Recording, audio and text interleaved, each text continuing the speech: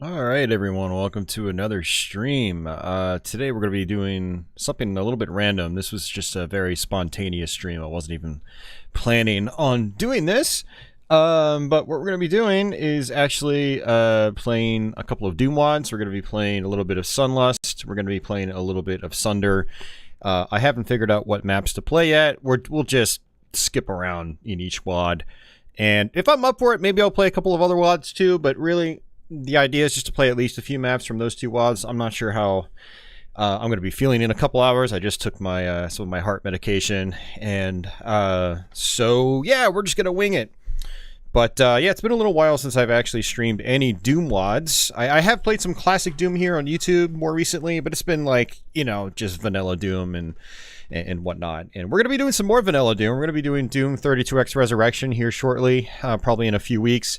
I did get the latest version of that, and so we're going to, yeah, we'll do that in a few weeks, most likely. I actually kind of wanted to stream earlier tonight. I was thinking about doing 3D Dot Game Heroes, doing a blind stream or a blind start to that game, but I had to go out and do some stuff. I didn't get back until like 10 o'clock, so, you know, so it's a little late. I will start that stream, or that attempted, not really attempted playthrough, but that blind stream, you know, on a day where I can stream a little bit earlier, so I can start a little bit earlier so more people can watch. So yeah, Doom here, you know, this is something that a lot of people will watch after the fact. We might not get a big turnout tonight, but we're gonna play some anyway. It should be a good time. I haven't well, I don't want to say it's been a while since I played some of these WADs. It's probably been a couple of months now. I think I did some Doom streams on Twitch a couple of months ago, and I was playing Sunlust and a little bit of Sunder, which they're kind of like my go-to WADs. They're the ones that, like, you know, there's a bunch of maps in them that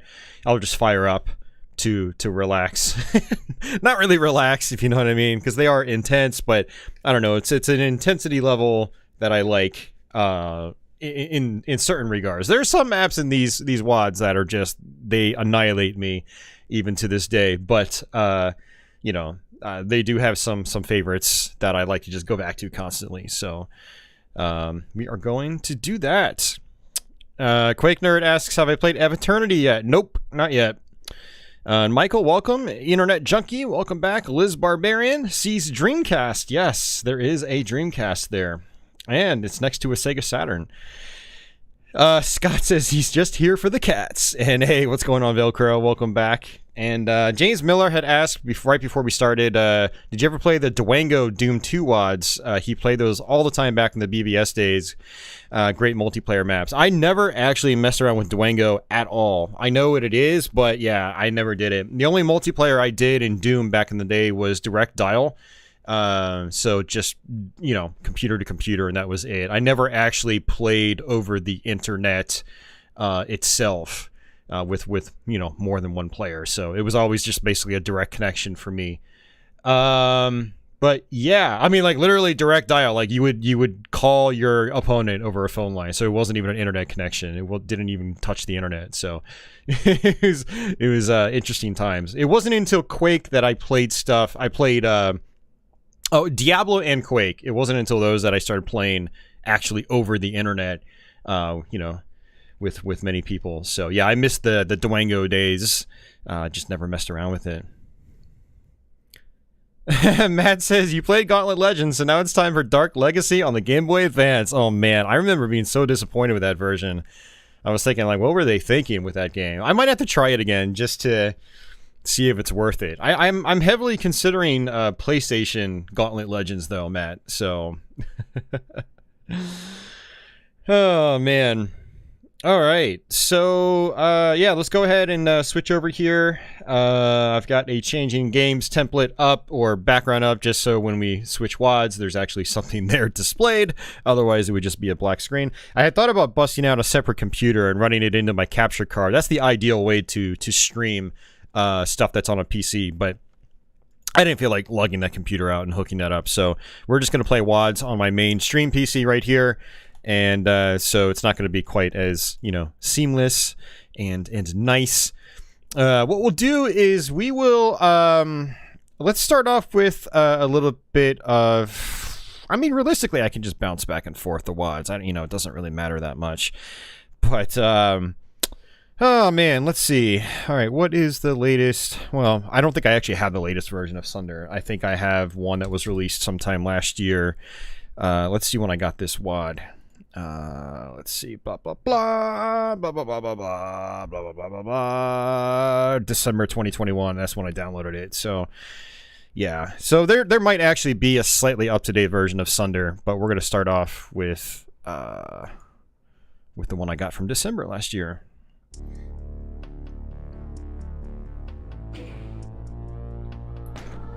Alright, take it full screen. Should pop up here in a minute.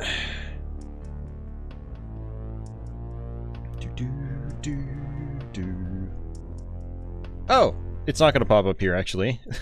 Because I'm an idiot. Oh yeah, I'm a super idiot, actually. I'm on the wrong template completely.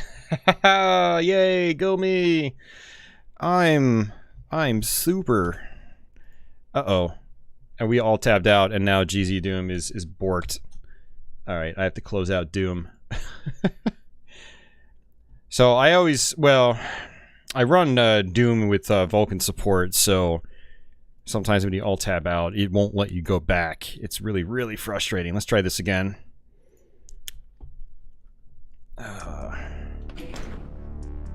There we go. That's what I was hoping for last time. I was actually literally on the wrong template, but it had the background image I wanted, just the wrong stream template. See, this is why it's good to have, when you're doing PC streams, like to have a separate gameplay PC and then have a dedicated stream PC. It just makes the whole streaming thing more seamless. Yeah, Michael, I mean, you said that yesterday, but listen, man, we've known this since Doom came out. Nightmare is insanely difficult. You have to memorize the entire thing. You basically have to speedrun the game.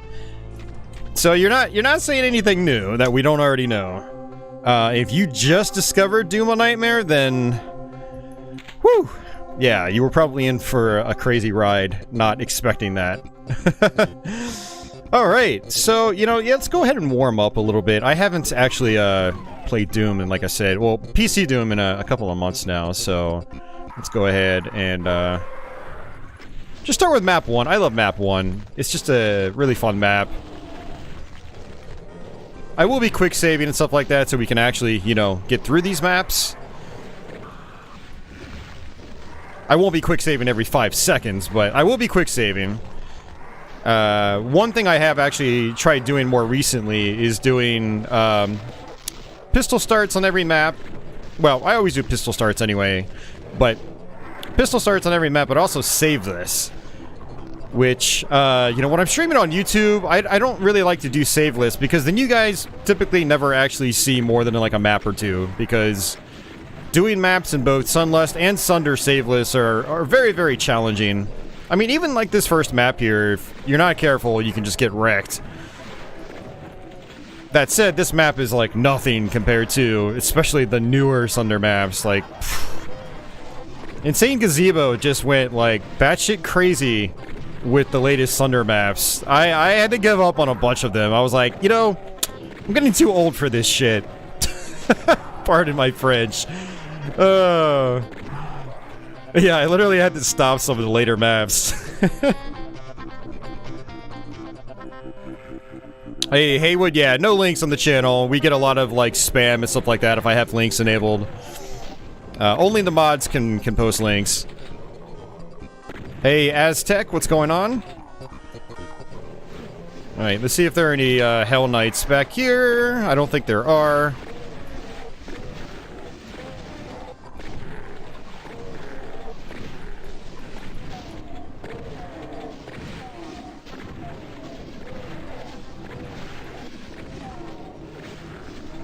Yeah, just a FYI, guys, tonight I'm actually doing the normal stream latency option, which should hopefully help with the encoding and give you a slightly better image than usual. I usually keep it on low latency. But, so, if you don't hear me respond back to you, you know, there's gonna be a big delay.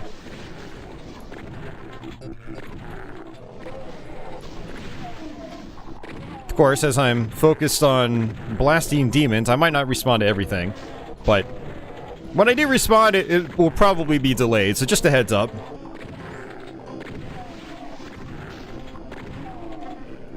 Now, we are playing with no vertical aim. I should say, there's vertical auto aim, but there's no free look. I'm not playing with free look. I think I might have infinite height turned off, so I should be able to run underneath, like, Cacodemons and Lost Souls. Alright, let's go ahead and save it. We'll just go ahead and start. Let's see. So I've got... I actually don't have a save for Sunder Map 1. I do in an older version of GZ Doom, not this one. Alright, we got a chain gun.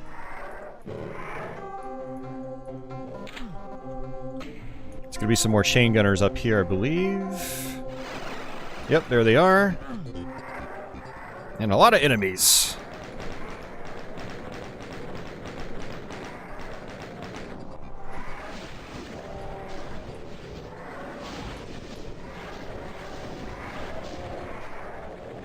It's just a guy that sings Austin, Austin, Austin over and over again. Well, that sounds, flattering.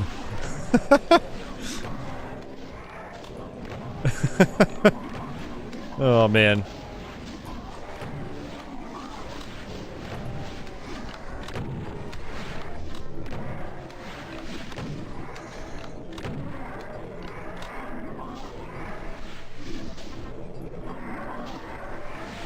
Come on, Baron, shoot me. Ow, ow, ow, ow, ow. There we go. That's what I'm talking about. I want as much infighting as I can get.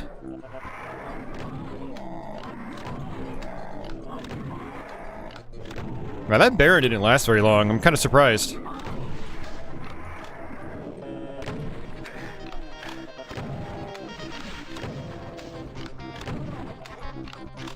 Actually, probably should not have grabbed that. It's okay. Alright, so there's gonna be a switch we're gonna activate. And that's gonna bring down these walls. Oh, the switch actually isn't there yet. Duh. Whoa there, Archvile. And there's gonna be a Cyber, I think, over on this side. Yep, there he is. Whoa there. Got a little hitch right there. That was interesting.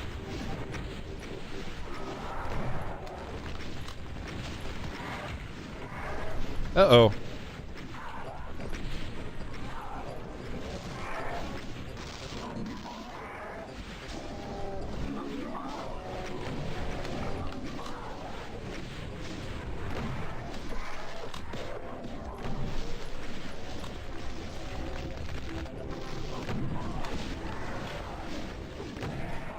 Nice. Ow. Alright, now we have our switch. And that should open our door. Just want to see if there's anything else up there, and there's not. Alright, so try to let the Cyber kill the rest of these guys. Alright, come on, Cyber. Ooh, that sounded good.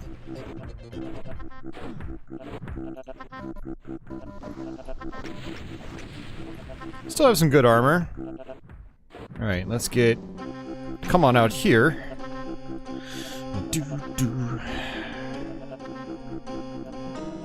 Paul Jackson says, this stage is insane! Oh, wait till you see some other stages. This is nothing. Oh,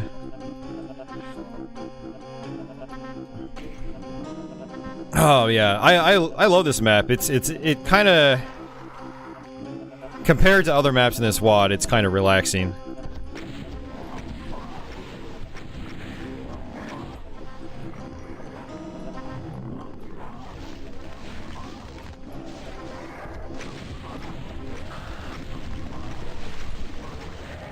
Woo, lucky. There's our Cyber.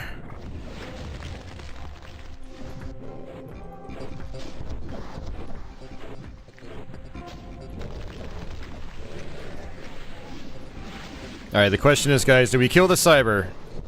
Let's kill the Cyber. Oh, crap.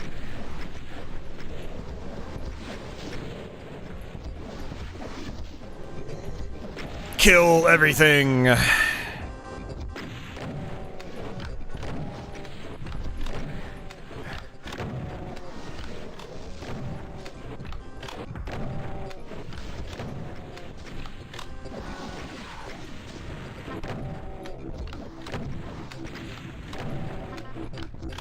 Uh-oh.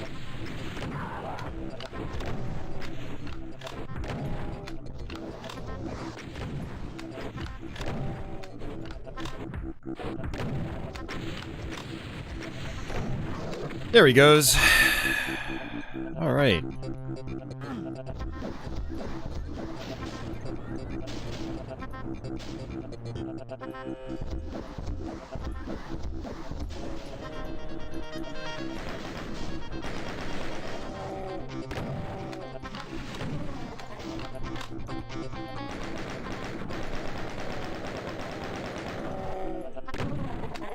I don't normally try to kill everything. Normally at this point I would just exit, but, you know, whatever.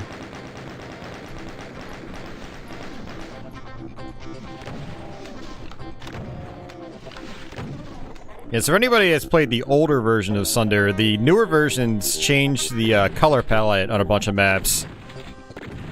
There's probably some underlying technical reason why that was the case. I don't know if it was intentional.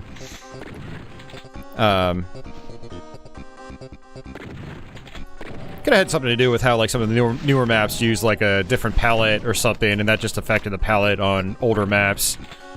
Sunder started back in... Oh, man, it was a long time ago. I don't remember what year now. But it's still a work in progress. They're up to... 20-ish maps now? Plus, 2 of the bonus maps. Alright, so I have to go flip my switch, which is up here. And actually, I'll go ahead and grab this. I mean, any other map we switch to, I'm just gonna pistol start, so, like, grabbing all the items doesn't really mean anything. But I'm gonna do it anyway. Alright, there we go.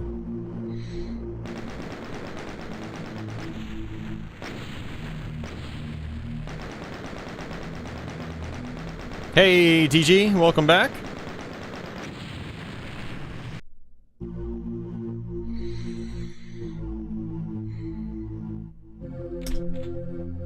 The Burrow. Yeah, this is a good map. I like this map. What we're gonna do, though, is... let's try... the Grinder. Grinder's a pretty tough map, actually. Pretty tough early map. Some sweet music.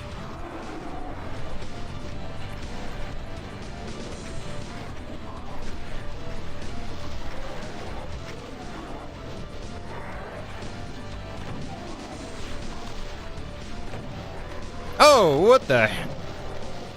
what the hell hit me? I just lost a ton of health.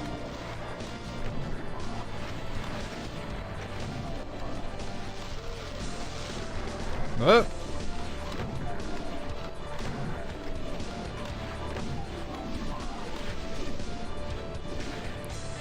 Alright, let's restart that. That was really bad.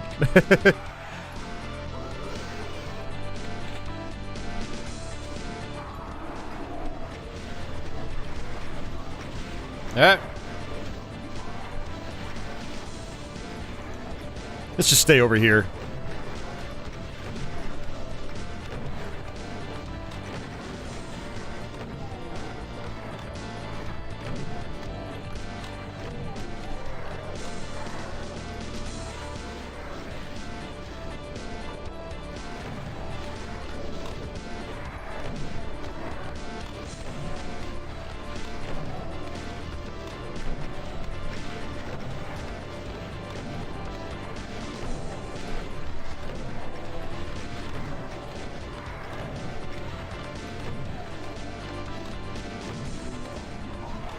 Uh-oh.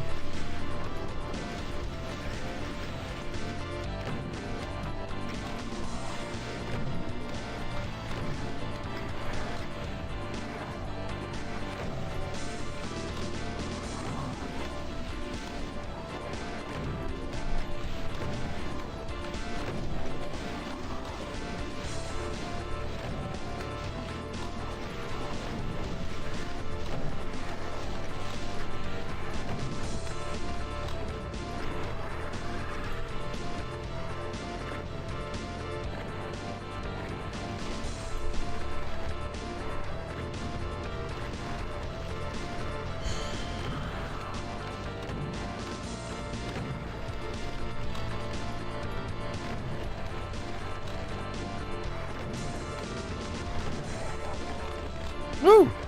That's a good start. Let's just go ahead and save it.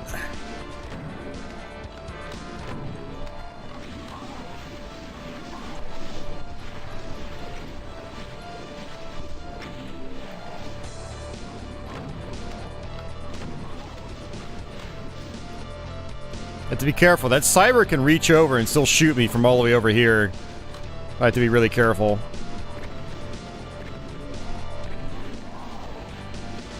See, he's trying to shoot me.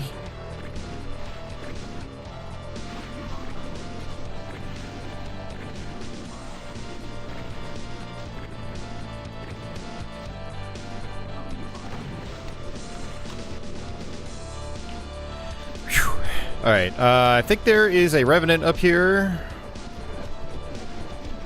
I want to get rid of him.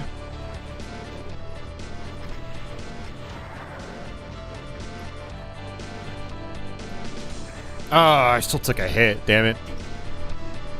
Woo! Alright, I really want to save it. Because there's this part right here. This part is a pain in my ass.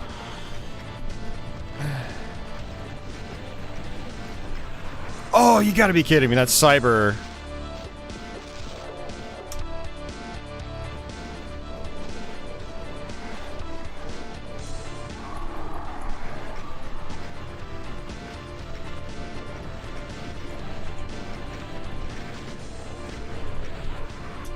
Cyber got me again, man. He just really wants to come after me.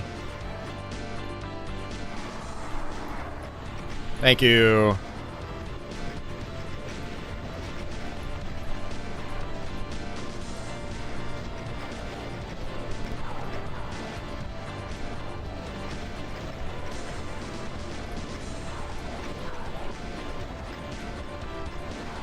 Oh! No! Freaking cyber from the other side got me. Oh, man.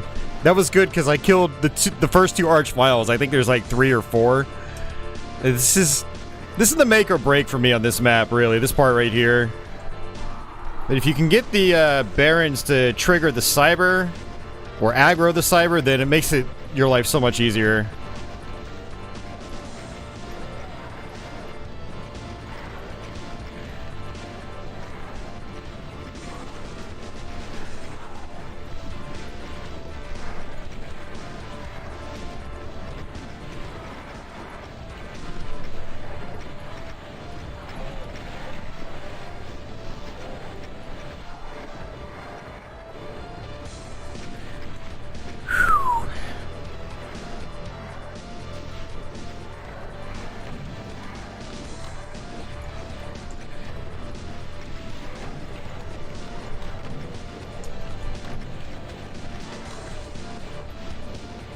I just realized I didn't get the plasma gun. There's a plasma gun up there. I completely missed the plasma gun. Actually, let's... Yeah, I can't believe I missed this. Man. That's another reason why I was being kind of conservative with my rockets earlier. Is, I didn't want to run out of rockets. But it's good I was able to do that fight with just rockets. That's actually really good. Okay. Whoa, whoa, whoa, whoa, whoa, Mr. Vile, you. He just came straight for me. Alright, I'm dead.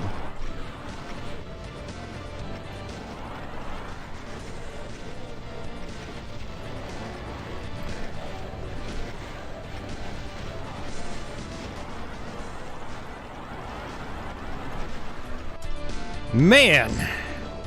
You can see all the, like, the RNG here, though. Like, no fight has gone the same way twice. Yeah, Cyber's still gonna come after me.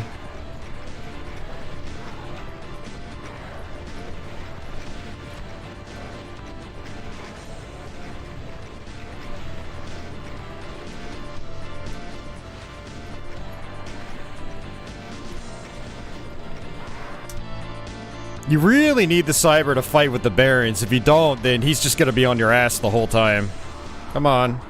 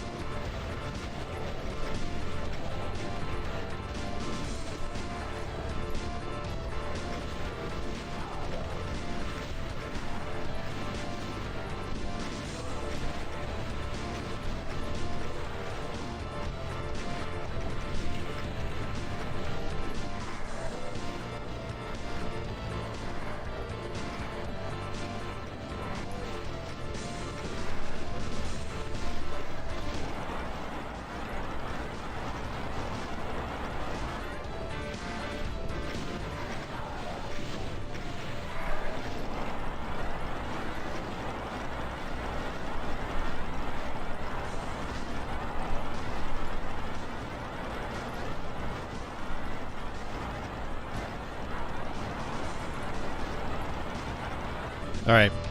We got rid of the vials. I'm saving it. Whew. I mean, this is an early map, but it's still really hard. I will never no-save this map. It's just never gonna happen. Alright, what did I get hit by? I got hit by the cyber. Great.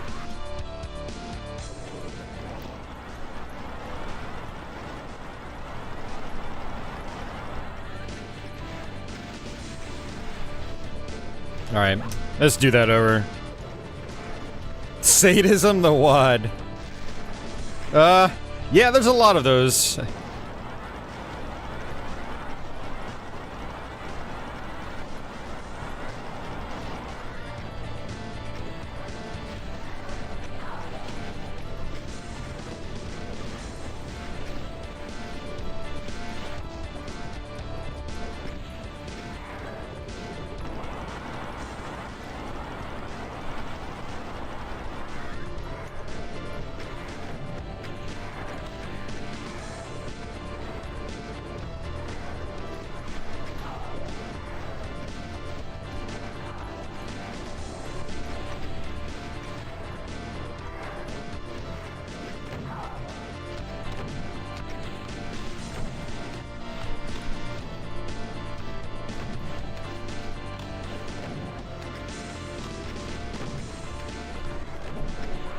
Damn it, man. That was my fault completely. That was just dumb on my part.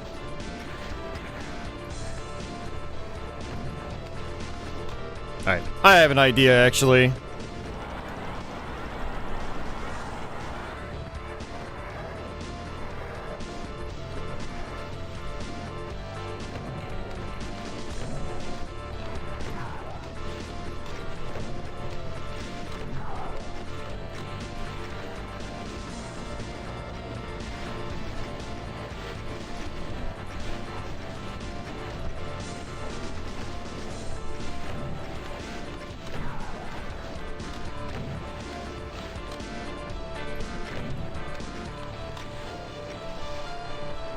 Woo!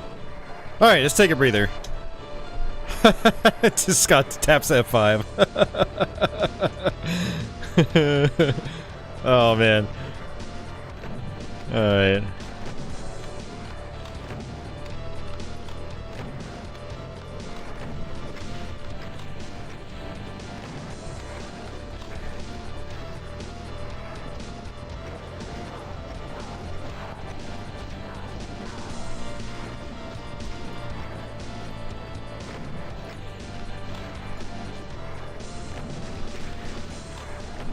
This is not the best idea, but it's an idea.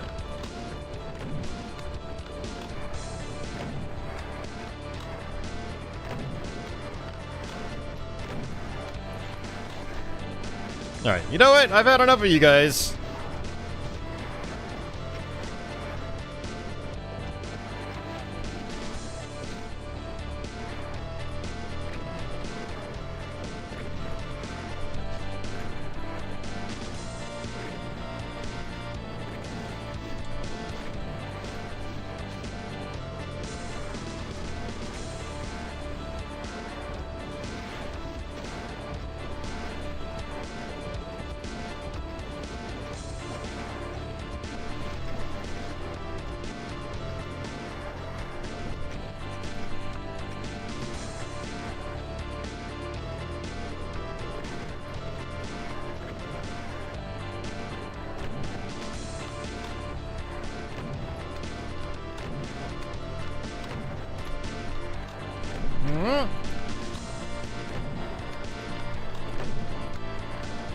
Jeez, he still has a ton of HP.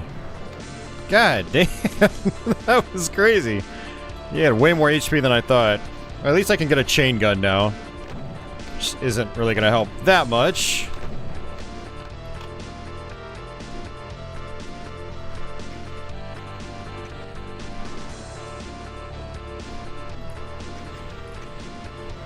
Maybe the Revenants can aggro him. Notice that the Revenants are angled down towards the Cyber. Yep, there he goes.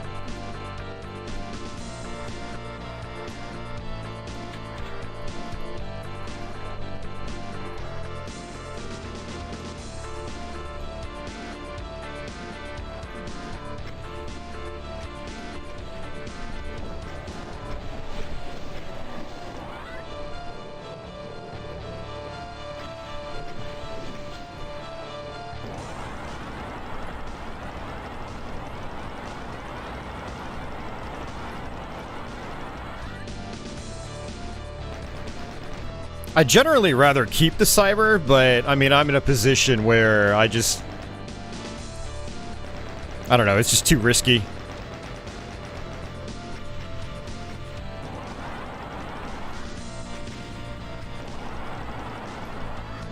There he goes. Alright, now, if I haven't gotten it yet... Alright, I already got it. Never mind. I was gonna say I can safely get those shells. Alright, and I'm almost out of shells completely. Woo!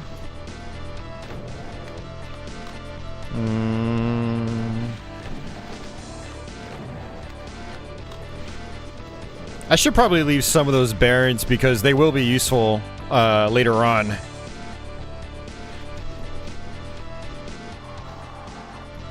Alright, here we go.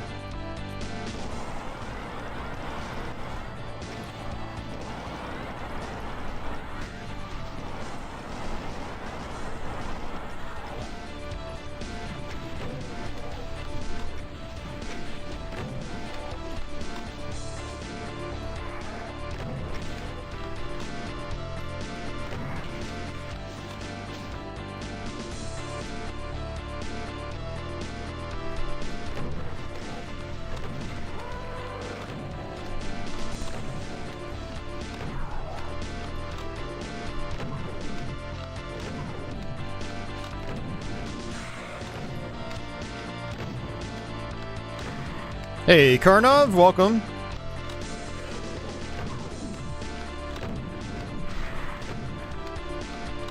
Alright.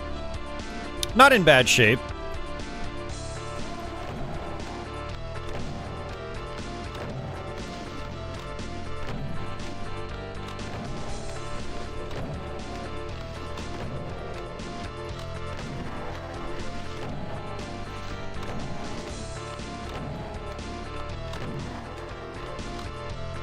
Alright.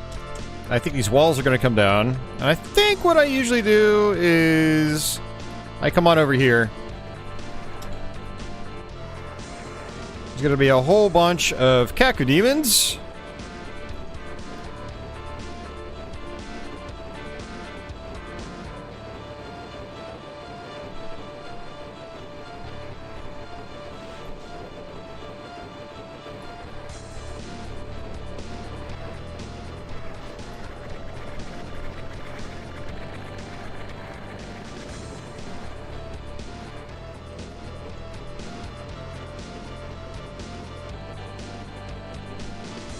Anytime, Kakos, where are you?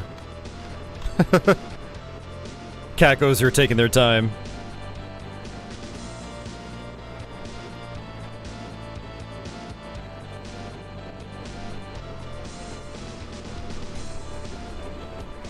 Where are they?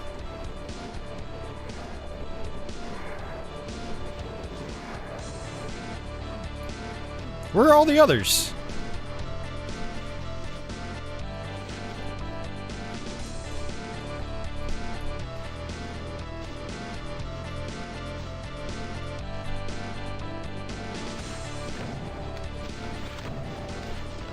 Oh.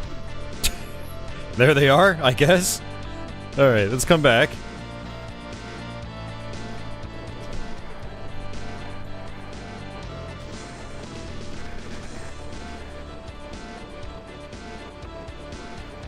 It's like they got stuck or something.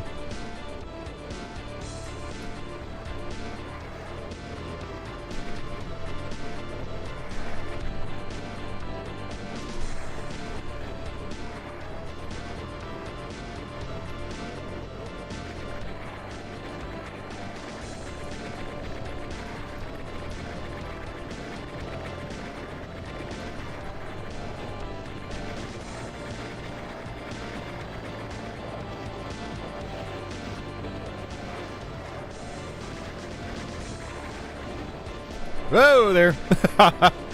He turned around on me.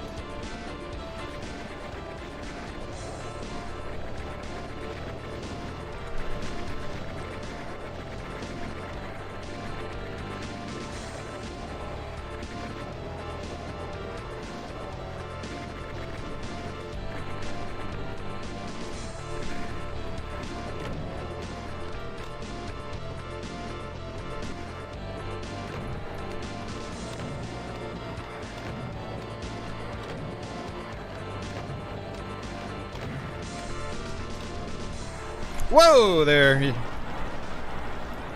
I was not expecting more cacos.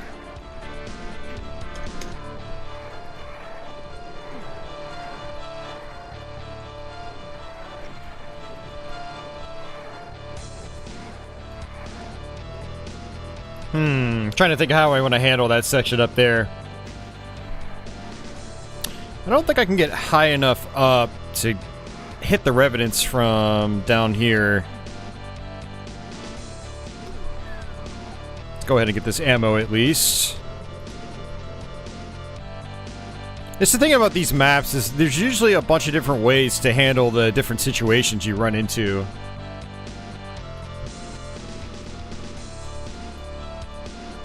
Is this Doom? This is Doom.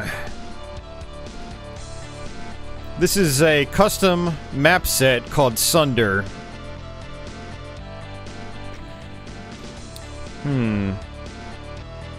Yeah, it doesn't look like I can do anything. Yeah, so one other strategy is you notice that I use the Cacodemons to get rid of the Mastermind.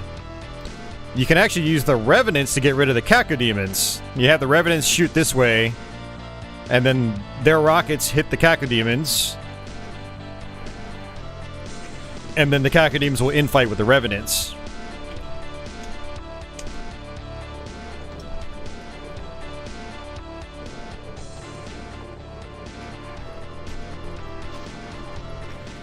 Alright, we're gonna have a lot more Cyber Demons.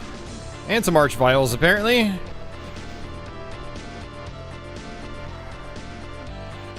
I mean, one thing I could do is I can come back up here. Put that into action. You know, what I just talked about. So get some Revenant rockets this way. As those Cacos come my way.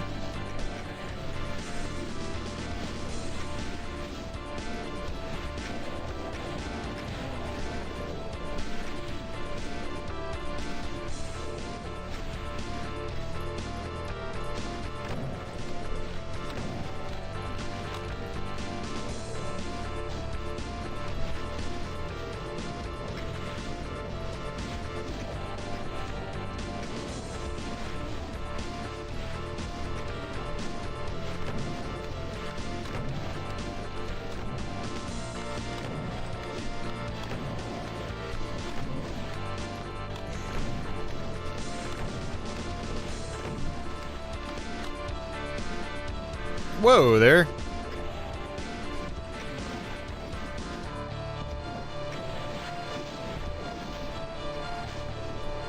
Where did the Archviles go? Alright, there they are. I have to get rid of the Archviles first before I go up there.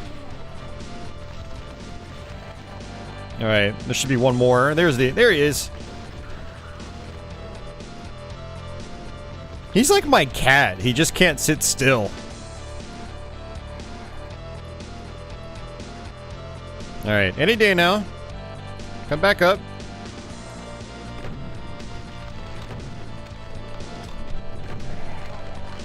Alright, good deal. Woo! We're making progress, guys. We are probably about 2/3 of the way through the map.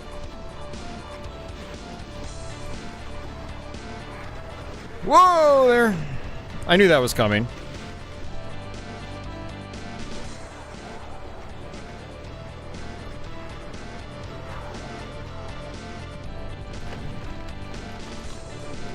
Oh, that was a mistake. I should not have fallen down.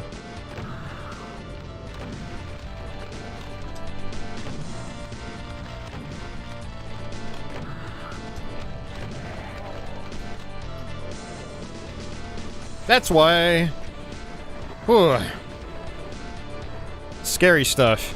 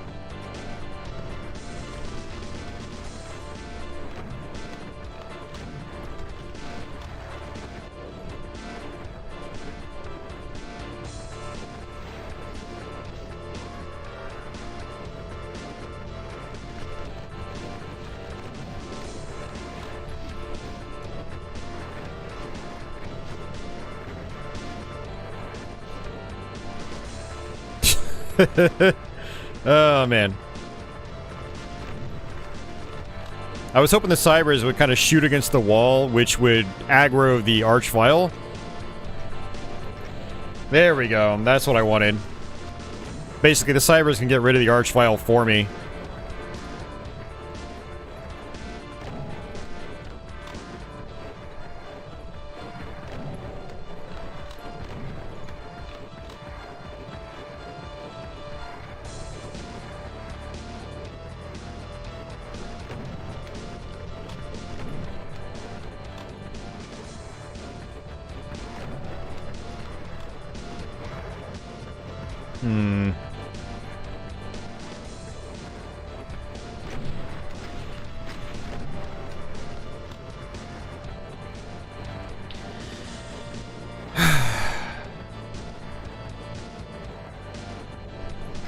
So, I actually just realized I made a mistake. Ugh. What I should have done is gotten rid of the pinkies. And then I can go up there and hit a switch, which releases all the imps on the other side of that gate. And then, the cybers can take a bunch of damage and wipe out the imps for me.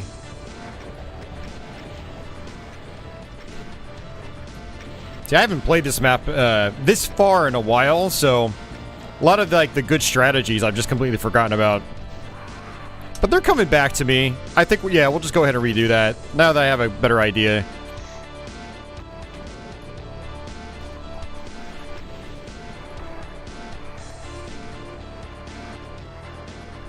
Let me go ahead and get rid of these vials.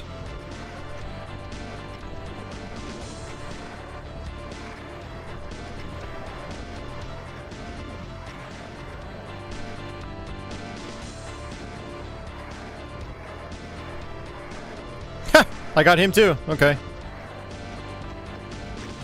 Yeah, so I can basically do this.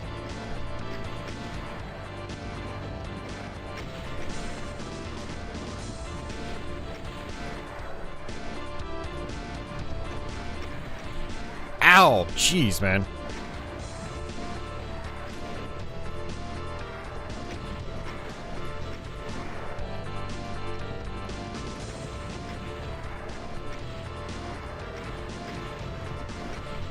That's not working. I do a little bit farther back. I'll use my chain gun. Hey, Agostino!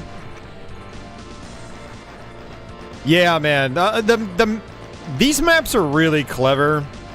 They're really well designed. Yeah, they think about, like, infighting and stuff like that. Alright. Let's go ahead. Oops. Crap, I have to go back up. I want that soul sphere. There we go. Alright. So basically, this is what I can do. Get some rockets. Actually, if I really wanted to, I can get that mega armor too, but I'm going to save it. We come on up here.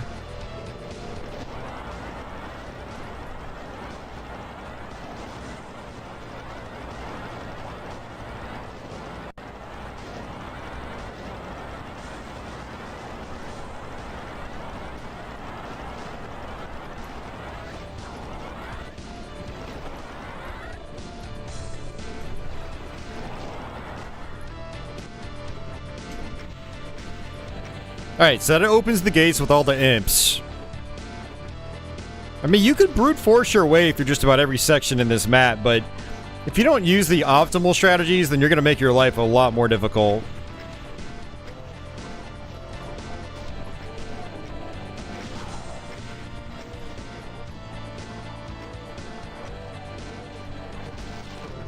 So you can hear the imps dying. One by one. Stay all the way back and the cyber won't be able to hit you. And since I didn't clear out those barons earlier, they're still shooting at me.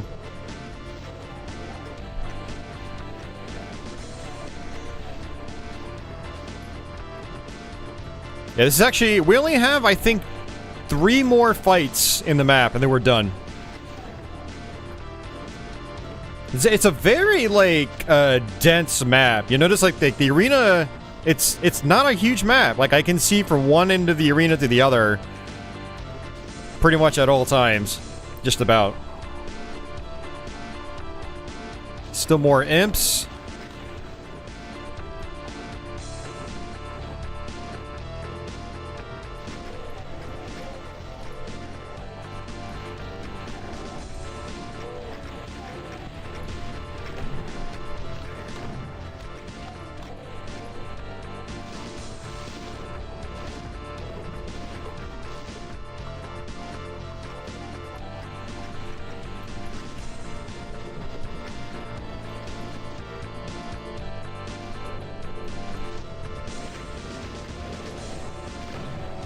I'm gonna use my super shotgun because I need my rockets for later.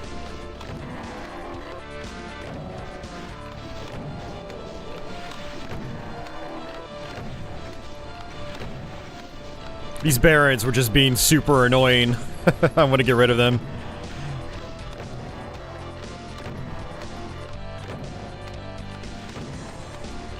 Alright, let's go back up. I think I have some more shells. Let's see.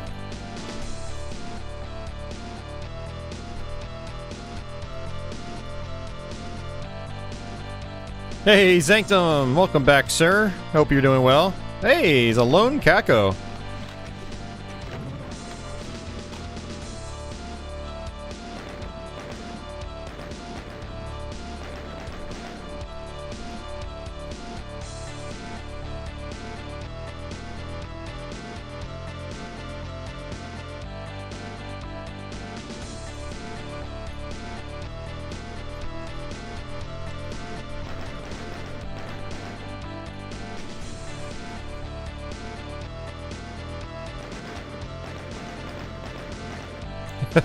Poke, poke, poke. Oh, hey, that tickles!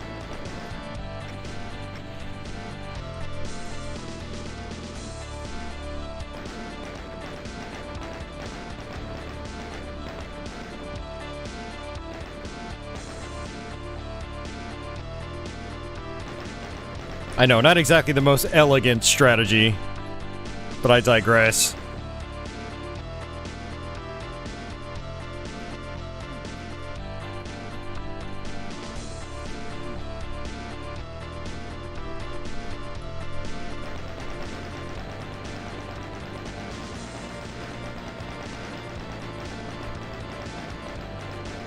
Actually, I never realized I could do this. This is actually really safe. Holy crap.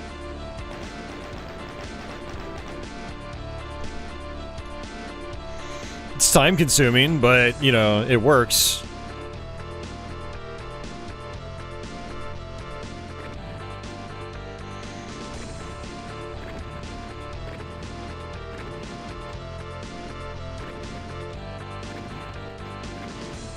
There's a WAD I streamed a few years ago now. It's called Disparate Realities by No Reason. And in one of the secret maps, it pretty much requires you to chain gun cybers to death. It was the first time I had really learned to do that.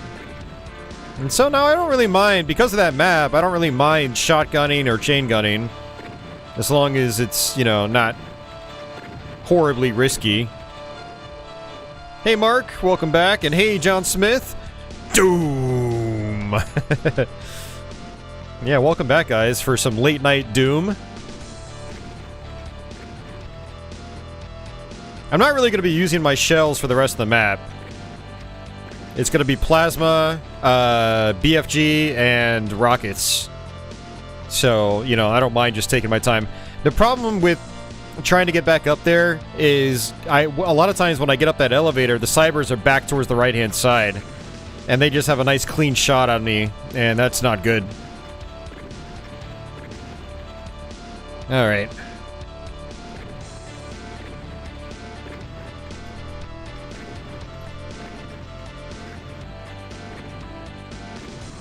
There we go, that's one.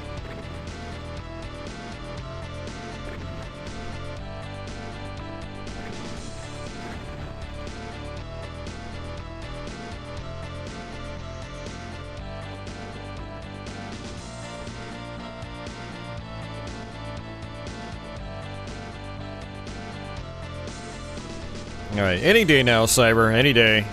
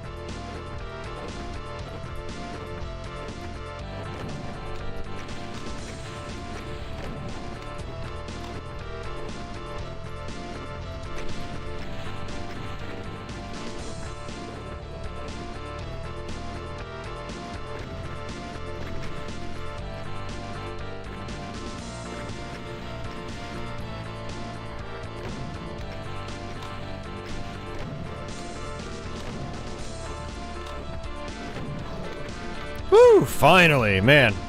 That took a while. It was worth it, though. I don't think there's anything back here. Yeah. Okay. So I want this mega armor. And what I'll do is get rid of these guys first.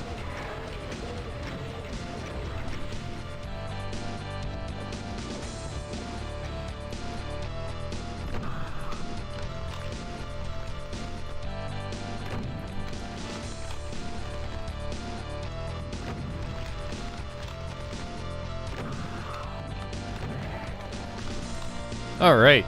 This is some tricky platforming, so let's save. Alright, so I'm good to go there. I've got cells. Alright, this is kind of a pain in the ass. So, cross your fingers for me. We have 90 rockets. I think we'll be fine. There's multiple arch vials. We have to take them out first.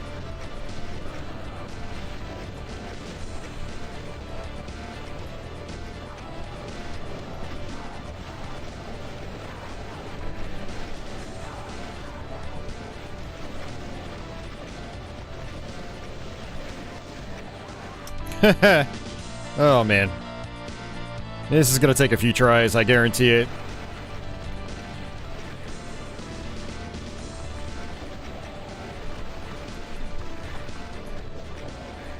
Holy hell, dude. Jesus.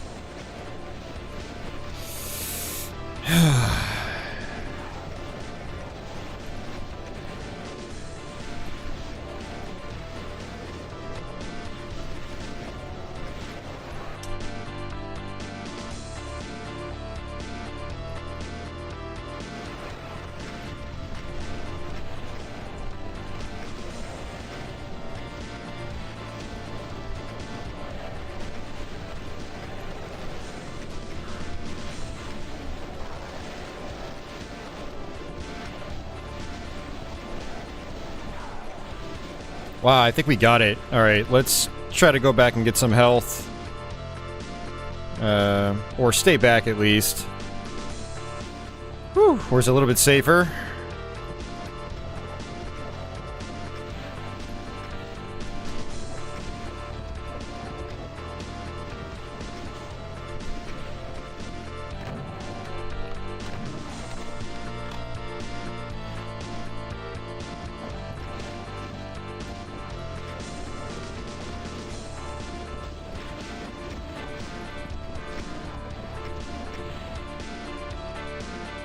Oh, man. All right.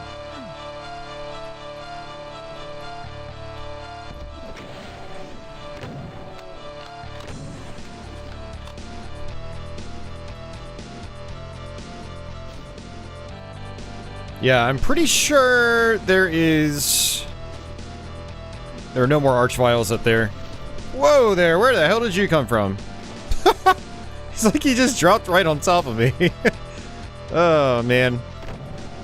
Bad Kako, bad Kako.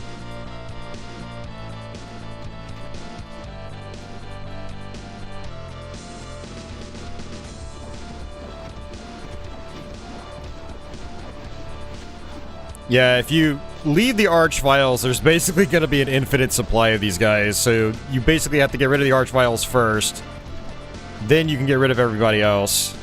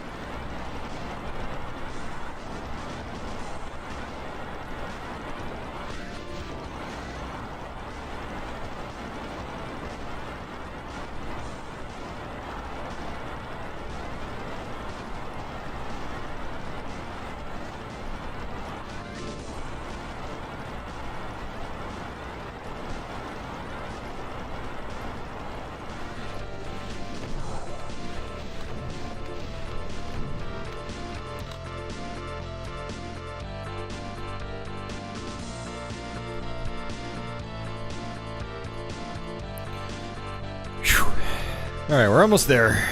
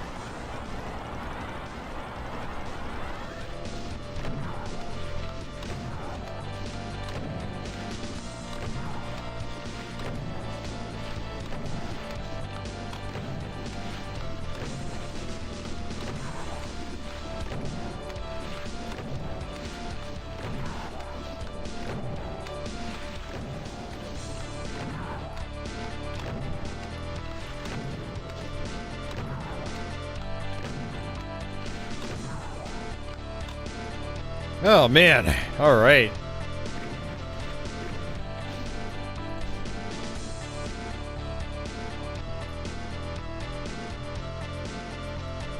I'd like to get rid of these cacos up here.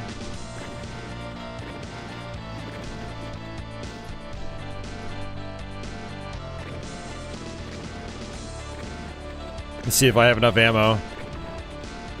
I should, yeah, there's one. There's two. Man, okay. Whew.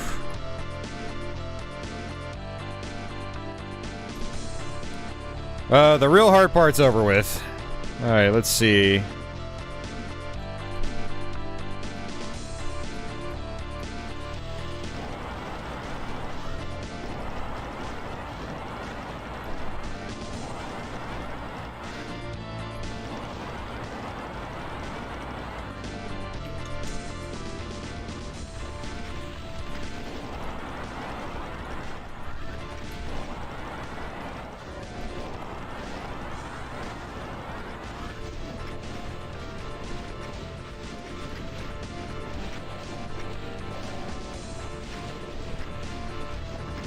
You know, just try to let the cacos aggro him.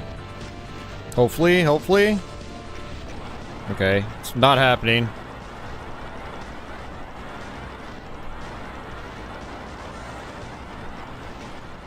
There we go. Got him.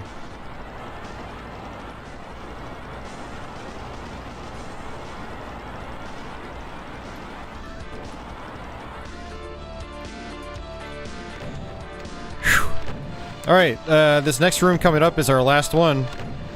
So we're almost done with this map. I'm glad I actually got through it, because a lot of times that first Arch Vial rush, I usually die there, and I just can't recover, so...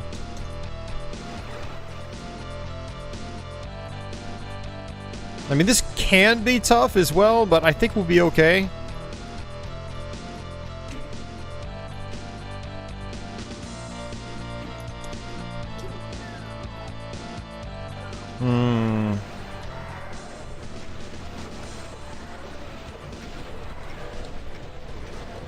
I want to get rid of the Arch Vials.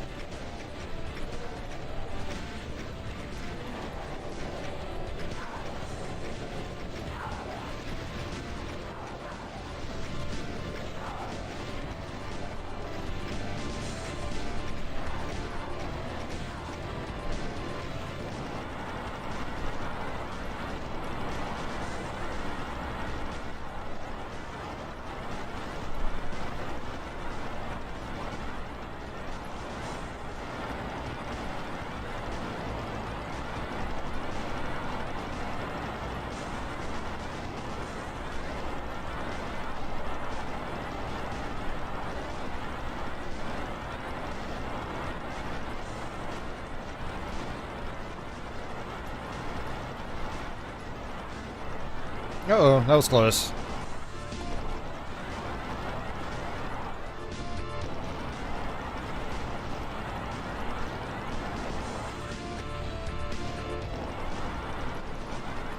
We got it. First try, which is good.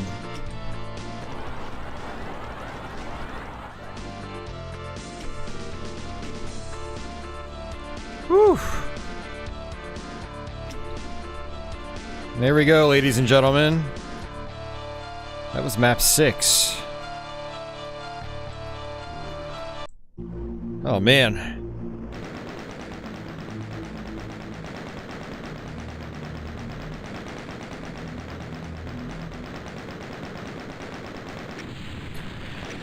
Whew.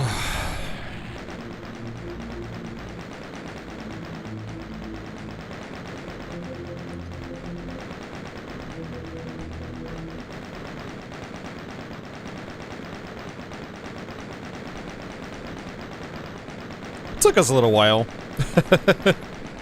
Hey, thanks for the GGs, Agostino. Oh, man.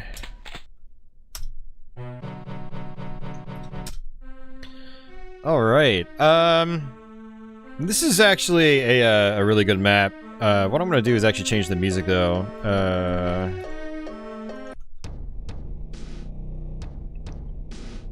Yeah, we'll roll with that. Alright, so this is map 7. This is one of my favorite maps in Sunder. Oops.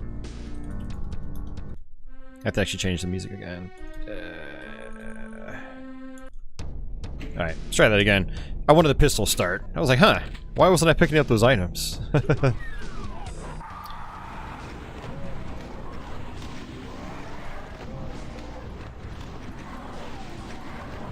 Oh, you gotta be kidding me.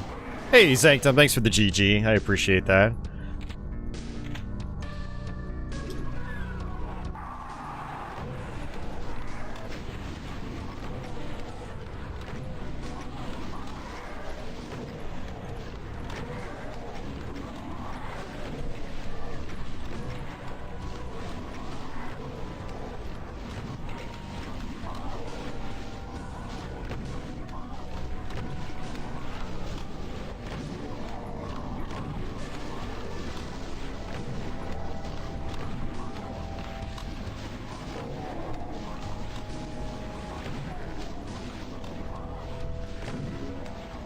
Yeah, so what I did is I actually changed the music to what's used on map 32.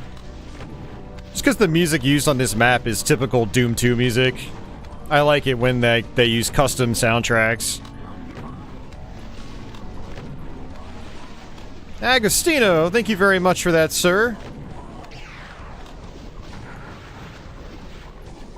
Agostino says, I'm an old bitch, so I need to go to sleep. Enjoy it, Austin. Have a nice week, everyone. Yeah, you too, Agostino.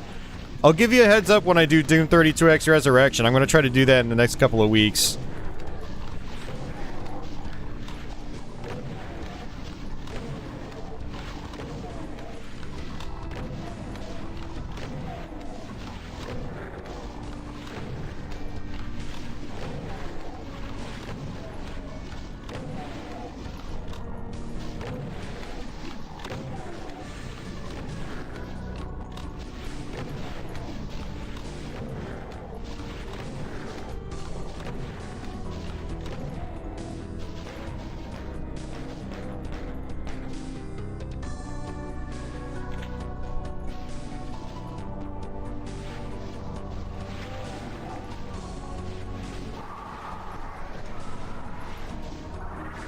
Whoa there. I always forget about them.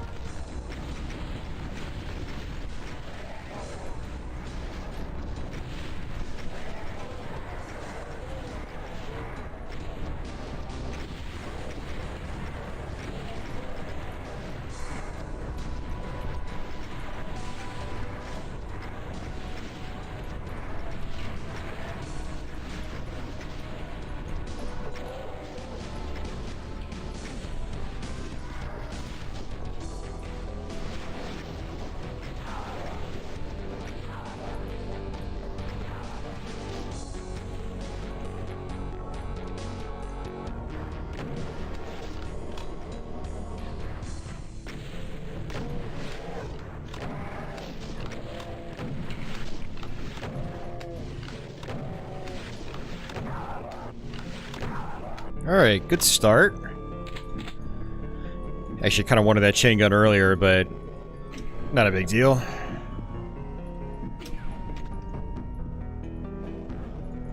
Alright, yeah, I think that's it for down here. There's gonna be a plasma gun here.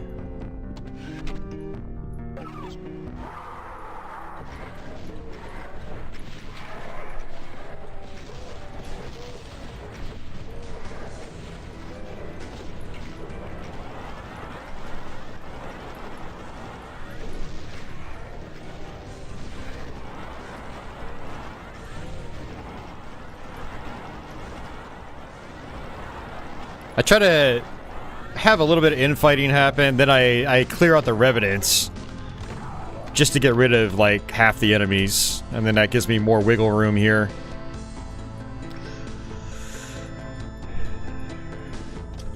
Alright. We're making progress. Go ahead and save it. I'm gonna go ahead and pick this up.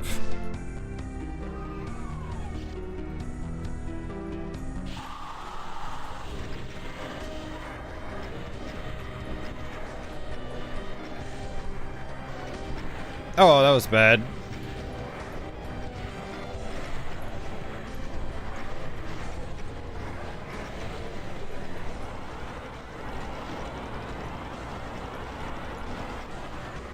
I got cornered. Let's do it again.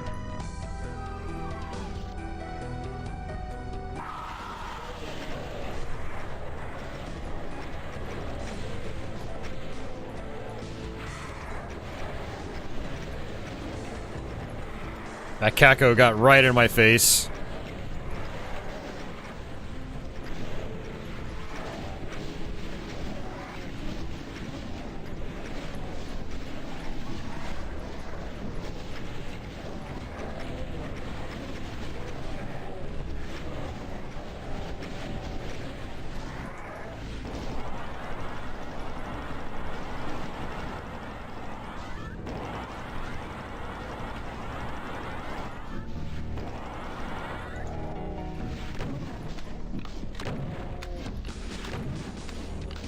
Oh man, alright. Not the worst thing ever. We'll try to do this without saving. There we go.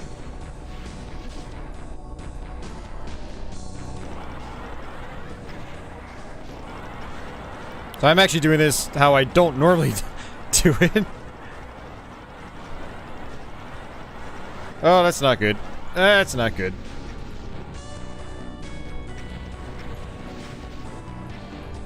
Yeah, usually what I do is I run back to the starting arena, and the enemies will just infight their way to the death. And so it's a fairly low effort affair. But I was not thinking.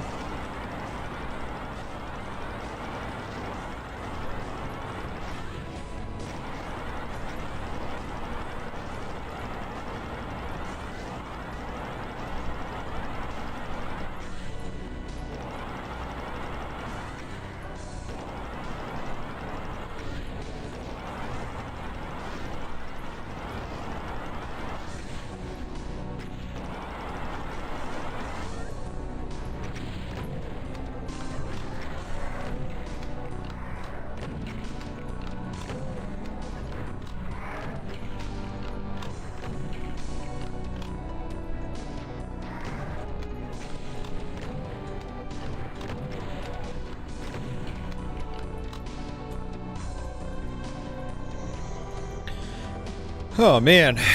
Alright. Still not too bad. We didn't die. No medkits up here, right? Nope. There we go.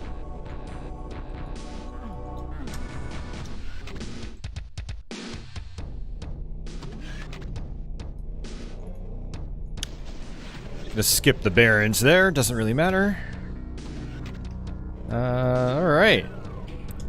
So this room can be a little tricky. Probably want to resort to your plasma gun here. Cyber Central.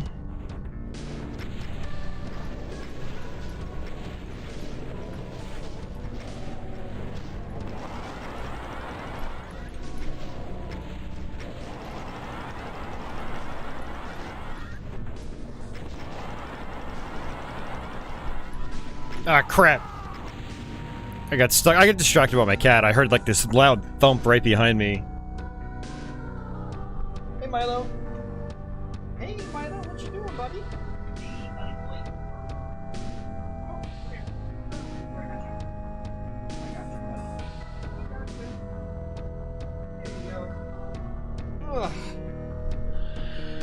Alright. Yeah, let's try that again. Hopefully with less cat distraction.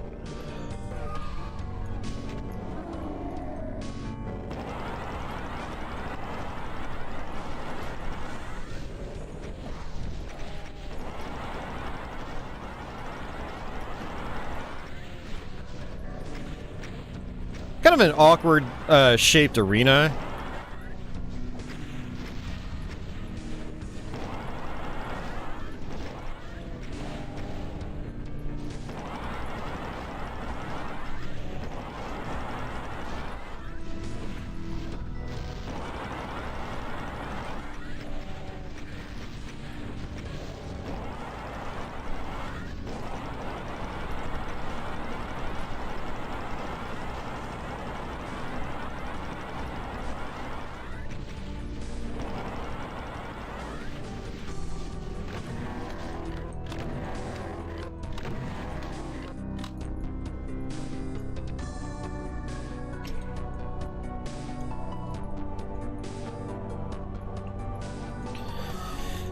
Oops, have to hit this again.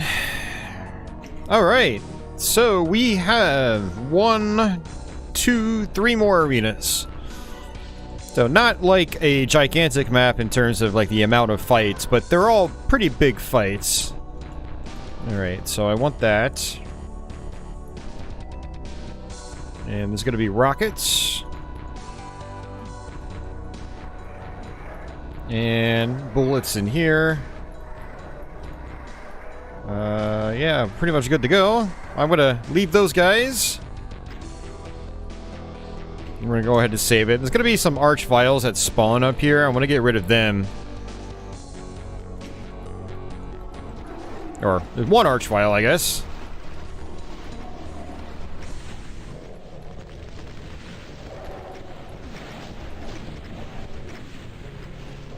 Not looking good for the arch vial, unfortunately.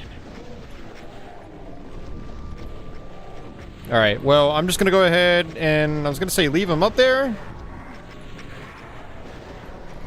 I mean, it's probably not the end of the world if he stays up there.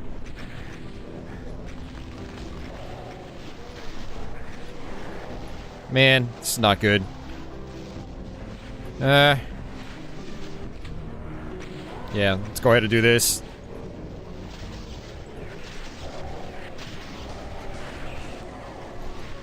Alright, now I'm gonna come in here.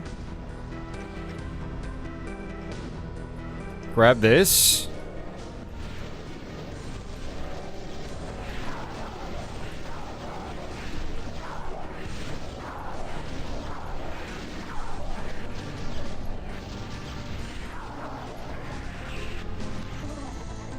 Woo! I'm gonna just leave these walls up. Try to trigger infighting with the cybers from the revenants on the other side.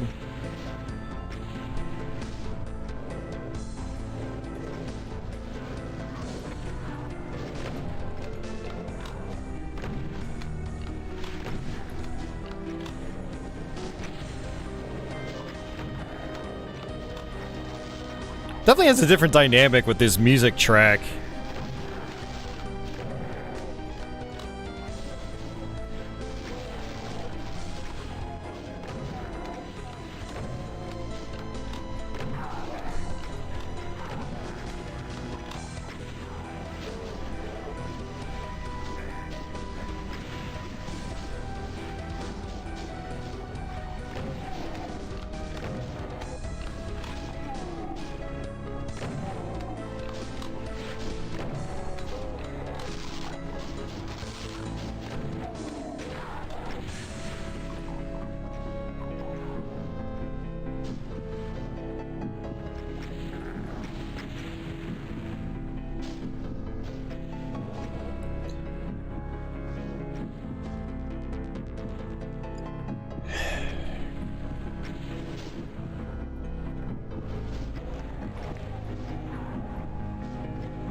There we go. We got an arch vial down there. Hopefully the cybers will trigger it.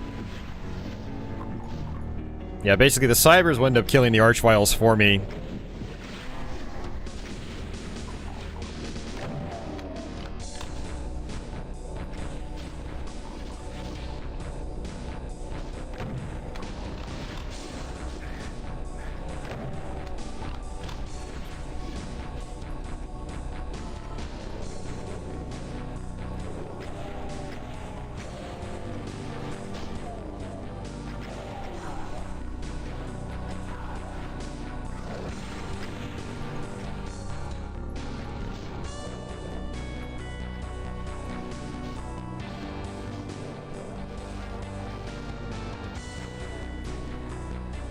I'd prefer to just wait and open the gates when the cybers are all gone.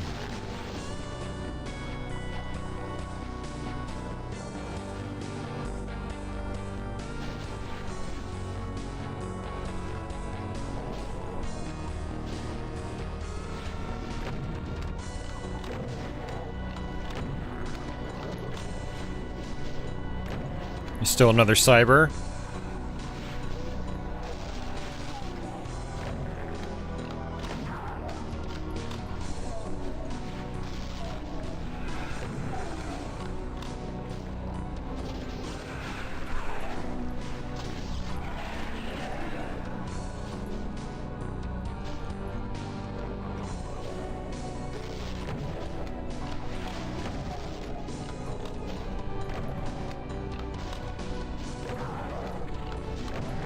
Alright, another cyber died. I think that's all of them.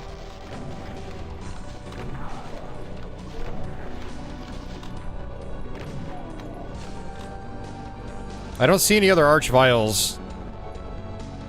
They would be down there respawning enemies if there were any left.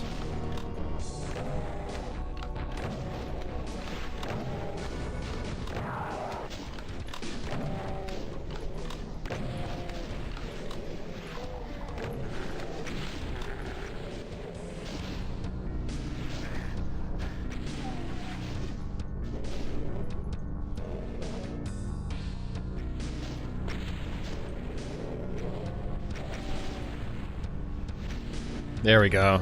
Get those guys out of my face.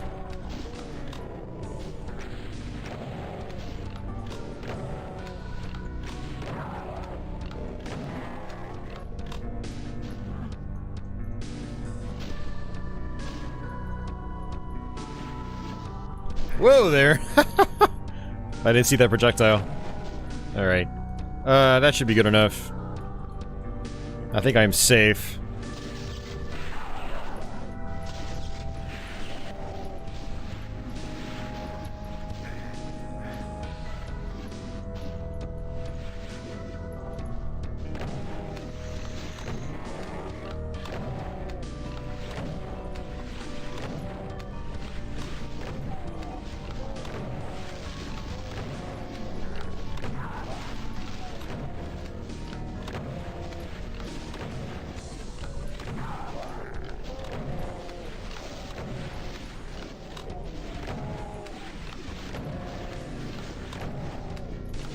Alright, let's use some rockets.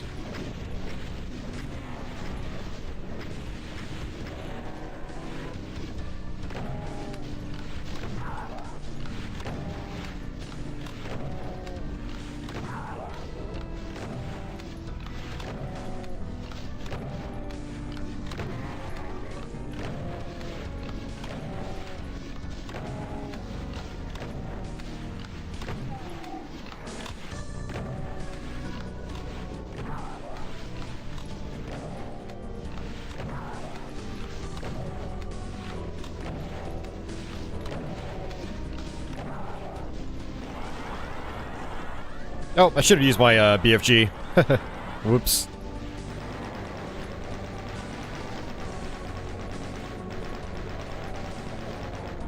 Let's see how many rockets I have left. Hey, Pearl Jammer, welcome back. 2 nights in a row.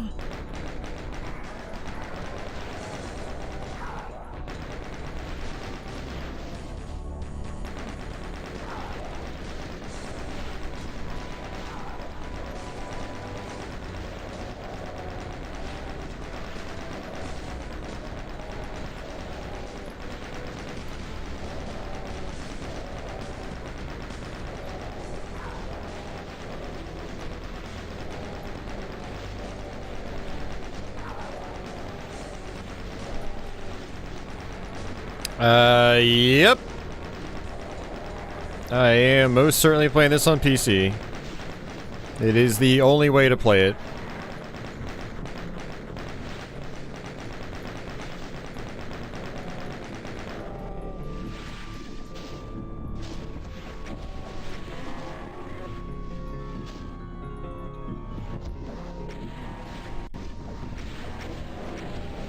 Whoa, Patchouli just jumped down. I heard a big thump.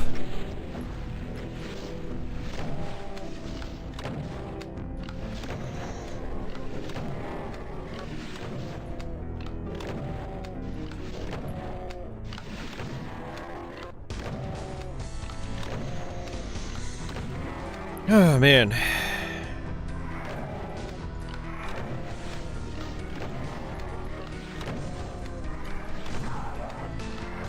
Actually, I guess what I could do is just use my cells.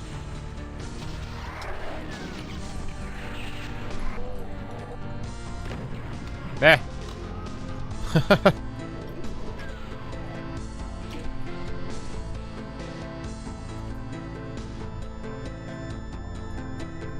It is not a new WAD, no. I've actually played this many times on my channel.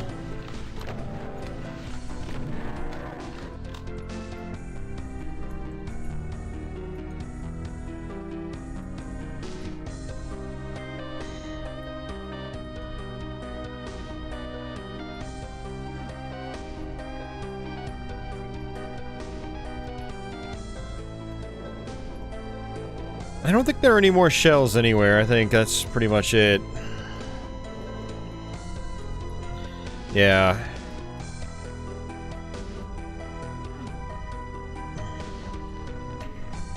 You've never seen it? Well, now you have. This is Sunder. And we'll be switching over to another one in a little bit, which is called Sunlust. And we're just kind of like picking and choosing random maps from each one.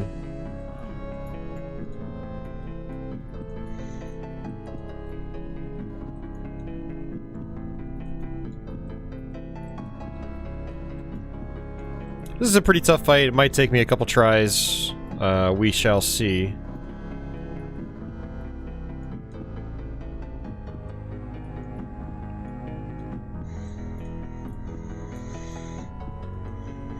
I like to start off with the BFG. Unfortunately, I don't have much armor, so I'm gonna have to pick up this Megasphere. Usually, I try to skip it.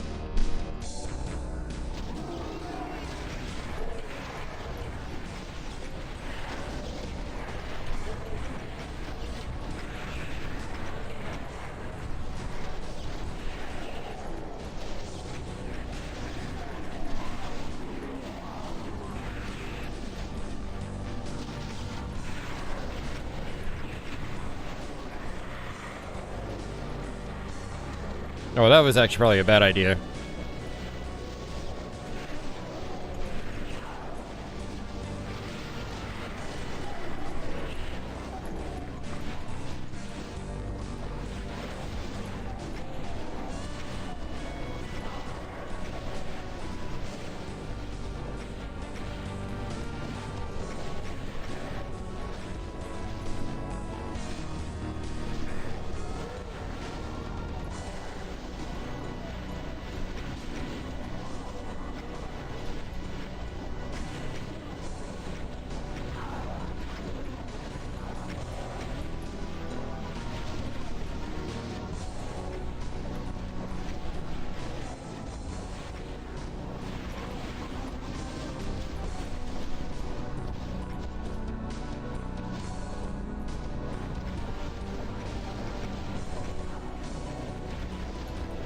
This is actually pretty good. I'm quite surprised.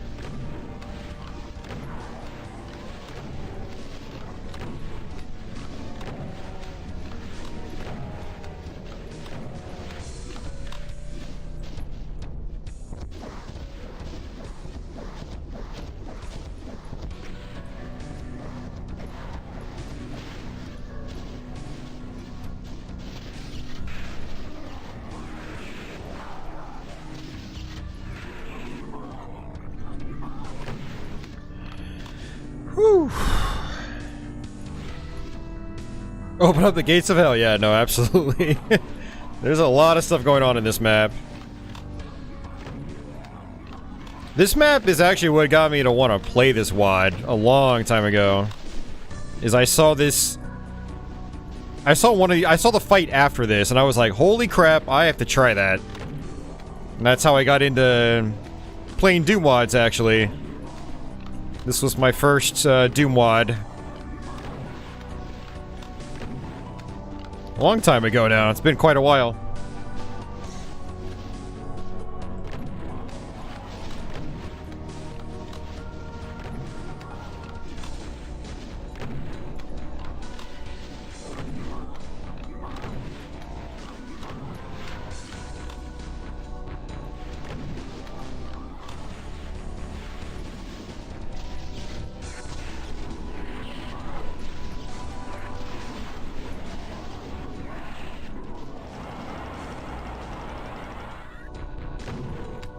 Phew. So many Mancubi. Alright, let's go ahead and save it. We're almost done with this fight anyway.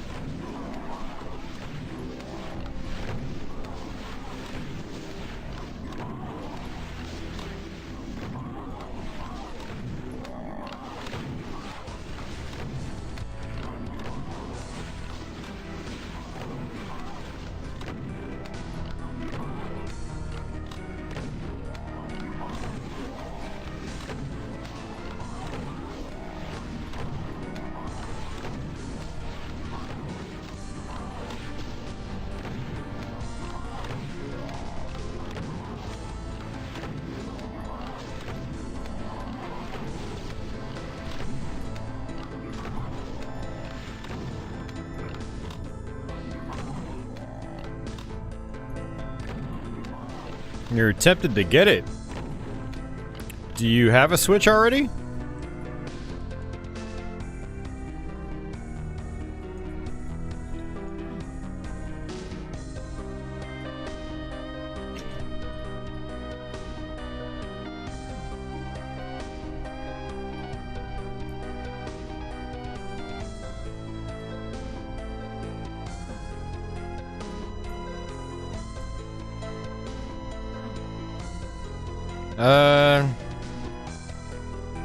Then why do you need the OLED model?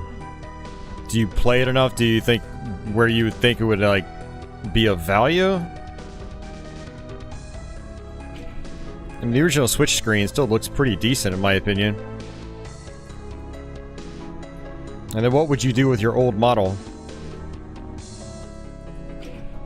Weren't you also telling me just last night you were trying to save money?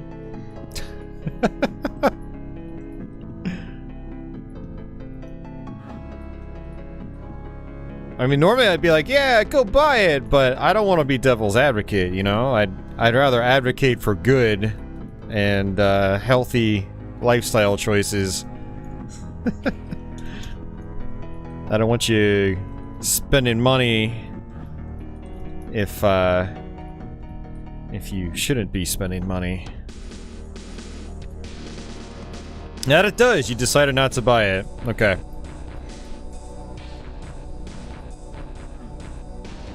I mean, if you were able to sell your Switch for, like, you know, get most of your money back, then it'd make more sense to buy the OLED model. But if you already have a Switch, it's kind of like a frivolous upgrade.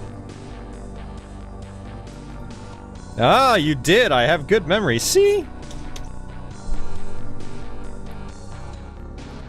I'm good for something, guys.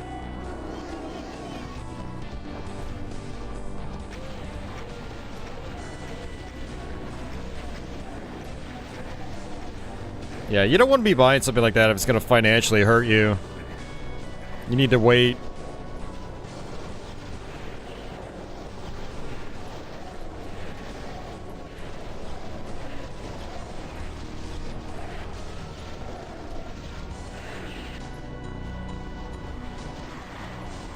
You've refrained from eating Taco Bell tonight.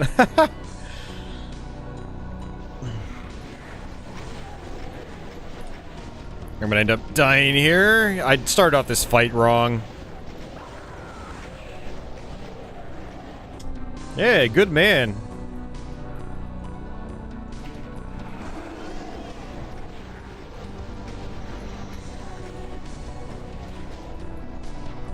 You're gonna be disappointed in me. I went to Taco Bell tonight.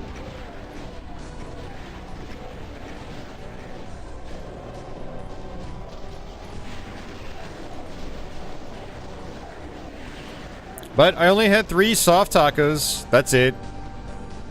And the reason I went is I was coming home from playing pinball, and I went to Chick-fil-A actually and got a salad.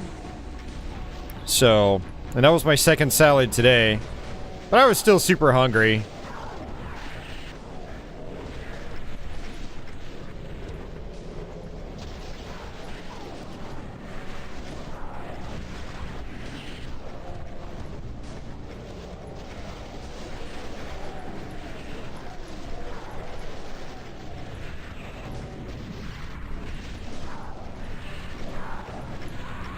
Crap.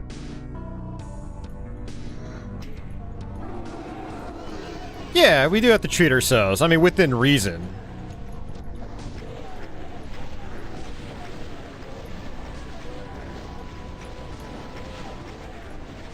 It's easy to go overboard, and that's where things start to get a little dangerous.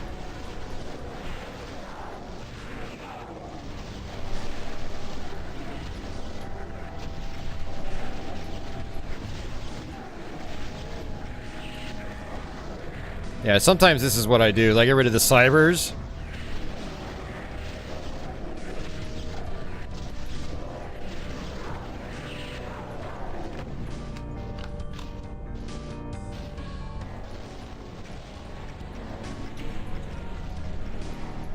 Woo, boy.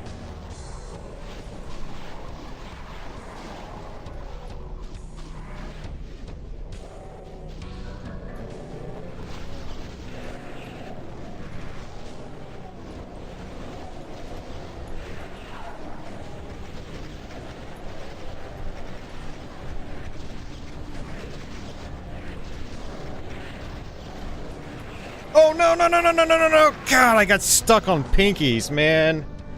Ah.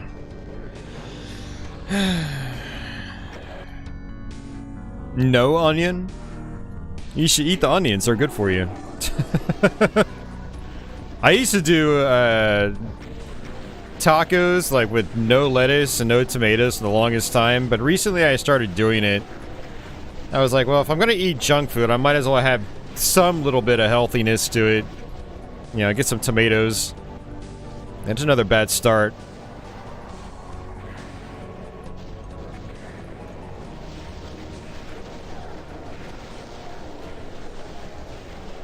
This is not how I like to do this.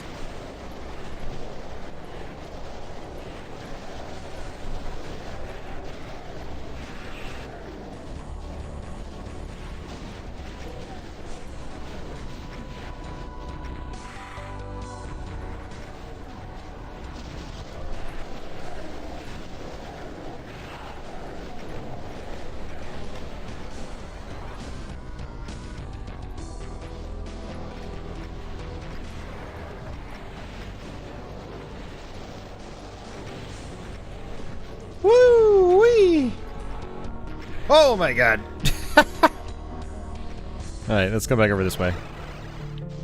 And hit that.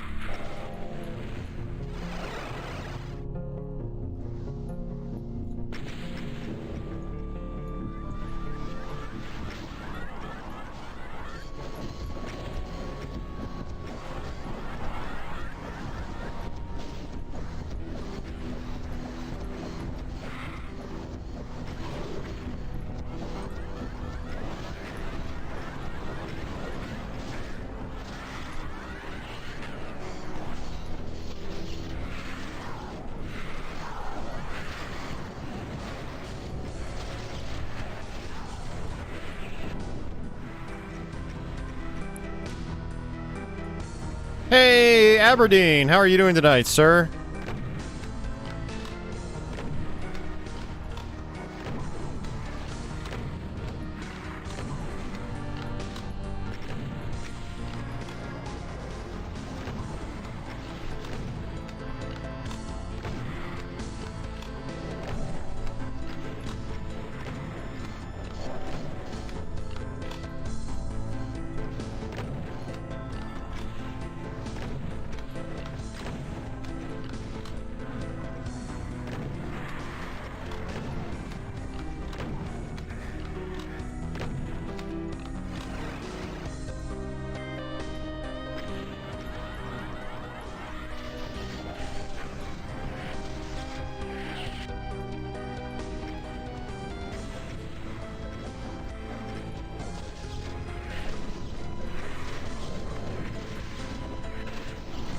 Fudge! Man, come on. I didn't think there was a corner there. I gotta do the whole damn fight over again. I didn't think I was gonna run into a corner like that and get stuck on the cyber.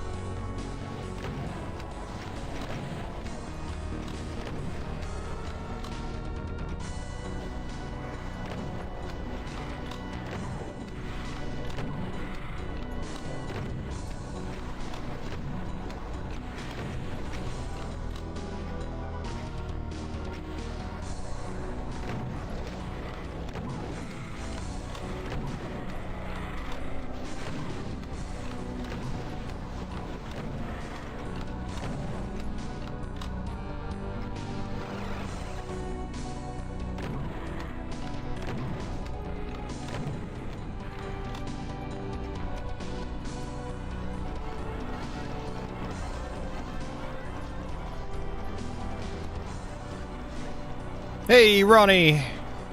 Welcome back.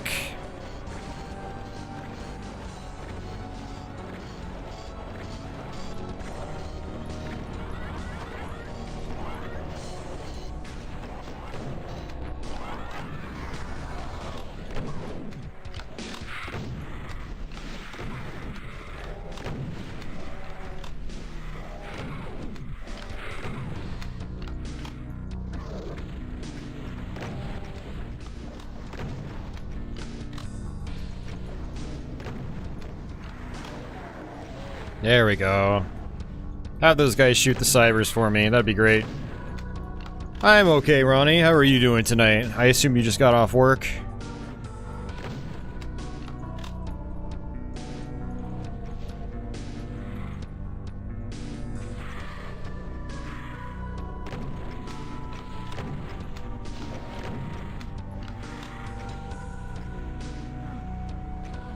This is the last fight, by the way, guys. Once I clear out this room, we're pretty much done.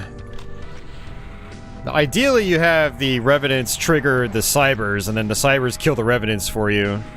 Otherwise, it's really hard to get up top. Well, assuming, you know, you've run out of ammo. If you haven't run out of ammo, then you're fine.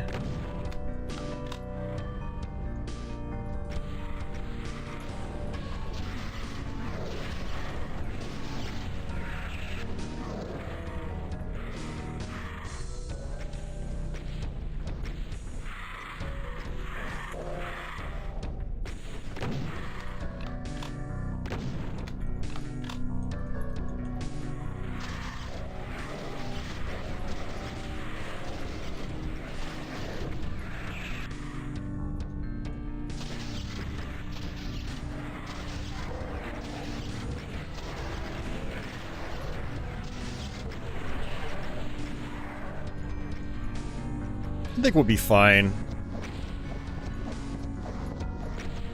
Oh, there's still another cyber. Thought they were all dead.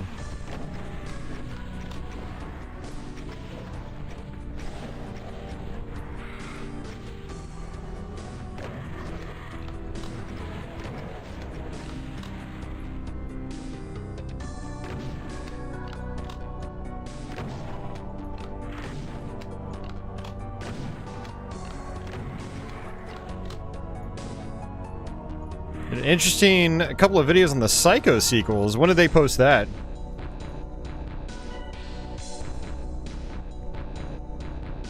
Was that like just today?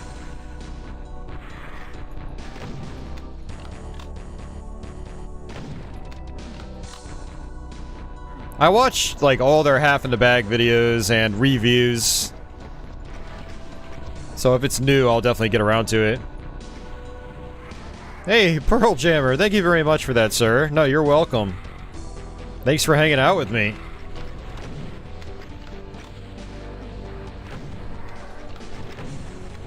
Especially on these impromptu, super late night streams. Even Gauntlet went pretty late. Yeah, even Gauntlet went pretty late last night. I didn't expect it to be an 8-hour long stream.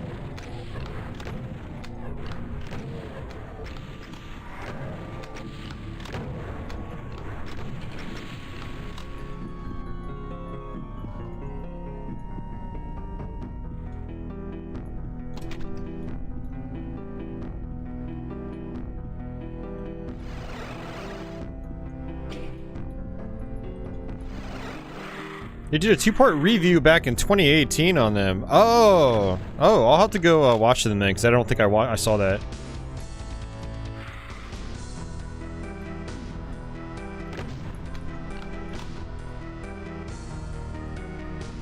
Yeah, I thought I watched all their reviews. I thought I went back and watched all of them. Maybe I only watched the ones I was interested in.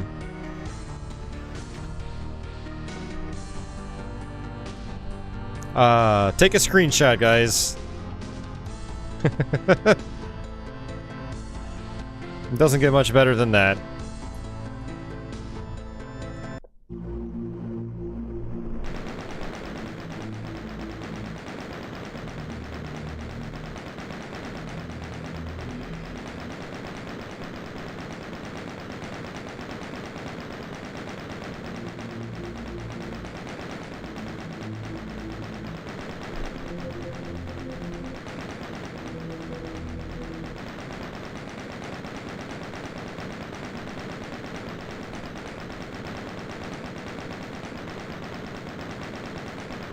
Yeah, I saw they posted the one on Brain Candy just a few days back. I meant to watch it. I'll probably watch it when I'm on shift. That's when I watch a lot of YouTube, is when I'm working, because my work computer is right next to my actual my home computer. Aberdeen says, body piles are heaping. Yes.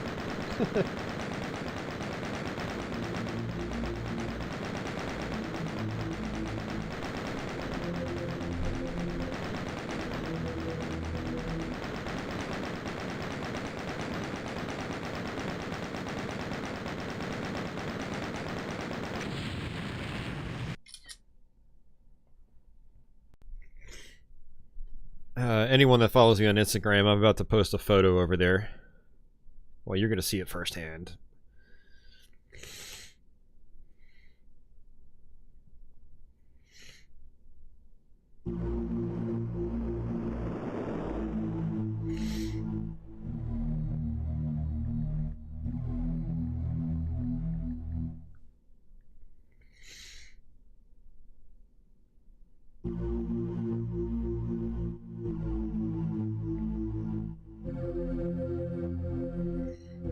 Pearl Jammer says he watches walkthroughs while on shift usually. Dre Dog, welcome. Ronnie says he loves Kids in the Hall because they've got that dark, cynical humor that he loves. Yeah. I should probably check out that show. That's an old one, right?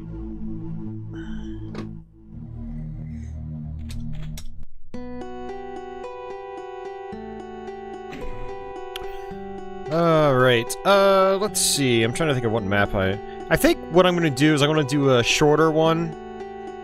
And then I'm gonna take a quick break, because I need to take my... What time is it? Yeah, it's after midnight. I need to take, some more of my heart medication. I basically have to take 3 pills a day. One every 12 hours, and then one every 24 hours. And I'm at the one where I have to take the one that's every 12 hours. So...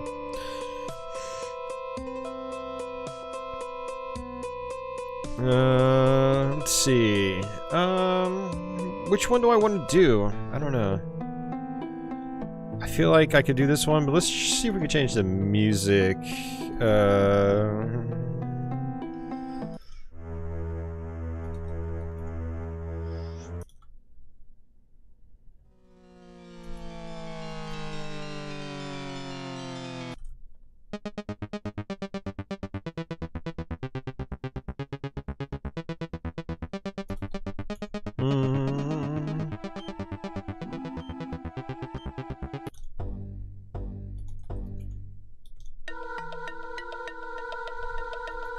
The problem is all the music is like just eerie. Yeah, we'll do this one. Yeah, I like this map a lot. It's pretty cool. It's not too long.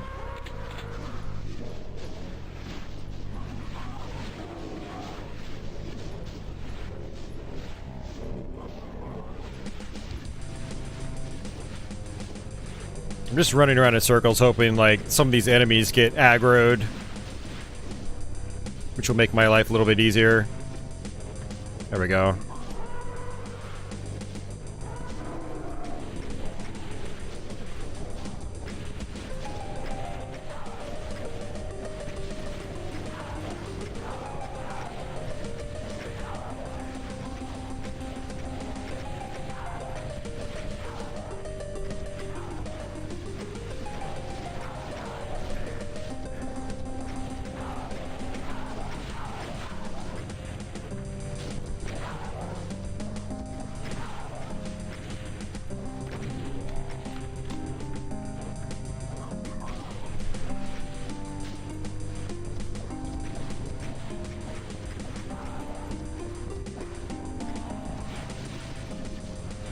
Yeah, some of you long-timers probably recognize a lot of these maps, because I still fire this up occasionally on Twitch, but I was playing these maps a lot, a long time ago.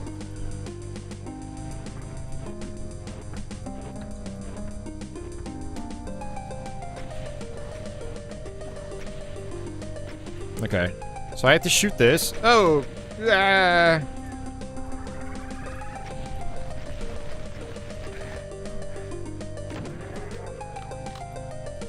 A lot of times what I do is I just, well, I try to kill the Archvile.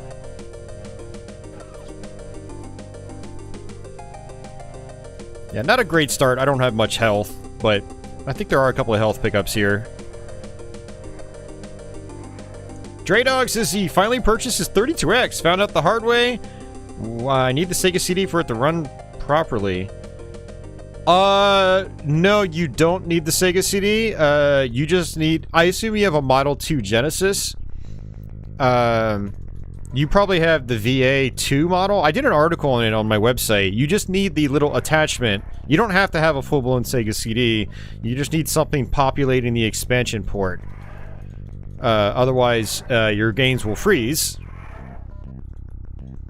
Now, most Genesis models you won't have a problem, but VA2 Model 2 units will have problems. I have one, and it has the problem. So, just get... It's called the, someone out there like Ronnie wants to go to my website, gameplayandtalk.com. It's just one of the first articles. You can just link it in the chat, Ronnie. It'll have photos and all that stuff. That would be, like, good. But yeah, you don't need a full-blown Sega CD. You can just get the little attachment that comes with 32X systems. That'll be a lot cheaper.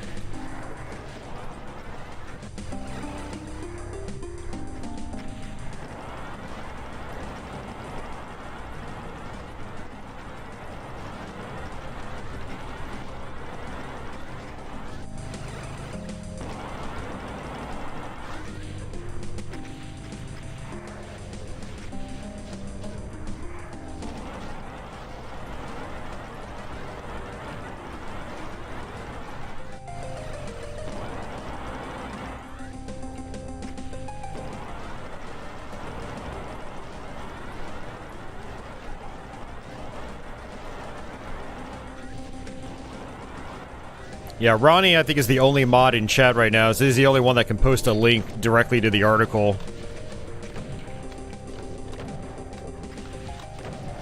Although if Ronnie's on a phone, it might not be nearly as convenient. Hey, Flynn, what's going on? I mean, you can just go to gameplayandtalk.com and you'll see the article. It's right there on the front page. And that'll tell you what you need to get. Basically, if you have a 32X and a Model 2 Genesis and games just aren't working or they're freezing, specifically if they're loading but then freezing, that's what you need. You need that little adapter.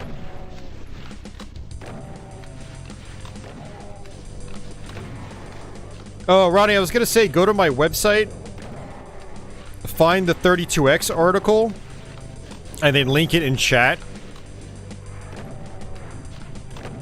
I would do it, but I can't alt-tab out of my game.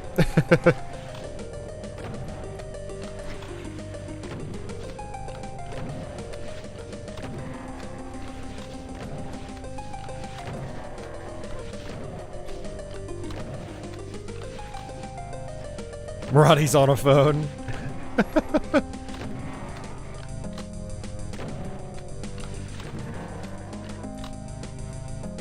Yeah, if you open up your Genesis and you look at the motherboard, it'll say VA2.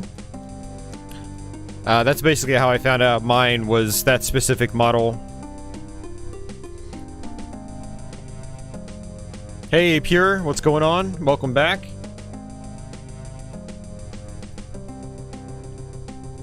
There you go. Thanks a lot, Ronnie.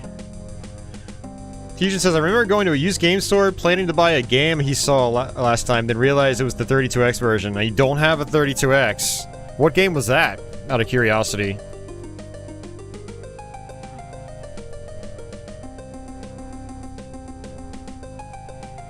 I didn't even realize there was a pack of cells up there. I don't think I've ever noticed that.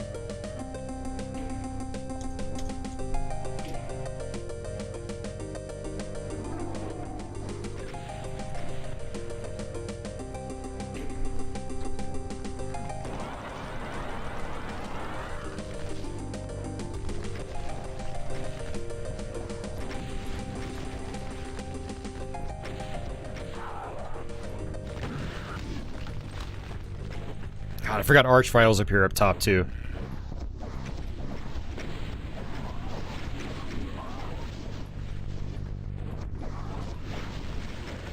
Got him.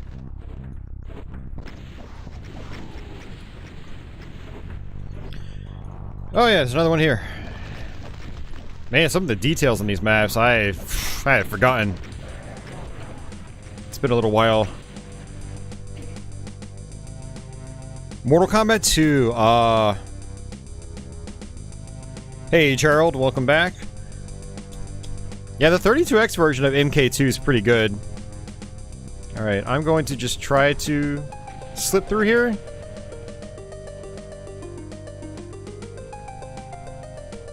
Yeah, Pearl Jammer, 32Xs are going up in price, yeah. Another reason the Mister is a great value. The Mister does 32X now, and it does it really well.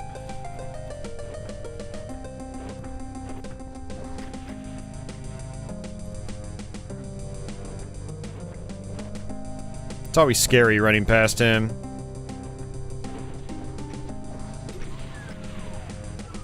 Ooh-wee. Oh, man. Okay. It's gonna be some rockets.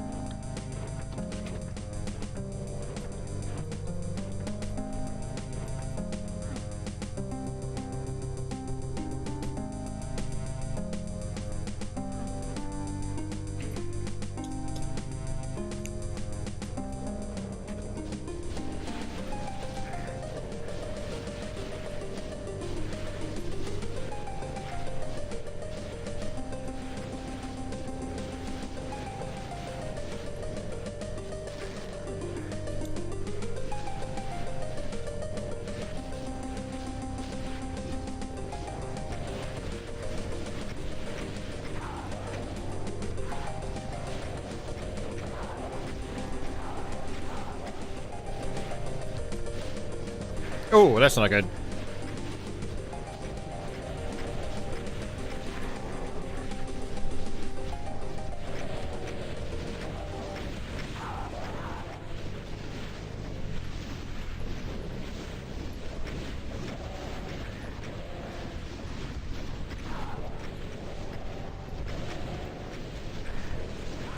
Ah, crap.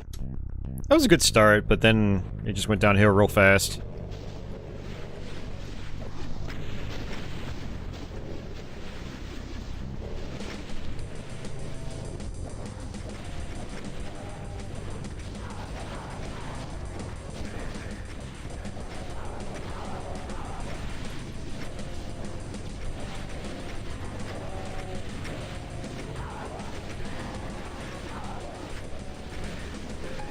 Oh, you gotta be kidding me, man.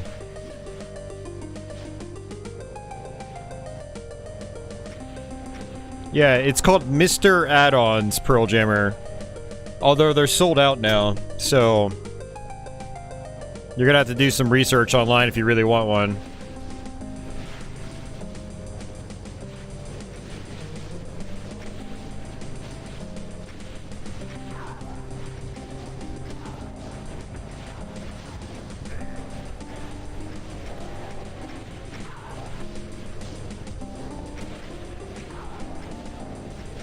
Yeah, just Google Mr. Add-ons and it'll be the first site that pops up.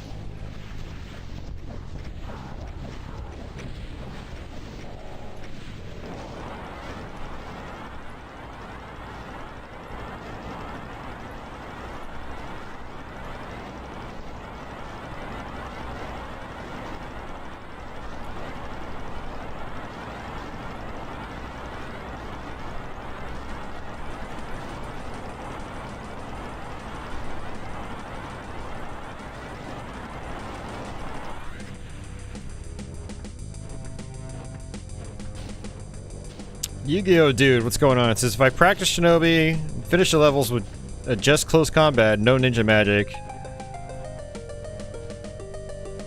You get lots of bonus points. Oh, I didn't know that. That's cool.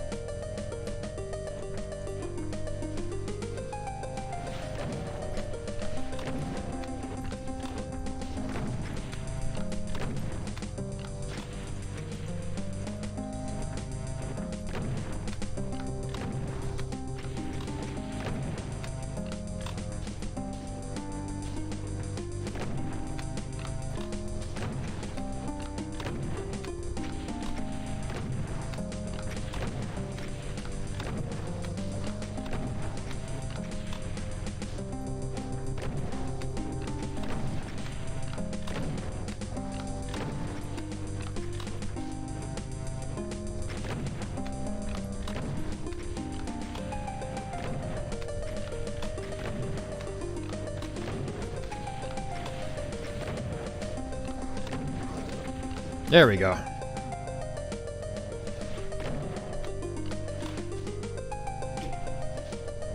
Alright, now we come this way.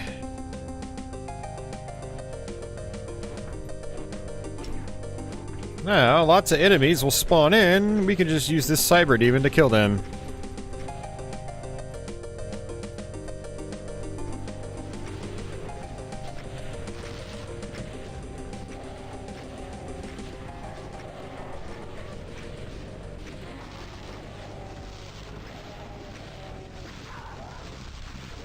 Ronnie says, I finally watched my RoboCop 4K yesterday. Is that transfer nice? Hell yeah.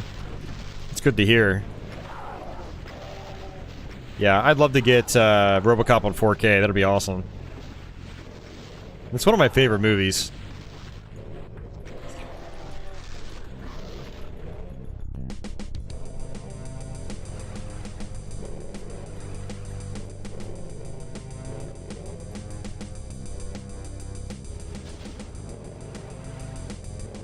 Is that Cyber dead?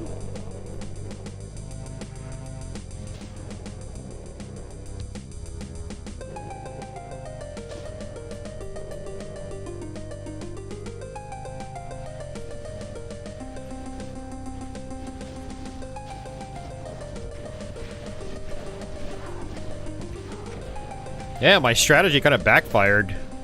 The Cyber is supposed to take out all the enemies for me. And that did not work.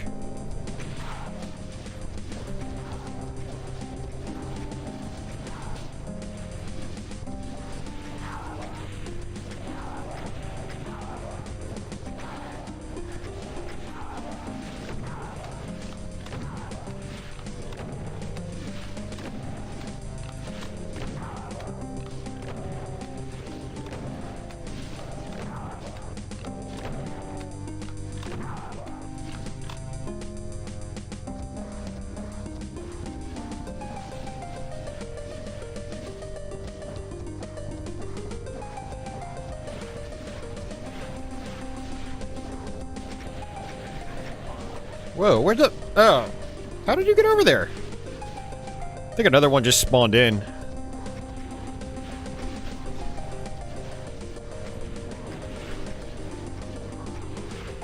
Unfortunately, this is going to put some strain on me because I'm not going to have as much ammo as I'm used to.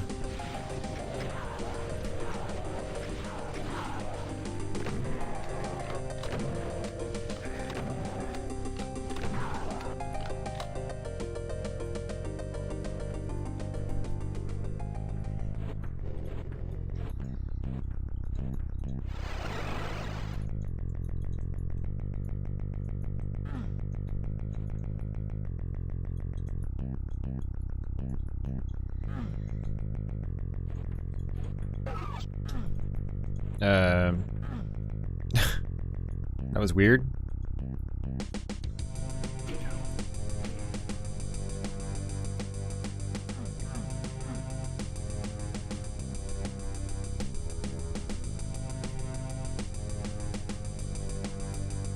Alright, I mean, I guess that's everything. I just need to go into the last couple of arenas.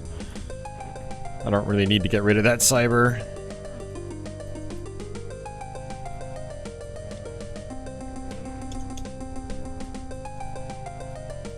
Yes, Pearl Jammer, patience is a virtue, as they say.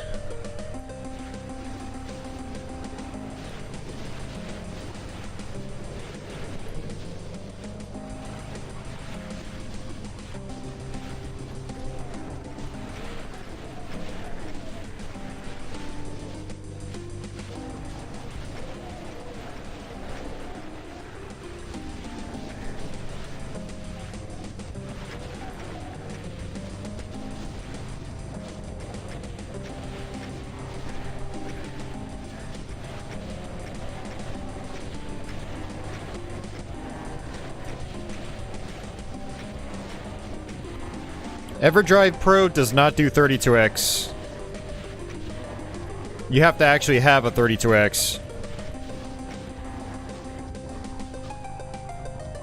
EverDrive Pro does Sega CD without having a Sega CD.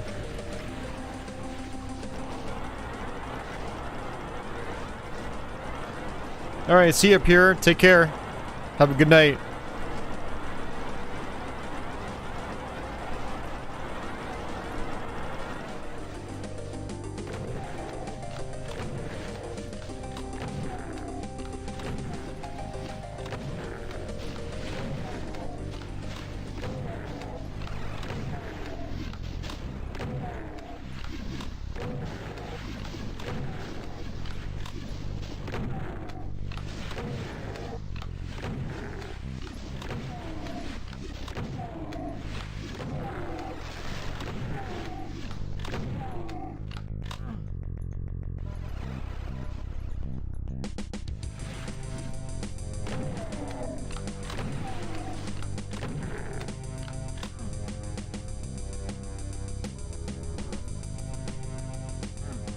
Do wish I had a few more rockets.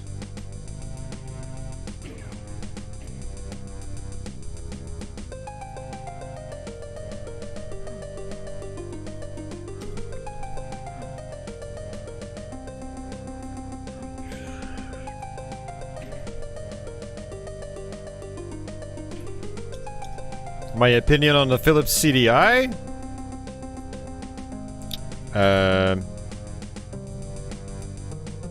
It's a thing.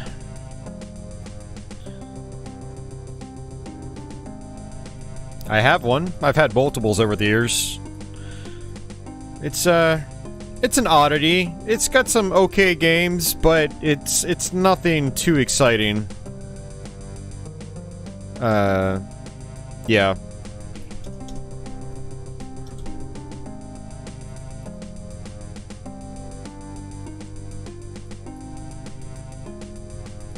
I did not get my Mister from there, so I had somebody else build my Mister Pearl Jammer. I recommend that site because they're a good source for Mister stuff. They do good work. Somebody else, I don't know. The guy that built my Mister, I don't know where he got it from. So, yeah. Oh, you gotta be kidding me. Oh. I was like, whoa, that was weird. Alright, it's been quite a while since I've done this.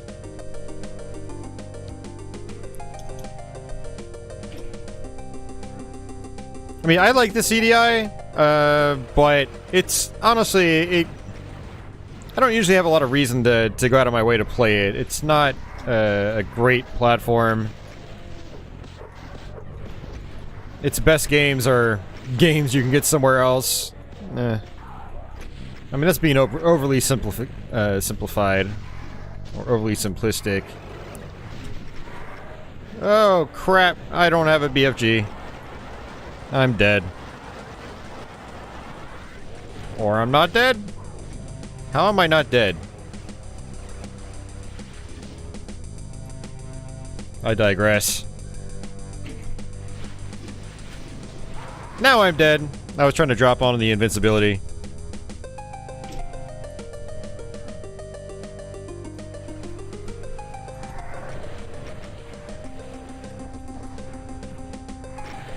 Ow.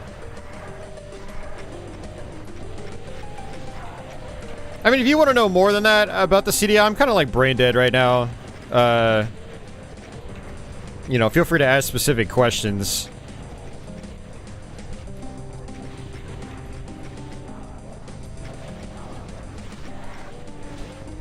I have a CDI stream for anybody that's curious. Showed off a lot of the games that I think are decent. So just go search for CDI on my channel, you'll find it. You hear the CDI's best game is Burn Cycle. I mean, best is in quotes. You really should use that in quotes. I mean, like, Burn Cycle's the kind of game that is not going to be for everybody. Like, what is best, in your opinion? Like, what does that term mean?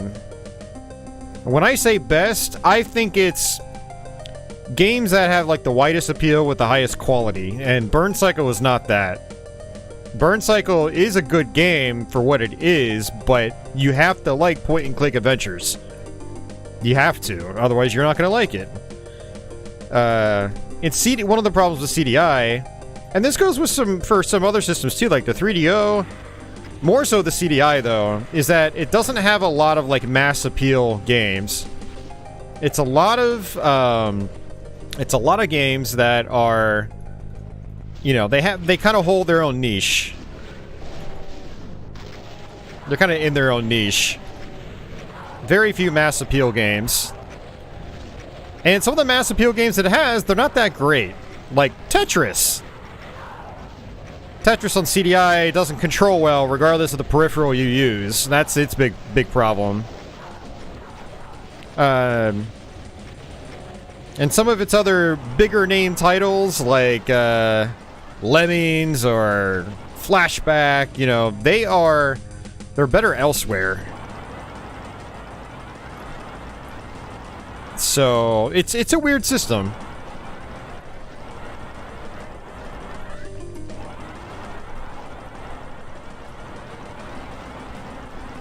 And some of its quote-unquote best titles that are unique to CDI, you know, they're not really mass appeal games. So, yeah. I hope that makes sense. There are some other games for the CDI that are generally put up on a pedestal, and what I like to tell people is, you know, they're decent enough games on their own, but if they were released on other systems, they would have just been seen as average at best. So, again, it's weird.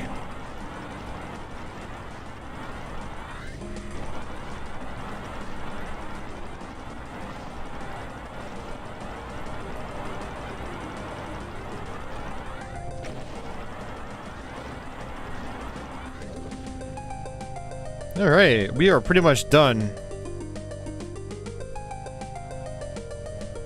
Zelda CDI games are very strange in Aberdeen's opinion. Yes, they are very strange.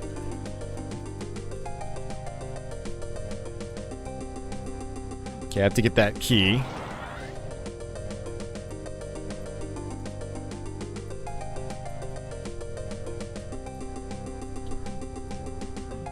Alright. Ah, come on. Don't do that to me.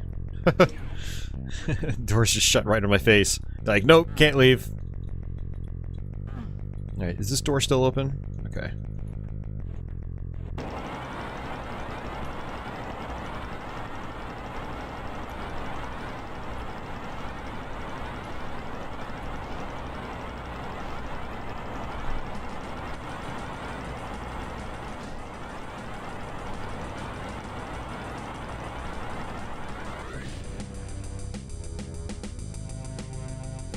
What do cyber demons do if you just leave them behind? Do they, like, sit down, make a campfire? Do they sleep? Do they read books? Do they sing Kumbaya? Has anybody ever thought about the cyber demon's feelings? I don't know. It's a different side of Doom I never really thought about before.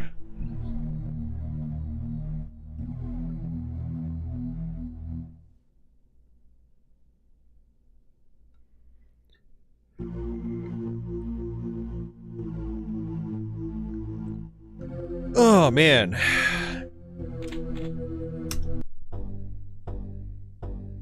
Alrighty, guys. Well, like I said, I need to take some medication. I think I might even grab a snack while I'm at it. So what I'm going to do is actually switch over. Give me a quick second here. We're going to actually change some overlays. And then when I come back, what we'll do is we'll play some Sunlust, since we haven't actually played any Sunlust yet. Oh, there we go. We got two sleepy kitties, although Milo might end up following me into the other room. I will load up the stream on my phone in case you guys chat, and I can try to chat back. But I'll only be a couple, hopefully just a couple minutes. So, let's bring up YouTube on my phone.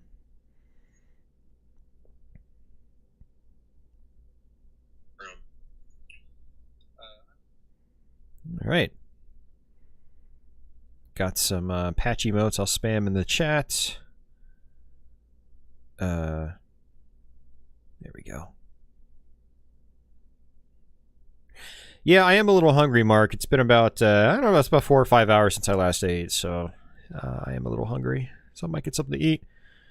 We'll see. But yeah, if you want to see Sunlust, stick around, or go have a break yourself. Go use the bathroom, go grab a snack, come back with a beer, I don't know. Whatever you prefer.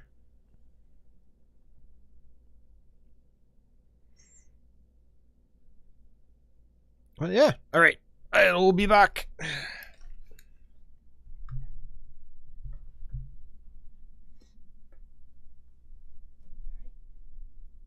lugar. Muito meu boy.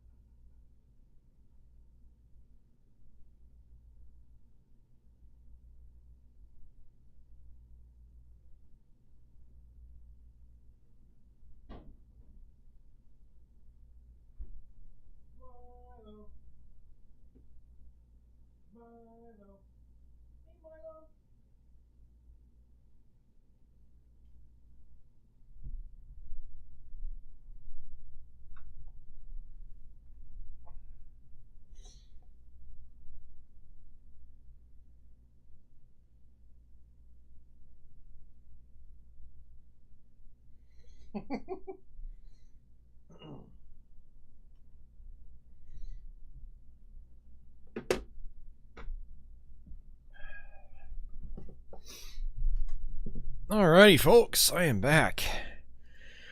One thing that was nice about chatting on the phone is you guys got to talk to me in real time, whereas now there's going to be a big delay. Thanks, Yu-Gi-Oh! Dude, for being an announcer while I was gone.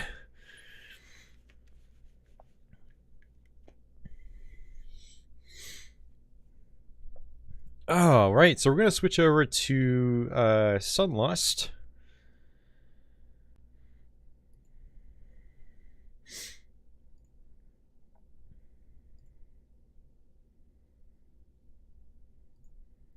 Just bear with me here for a second. Alrighty. Yeah, Sunlust is another one of my favorite WADs.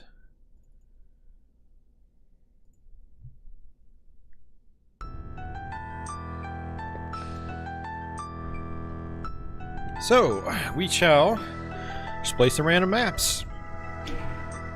Kind of like with Sunder, what I'm going to do is actually start with map 1. Nice. Good idea, Mark. And you didn't miss anything.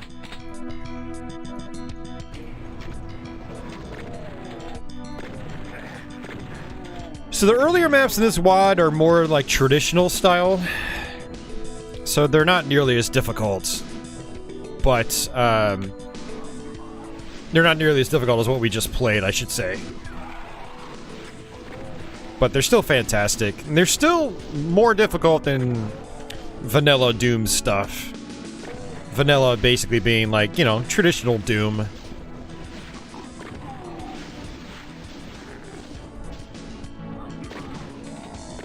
Yeah, so like I mentioned in chat, I had a, just a turkey sandwich, American cheese, a high-fiber white bread, some mayonnaise. Then I had a little bowl of applesauce with it, too. That was pretty good.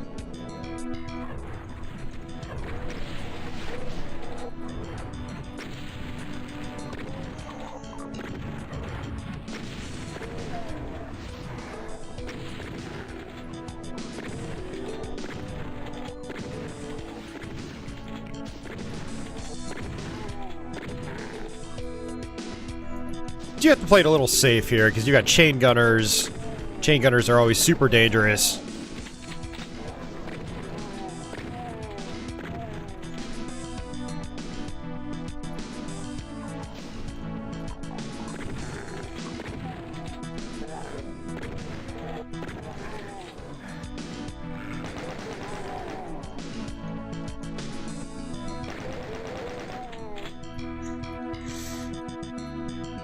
Aberdeen says 100 slices of American cheese.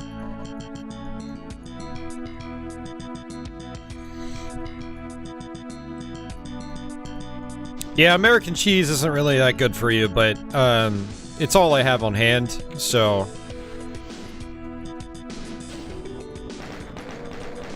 I try not to let food go to waste because it's expensive, even if it's not that great for me. Hey, Milo. Whoa. Hey, Milo, come up here, buddy. Milo just jumped on my desk right in front of me. Oh, knucklehead. Alright, I want to clear out these enemies first. Are you gonna sit here with me, Milo? You could sit here, but it's gonna make it kind of hard for me to play. Alright, there's a secret over here. Ah, I'm not gonna get it. I wasn't fast enough. This actually takes me to the Soul Sphere, I believe. There we go. Got it. Alright, cool. So now I have to go this way.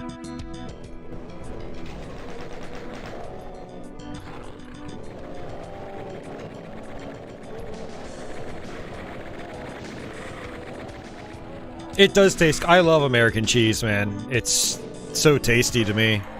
Especially when it's melted on a sandwich, like,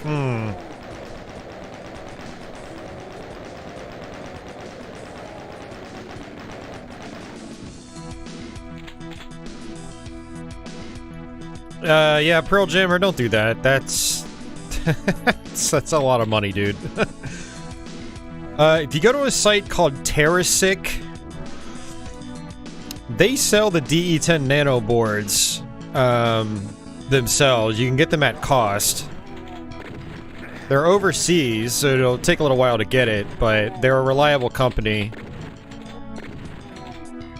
Do not buy a preloaded one for almost $700.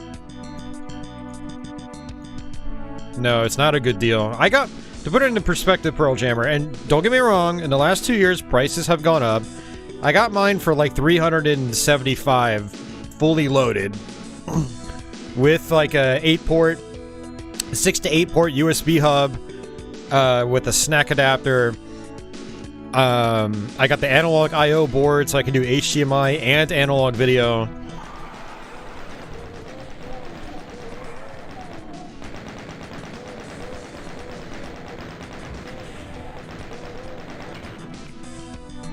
Yeah, the Mister is actually apparently really easy to build and set up, so if you just get the DE10 Nano yourself, you can buy it from Terrasic. I think they're in stock. And then all you need is the RAM module and, you know, maybe like one other cheap thing you can just buy separately and attach it later.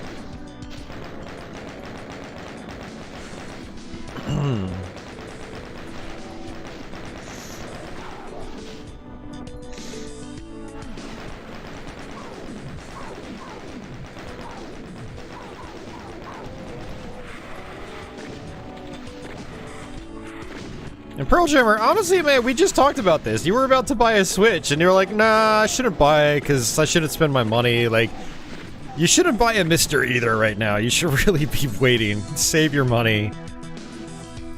These things will become more common.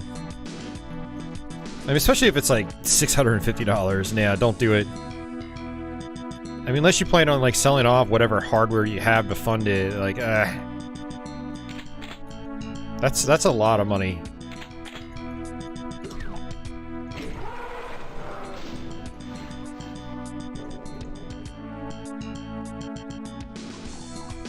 Well, the DE10 Nano Pearl Jammer, that is the Mister. That is the heart and soul of the Mister. The extra RAM is for the higher end cores like PlayStation. I think a lot of the arcade cores might use it.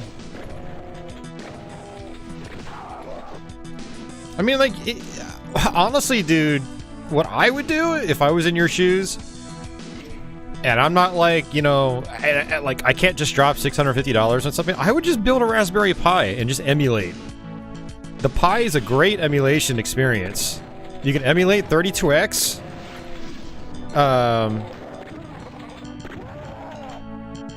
I mean, you can emulate all the arcade stuff, you emulate 32X, you can do everything a Mister can, basically.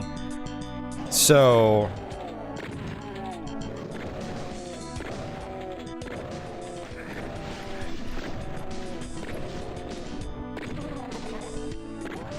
But you can play arcade games on a Pi. They emulate very well through MAME. Now, the Mister replicates arcade cores very well, too. Amazingly well, but it's a very limited selection right now. You're not going to get the breadth that you get on, like, a Raspberry Pi or just emulating on MAME. Oh, this is bad. I'm, like, almost out of ammo. Alright, well, we're just gonna skip these guys. Yeah, but there's so many other ways to play arcade games, Pearl Jammer. You don't need a Mister to play arcade games. The Mister is not the whole enchilada. I mean, really think about it. The Mister doesn't do everything. There are other devices that will do more. I'm just saying, like, yeah, I think it makes sense to desire a Mister. It's a great platform. It's amazing. But you gotta have your priorities in check, you know? If you already have access to a lot of the hardware, it becomes less of a necessity. And there are ways to emulate arcade games. There has been for decades. MAME has been in a great spot for a long time, and it can do way, way, way more, and it will always do way more than a Mister can. So you just gotta, you know, just keep your priorities in check, dude. Don't get on it just because, like, you've got the urge. You really have to have a real purpose, and you can't let it, you can't jump on it if it's gonna, like, make you go broke. Like, that's just a dumb decision. So no one wants to see you, like, being in a position like that.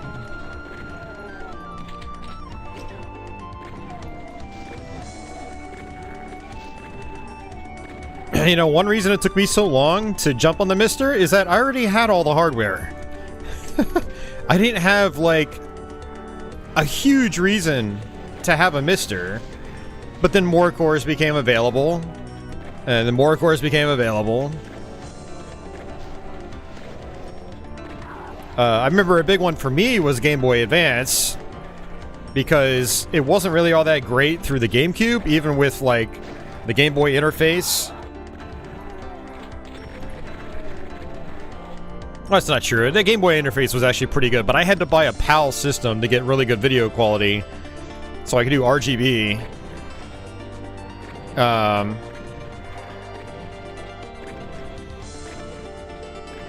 When it was able to do, like, Amiga, that was another selling point. TurboGrafx CD was another selling point because my Turbo Duo has issues with CDRs. There's no way in hell I'm building a Turbo Duo or Turbo CD collection this day and age. All those games are stupid expensive, so...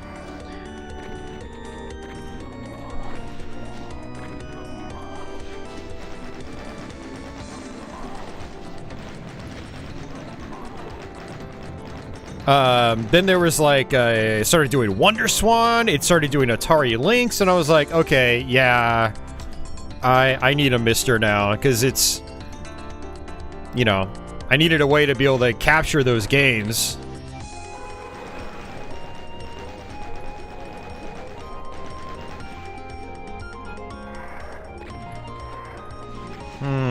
This is not good. Hey, Savvy. I have no idea about Pi's pre-built Pearl Jammer. I can't imagine they're too hard to build. Like, there's the RetroPie image you can get, and then you just get a imaging program. You just image it to a SD card.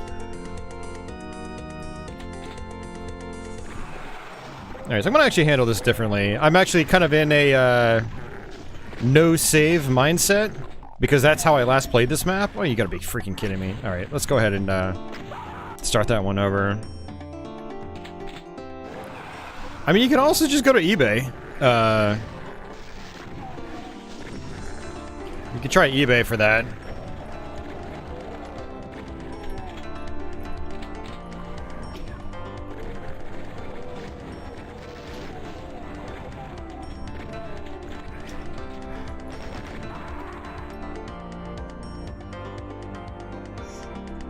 I've never heard of Retro Gaming House. I have no idea what that is. You guys have some weird websites, apparently. That sounds... I don't know, I've just never heard of it before.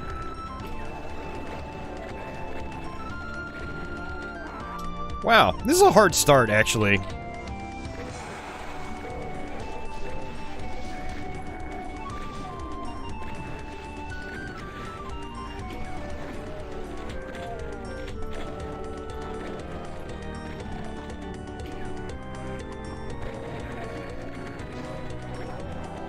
See, there you go. There you go, Pearl Jammer. Someone else says there's a crazy amount of things you can do on it.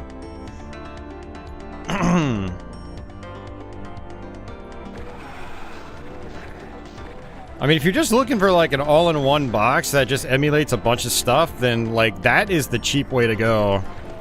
But it's still good. It's not like just because it's cheap, it's bad. The Raspberry Pis are pretty versatile little boxes.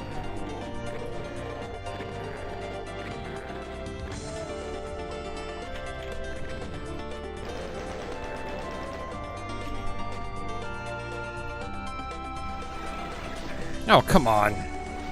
Alright, let's just come this way.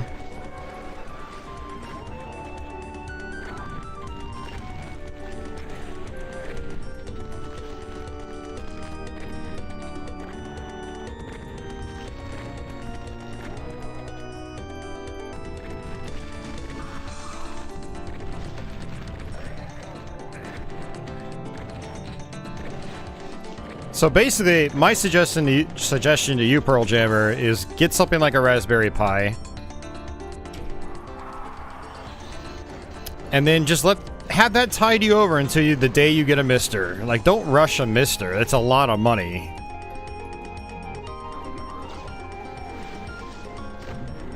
And especially if you're just playing in HDMI, like, you might find the Pi is good enough, and then your desire to get a Mister might wane a little bit. Oh, not good.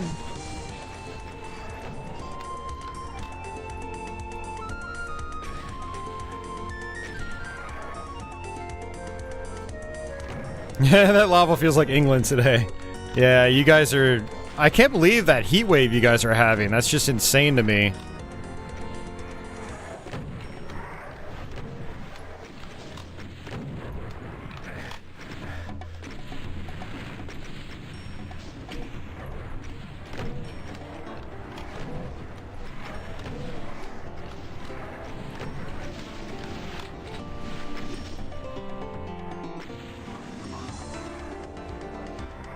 No, Ronnie, they're going through a heat wave right now, dude. They're hotter than us right now.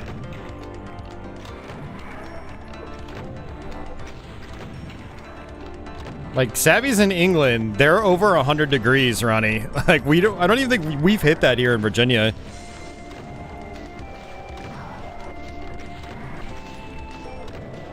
They never get it that hot over there. Like, they're not prepared for it. Banu says, Pi 4 can struggle with 3D though. NCT4 and PS1 have been hit or miss, and Saturn is a complete disaster.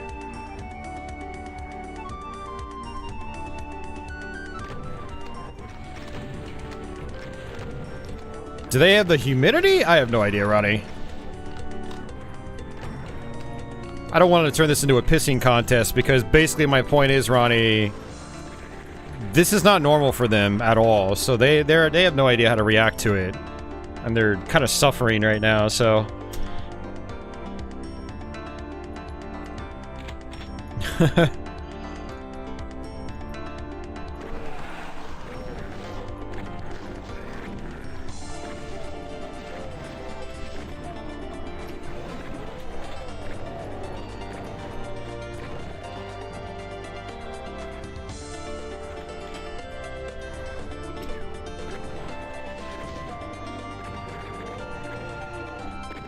But yes, the humidity sucks. I hate it. It's the biggest thing I hate about living where I live. Lots of humidity.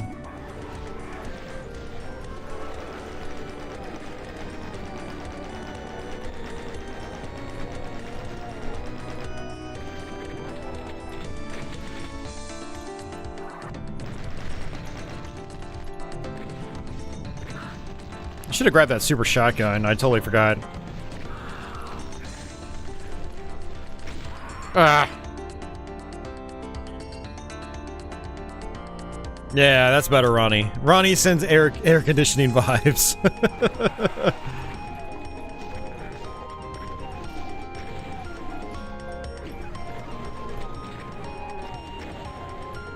I need to get the super shotgun. That's part of my problem.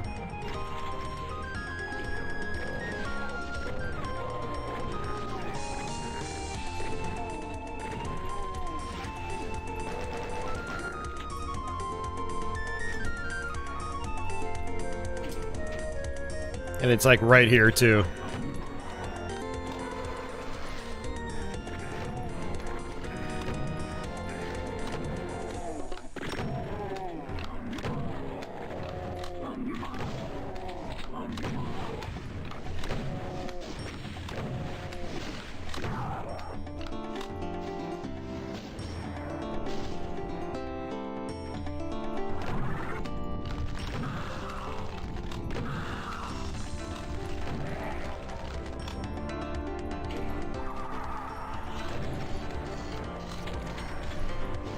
I didn't even know that was there.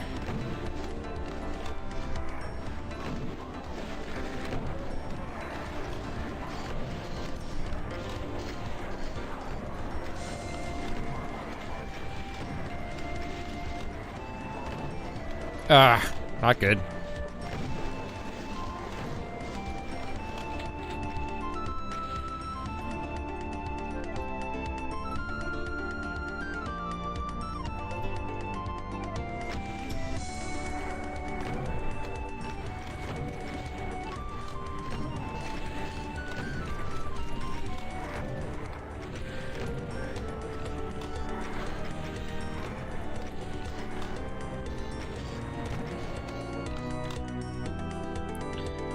Whee! You've been looking at air conditioning?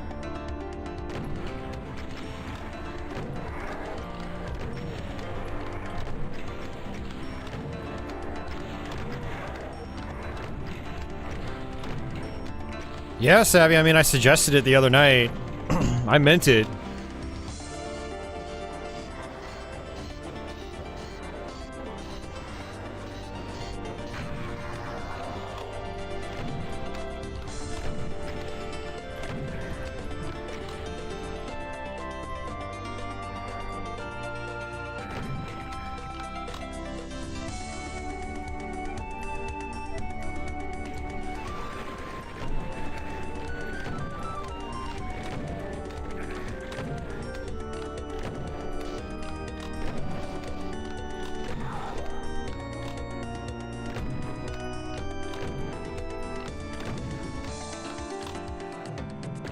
That's why you've been looking good.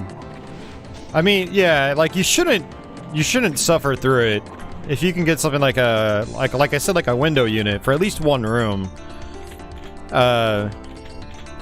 you're gonna feel so much better at least in that room. Like I had one in my bedroom a long time ago, and it was great. Like the room would get ice cold.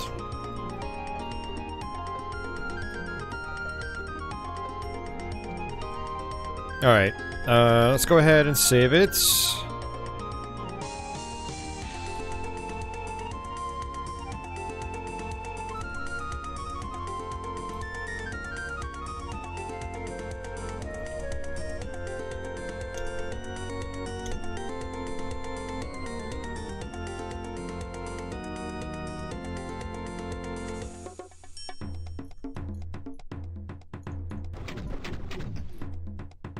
Alright, I remember this.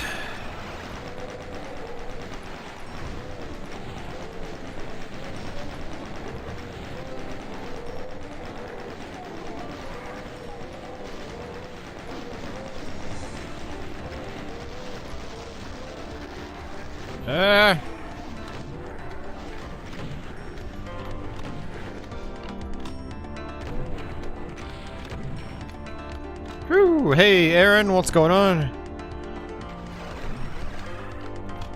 Freaking tired today. Had to go into the office.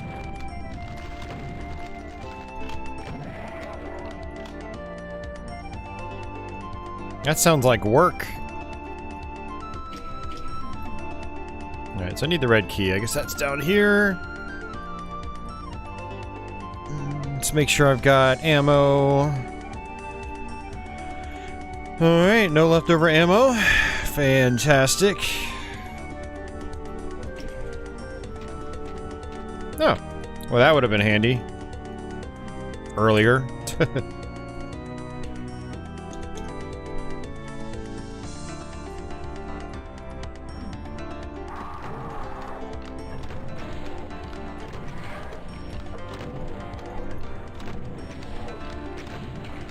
Yeah, let me know how it goes for you, Savvy.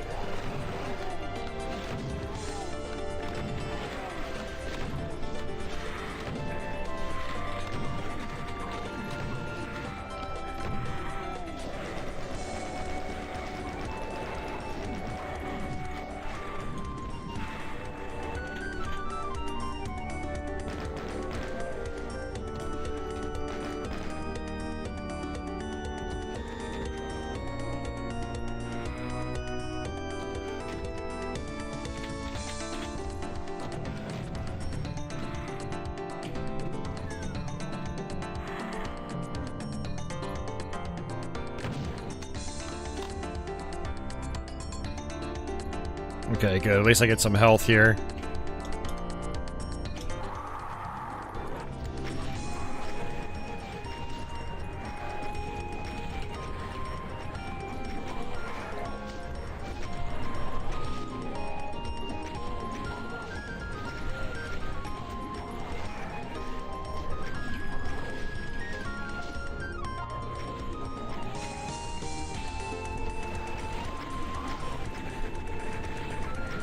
Oh man, that was close.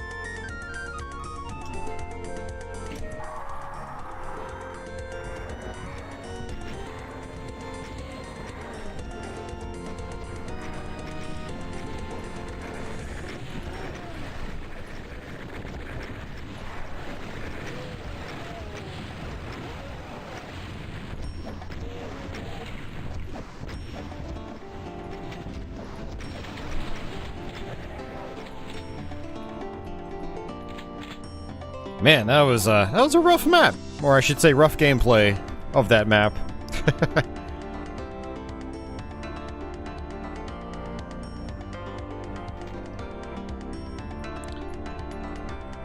All right, there we go.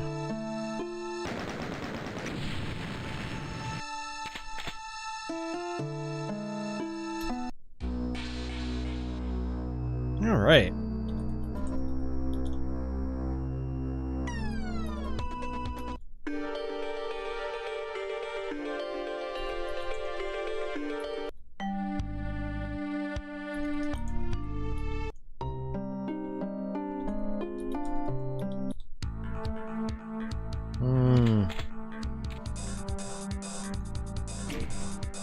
Yeah, we'll do this map.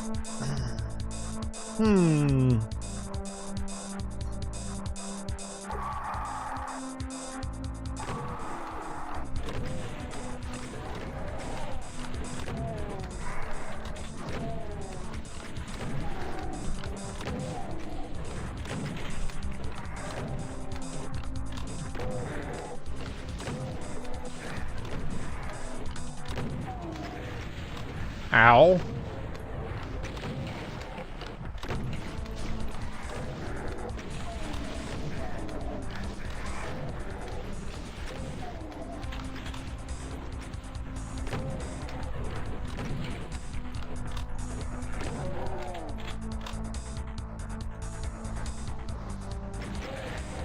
Ow.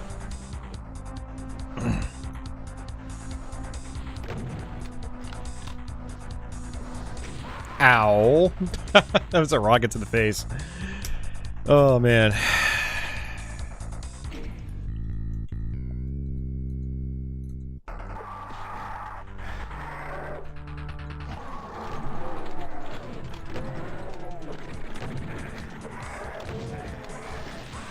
Ow.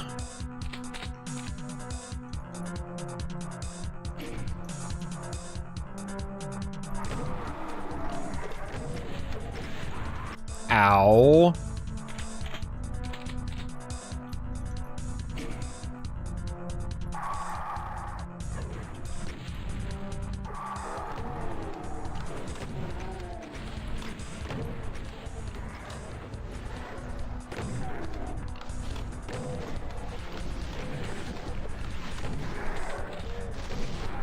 Ow.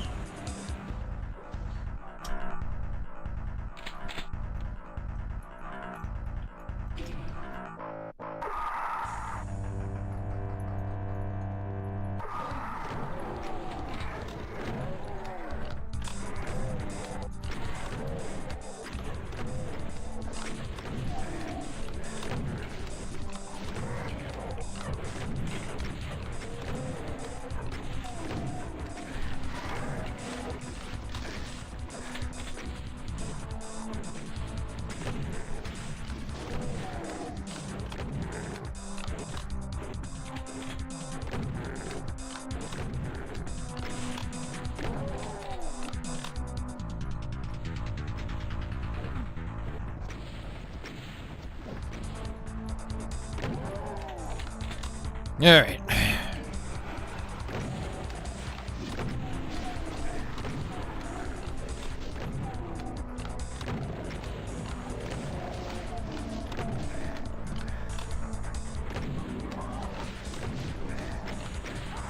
Man, you gotta be kidding me. It's funny how, like, I was doing a lot better on Sunder maps. We might have to go back to Sunder, guys. Sunlust is a really difficult WAD.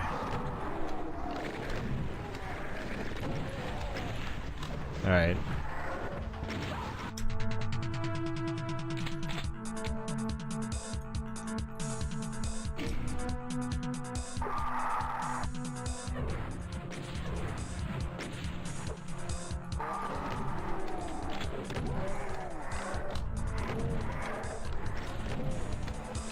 Yeah, I managed to do this one saveless, but it took me a lot of tries because there's just so much that can go wrong.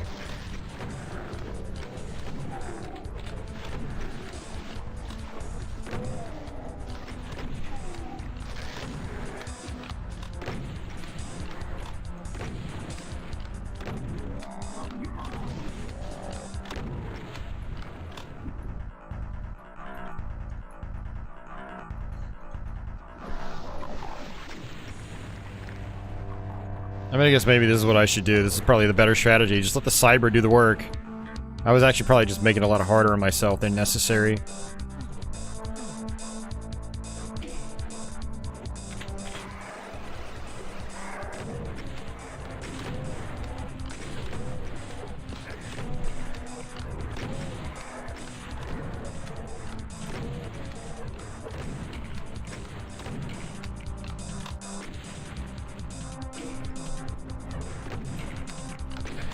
Damn. Those rockets are wrecking me.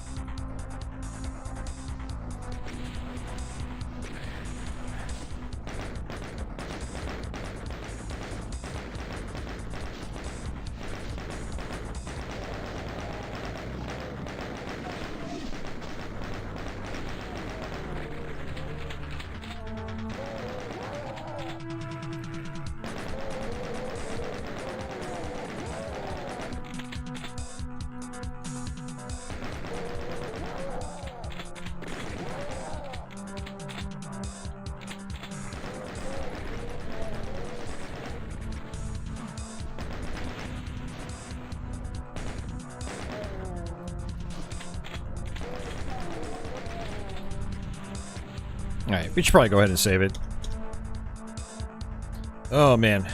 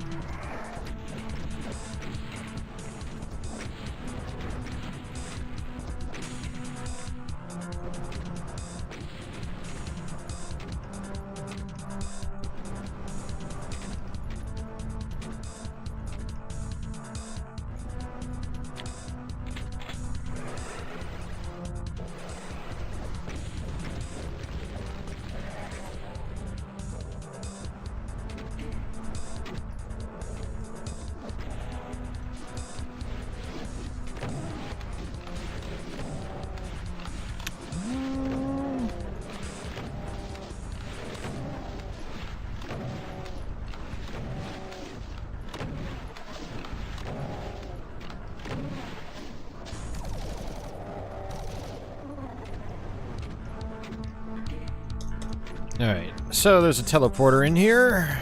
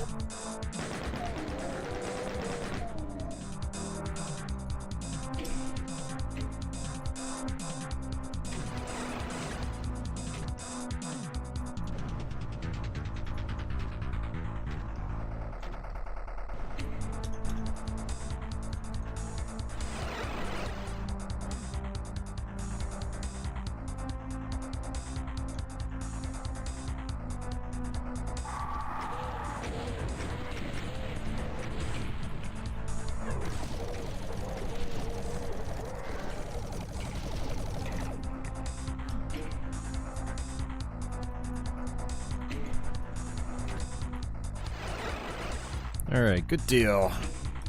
Making progress. And if I wanted to, I can come in here.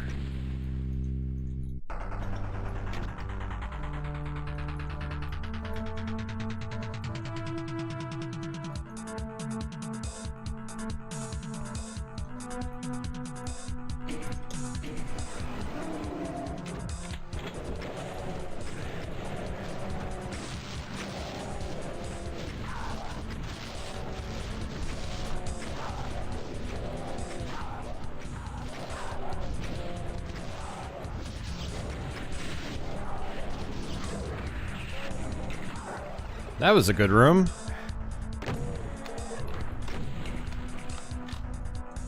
Let that infighting happen.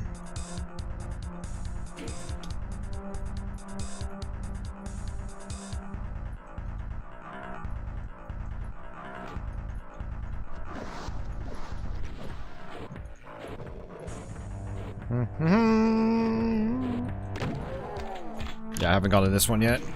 Alright.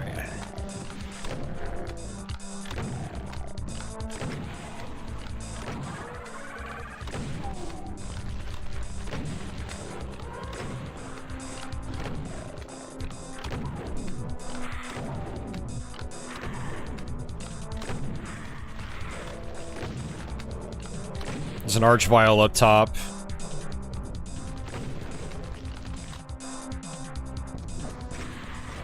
Crap! Okay, that was close.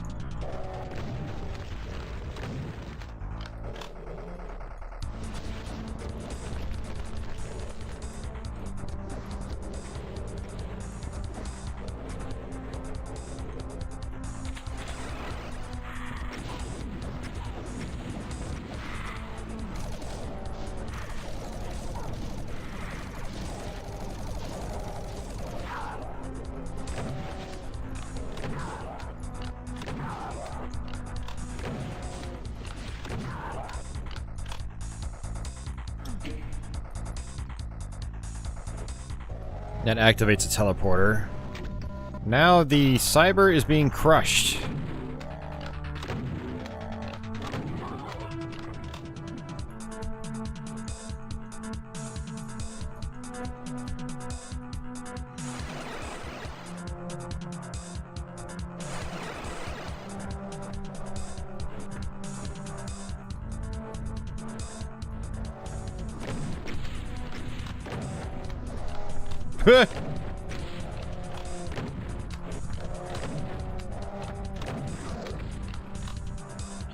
Woo! Alright.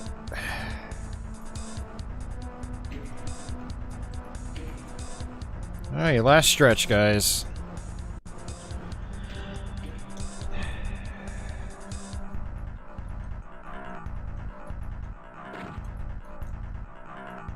Really? Did I miss these guys? I did. Interesting.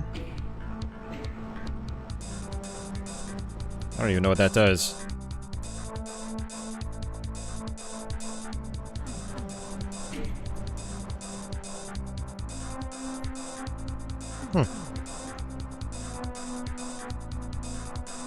Hey.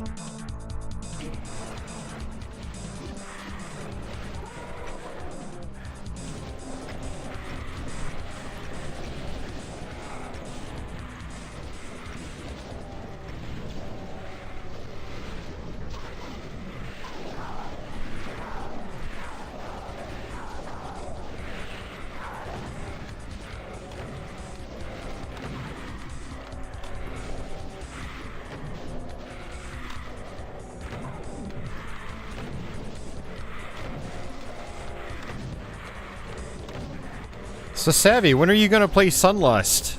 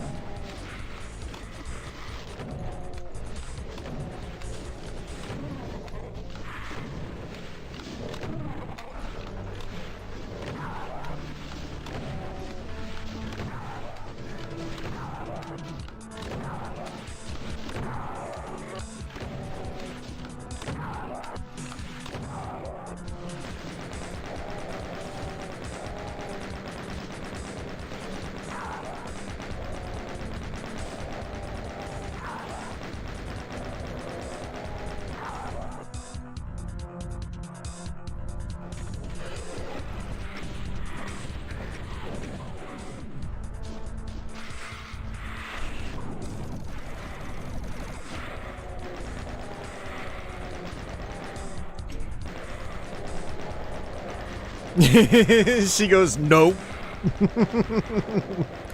I think, honestly though, Savvy, I think this has difficulty levels implemented. Sunder does not, so you're basically playing ultraviolence all the time. Although I guess technically you could play I'm Too Young to Die, and it'll still, I think, double the ammo and ammo boxes. So you can still use that as a crutch. But yeah, this, I think you can play this on the easiest difficulty, and it will actually scale down. Hey, Crestline. Yeah, that Super Shotgun from 2016 is awesome. Especially when it's upgraded. No, we finally did it.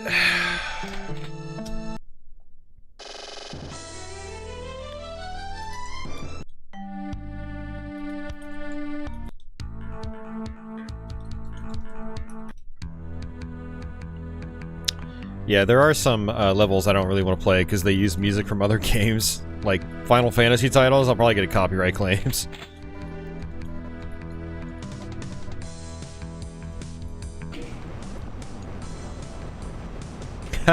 Yeah, we can do co-op.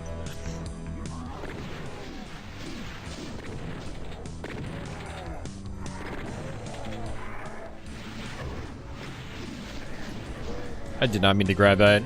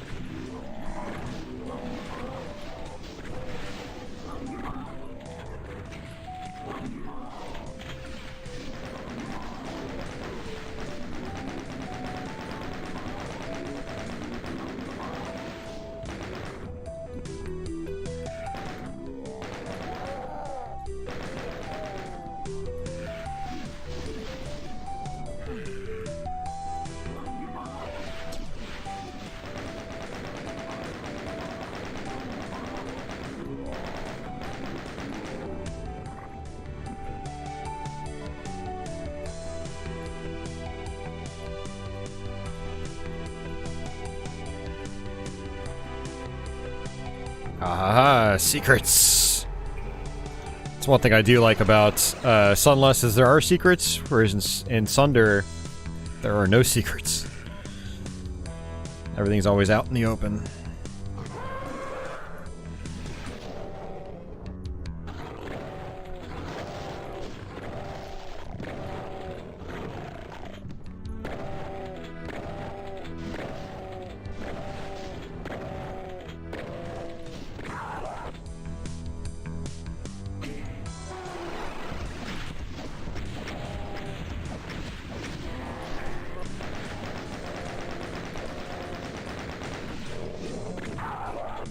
Such great map design, though. Like, we're gonna eventually end up out in that courtyard for the final stretch.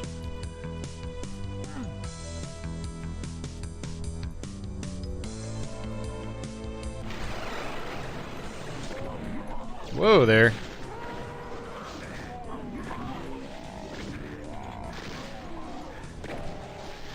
Oh, you gotta be kidding me, man.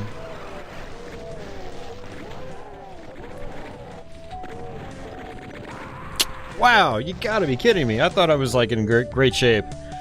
Oh, I totally screwed that up. Man. Try it again.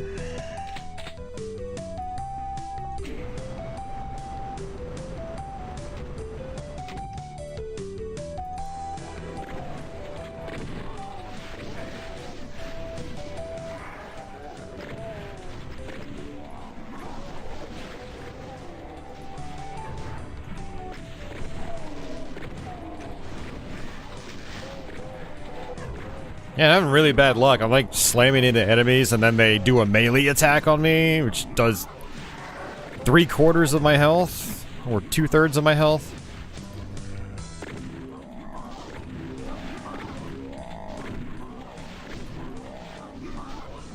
I guess so that's why the Berserk pack is there.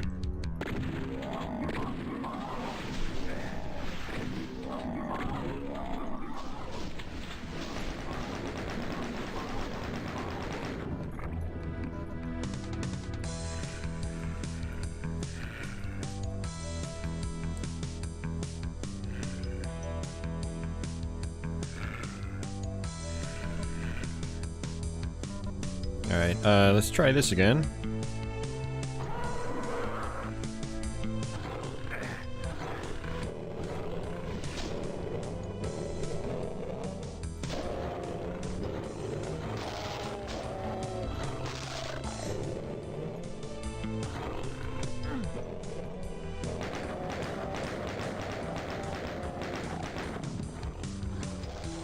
Oh, Aaron works in an IT department, I think. So he's talking about the data center in his IT department, or in his building.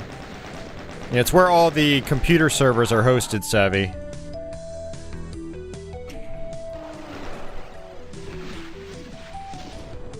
I keep missing that.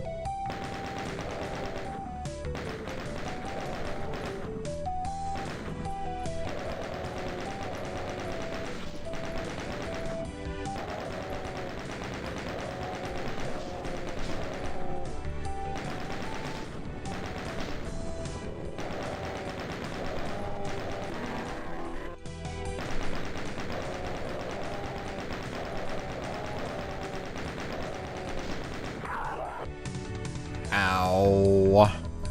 Taking lots of damage. I'm a doom scrub. There we go. That's a little bit better. Alright, well, I guess I should save it, since I died last time.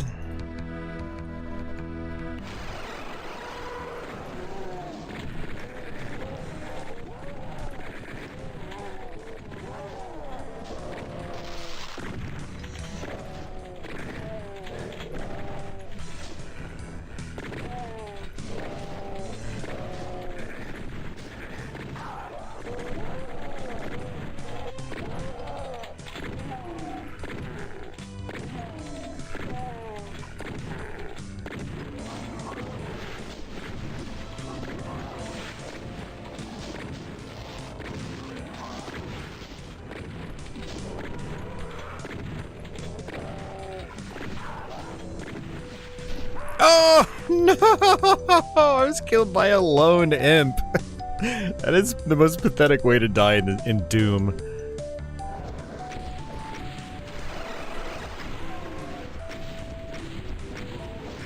Alright, that's my problem. I just need to stay back here. This is all I have to do. It's not that hard.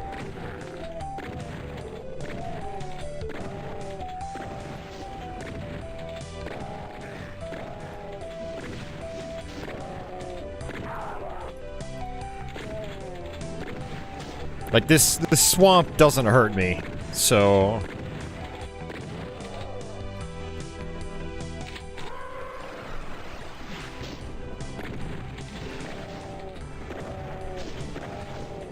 So, Savvy, I think I'm gonna keep pestering you to play this.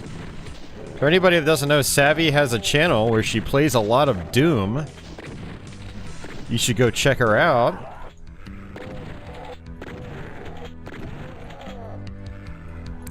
A little bit of Minecraft, but lately it's mostly been Doom.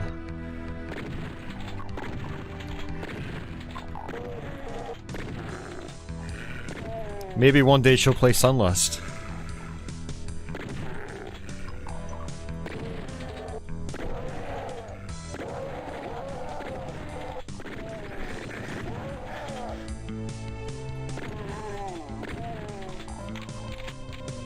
Well, to be fair, Savvy, Lost Souls are at least fast, so they can catch you off guard, but an imp... Nah, you can't die to an imp. You just... It's just wrong. Yeah, Crestline, sub to her. That'll be cool. Let's give Savvy some love.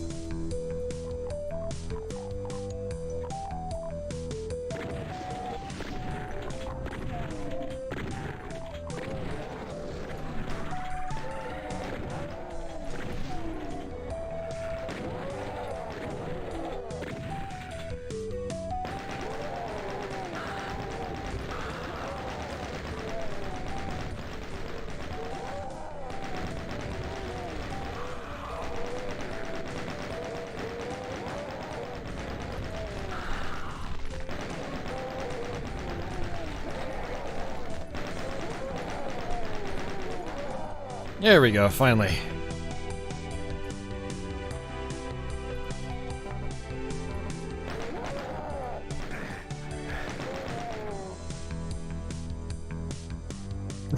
Yeah, exactly, Ronnie. Dying to an imp is like getting beaten up by an infant. Just why?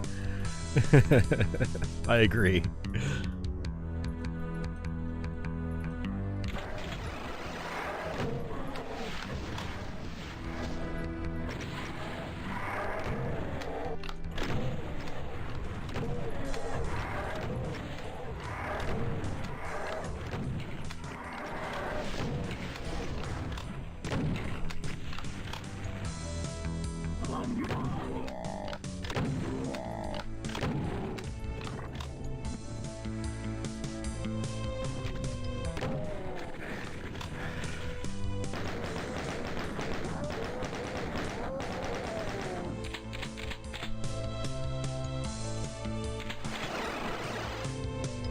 That just teleports me right in.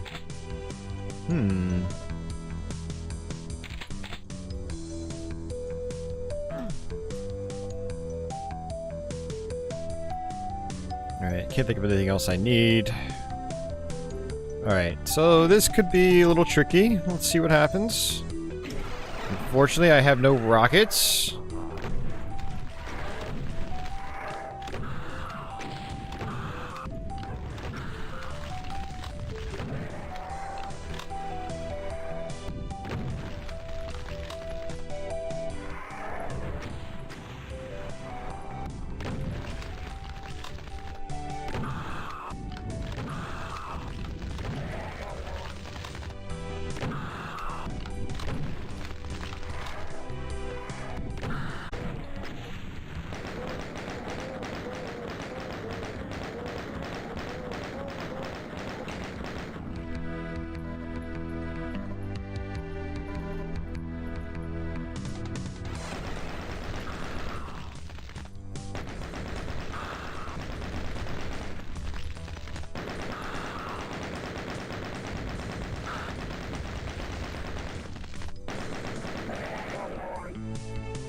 House of the Dead remake for Switch because it was on sale. It's underwhelming. Yeah, that's what I've heard, Ronnie.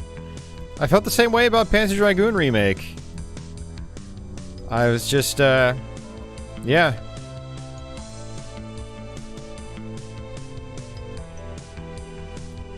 Felt the exact same way about Panzer Dragoon remake. So I literally had no interest in House of the Dead when they announced it. When I heard it was by the same people, I was like, yeah, no thanks, I'm good. I'll just play the original House of the Dead.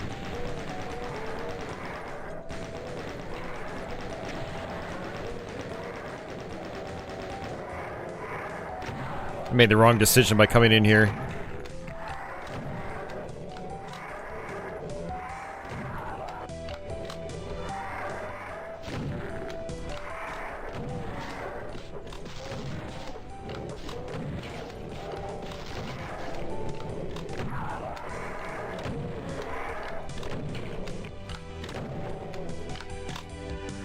Yeah, exactly. I agree, Ronnie. I mean, at this point, just do, like, the first 3 games. Because they've already released, like, part 2 and 3 together multiple times. Released parts 1, 2, and 3, and even, like, that arcade part 4 or whatever. You know, like... Make people's, like, time and money worth it.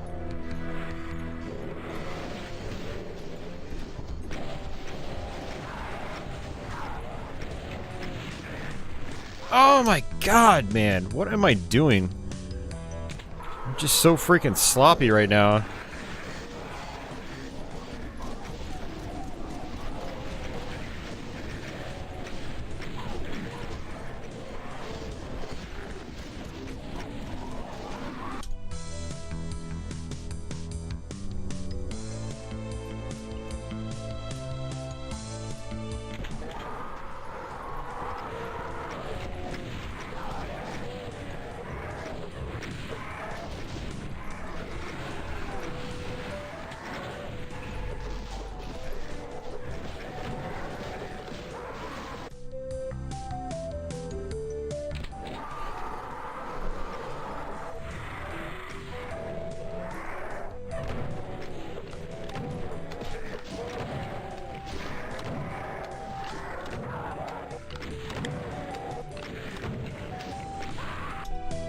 I'm just making really bad choices here.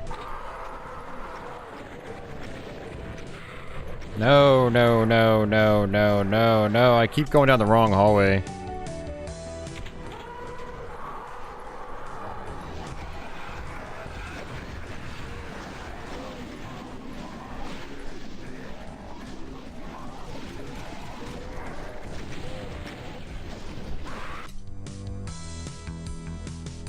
Alright. Screw it. Screw you guys. I'm coming back here.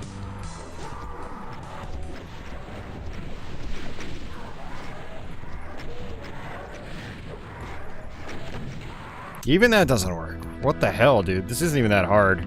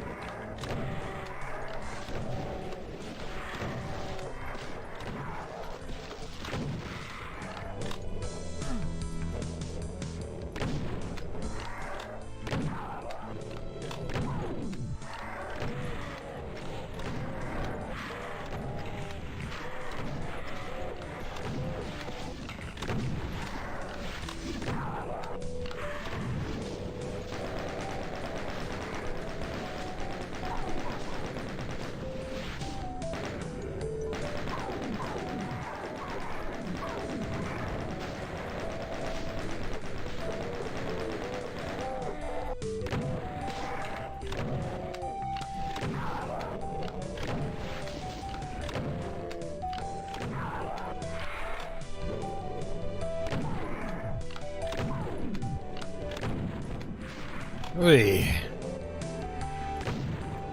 Oi, mate.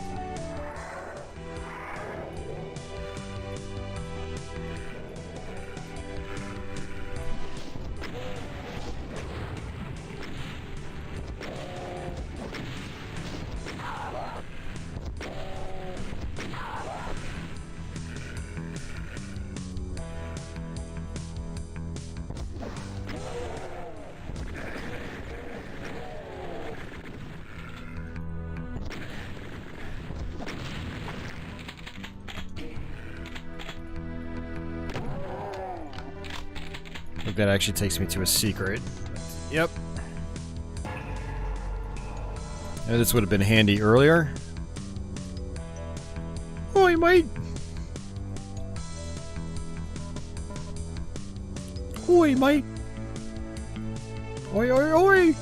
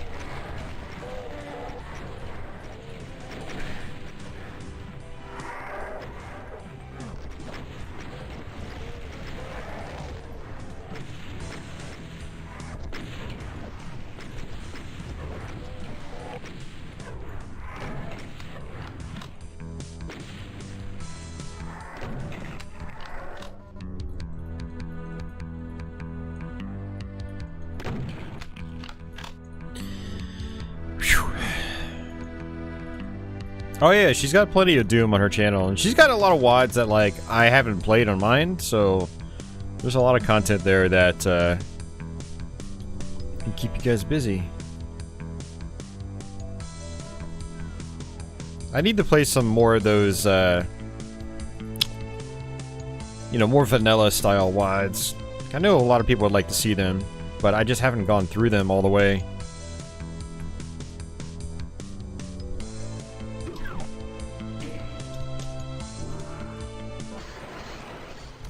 Whoa there, okay.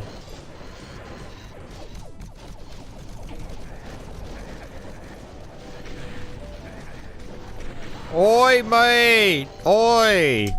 It's alright.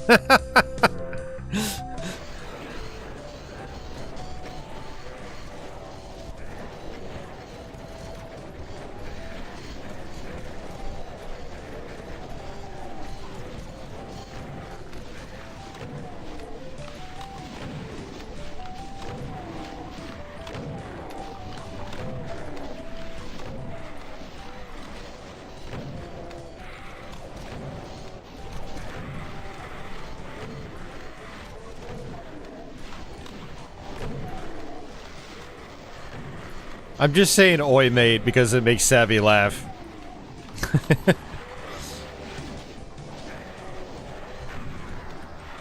And she's British.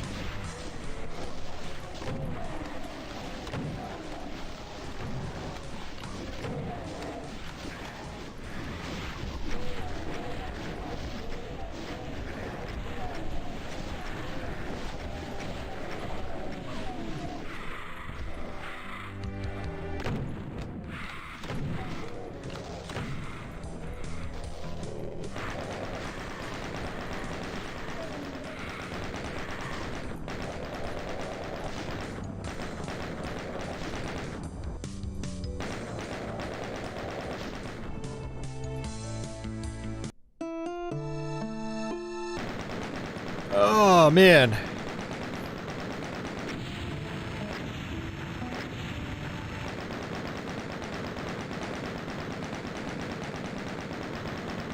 Oof. Man, I am tired. Man, we've been going for 4 hours already? Jeez. Yeah, Ronnie, that would be cool. Sundays or Mondays. Or if you happen to wait long enough, it'll be Tuesdays when Pinball League's not in session.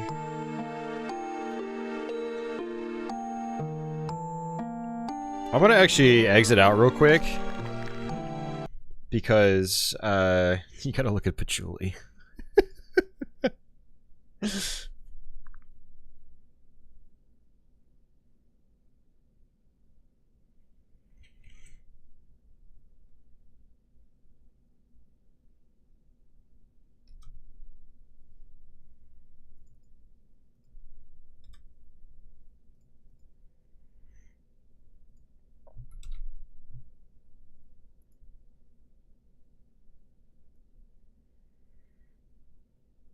I'm gonna post that on social media.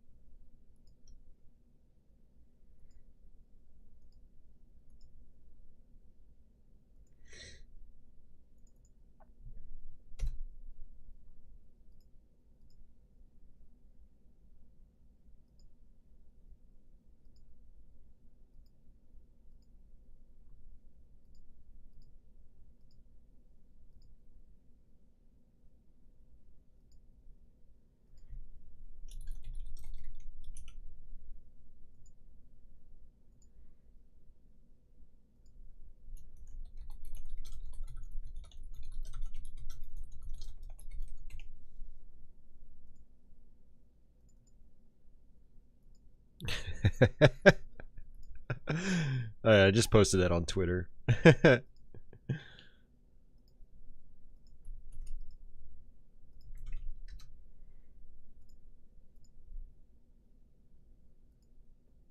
All right.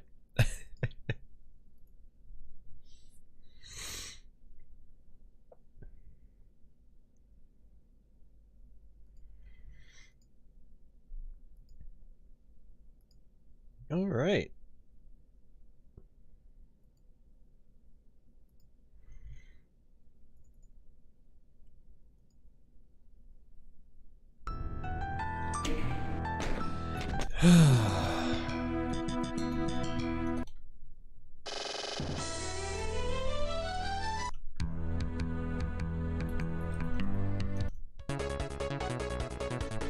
Oh, this is a fun map. I like this one.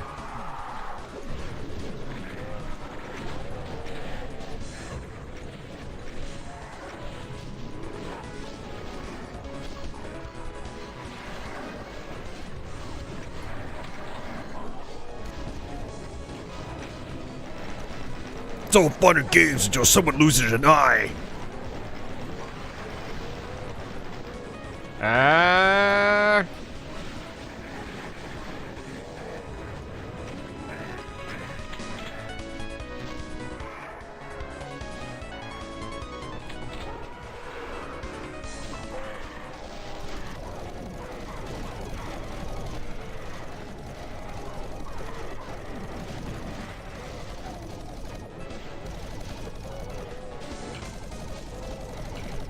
Oi, mate!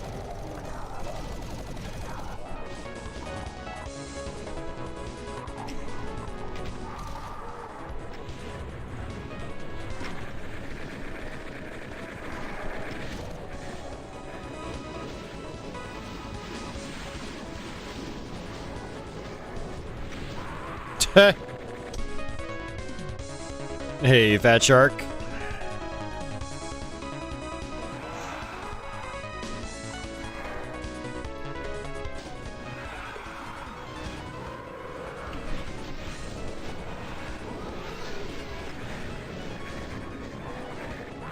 Well, that's not gonna work.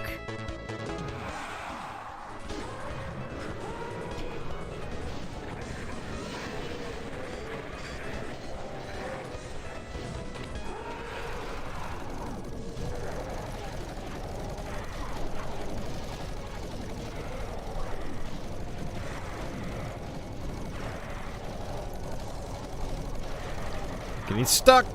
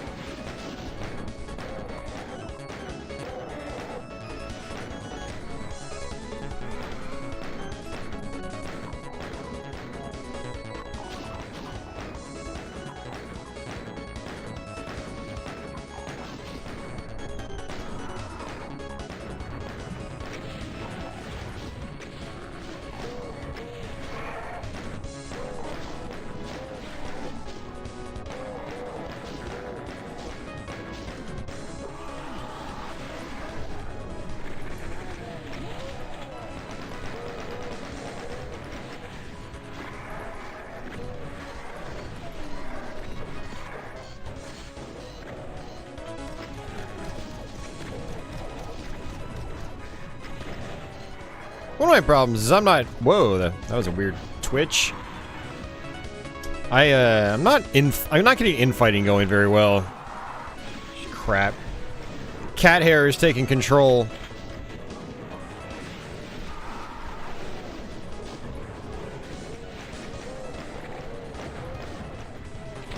Dude, what the hell, dude? My mouse is twitching like crazy now. It's usually because, like, cat hair on my desk.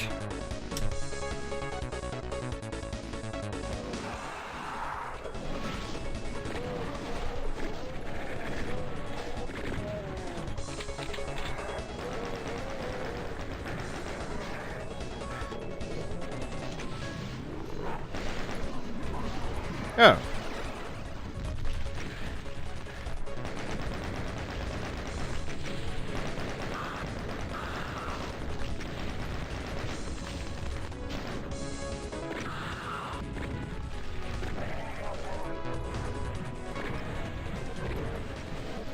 I want to say this locks behind me. Yeah, Archfiles. I'm dead. You want to be here later?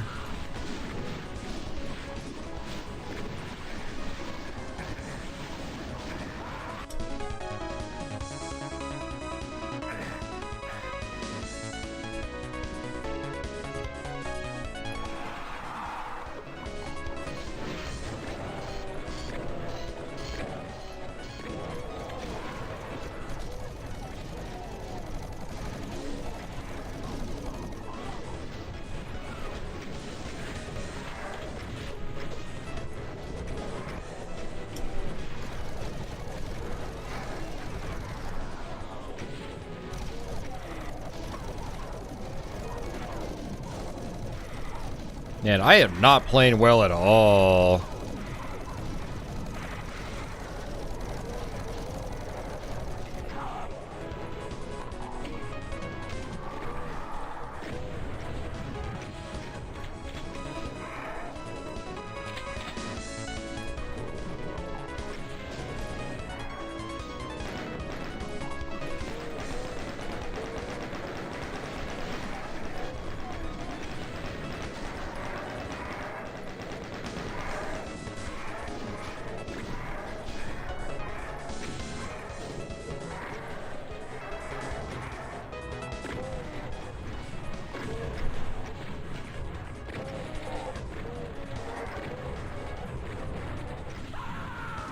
Ugh.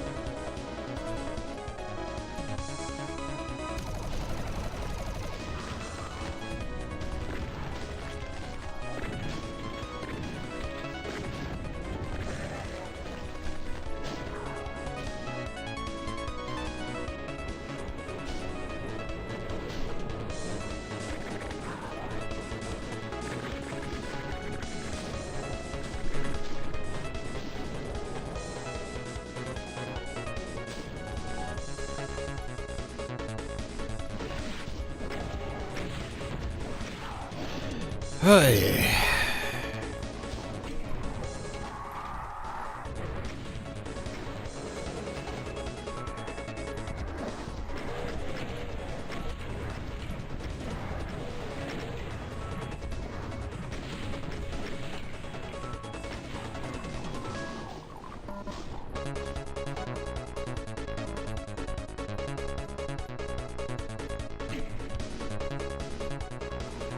It was a staycation savvy. He didn't go anywhere.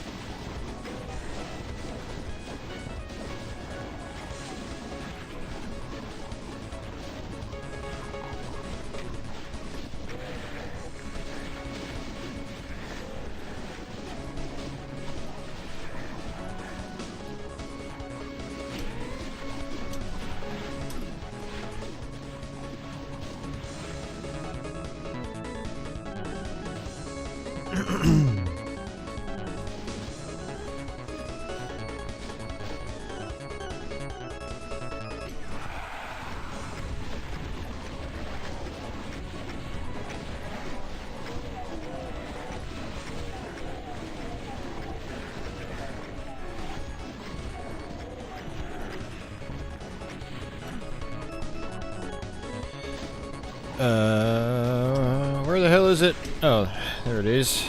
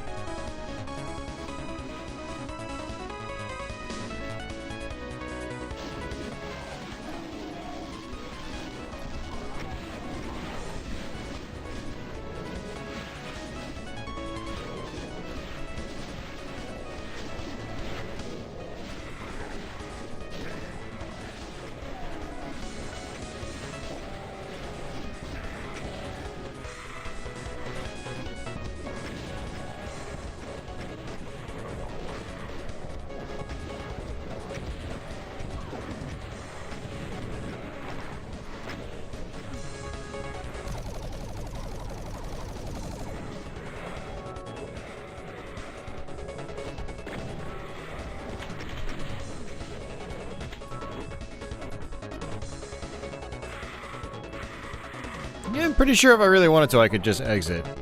Let's just exit. Instead of dealing with the cyber demon.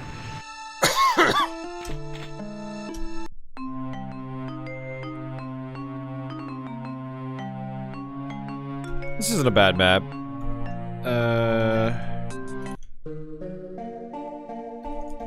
I can't do that because that's got like... Well, I don't think I'll get copyright claim because I've done a full Sunlust playthrough before. And, so all the music's technically on my channel. But I like this map a lot, and this has Castlevania 64 music.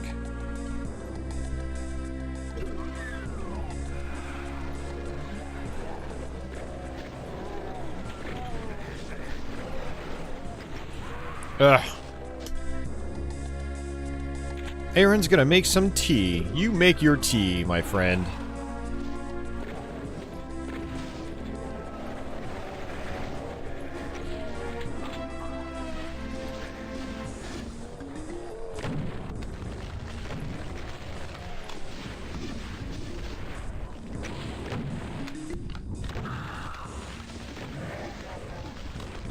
Whoa! I was like, where's the fire coming from?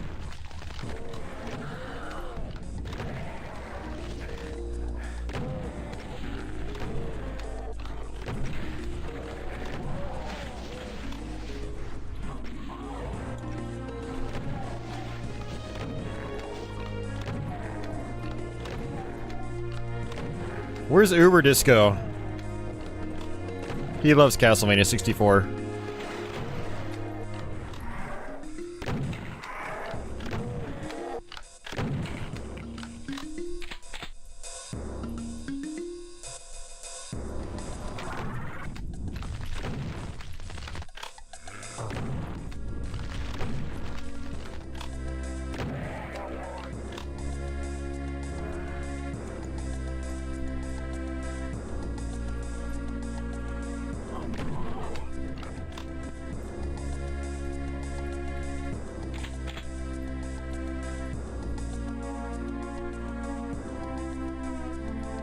I'd like to do another set of Castlevania 64 streams. I haven't played through them since, well, since I last streamed them here, like 6 or 7 years ago now. Probably 5 years ago. I think it might have been 2017. Maybe 2018. I don't know.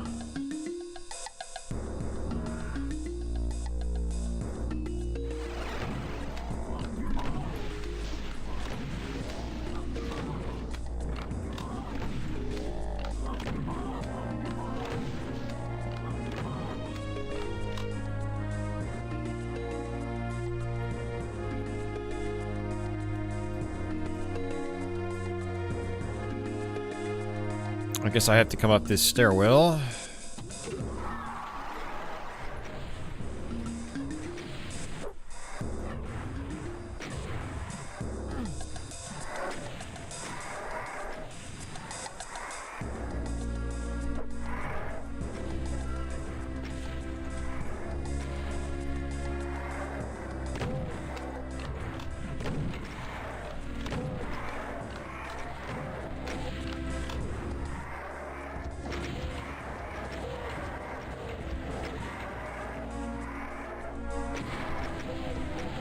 Well, that's fancy. I never thought about trying that.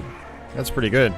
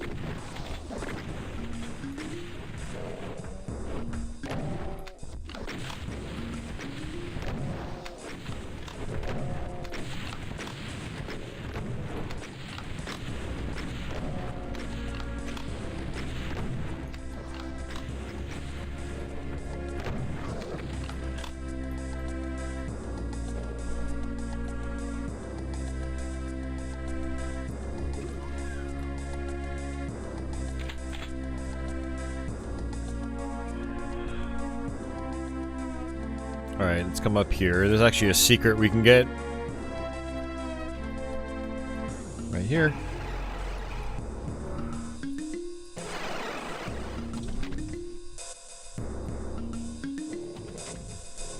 Alright, let's see.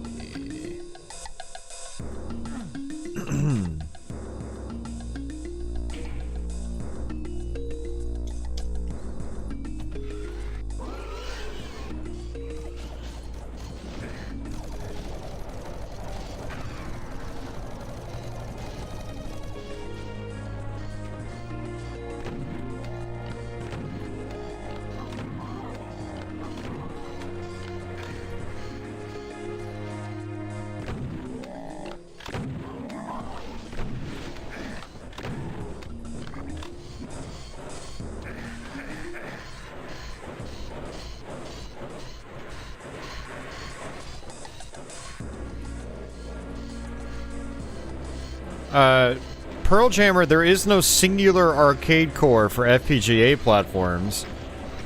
Every game has its own core.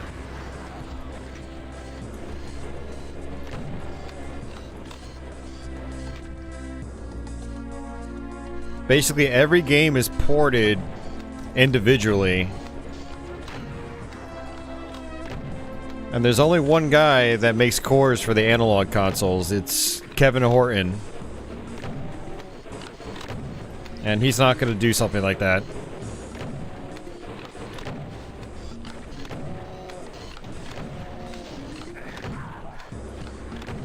Dude, if you want to play these games, just fire up emulators on your computer, dude. Quit like salivating over like a singular device. Just, there's so many options out there right now. Oh, do you have an old laptop? Your old laptop will work better than a Raspberry Pi. Like, you've got so many options out there, man.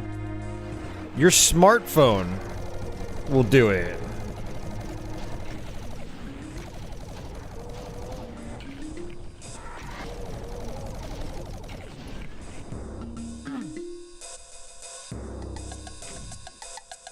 Like, this isn't new stuff.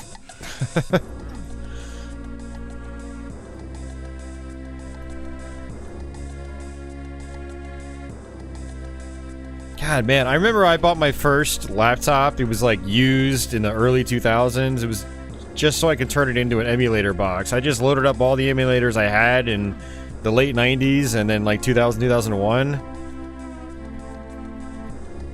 And I've been doing that with a lot of devices ever since. You know, it's not like you have to have a Raspberry Pi or you have to have a Mister.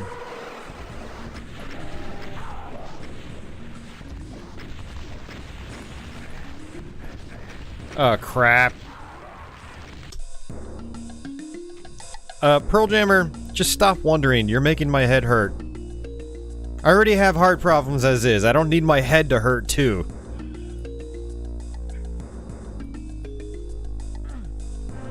Head hurt equals bad. Shit, playing these WADS is bad enough for my heart as is.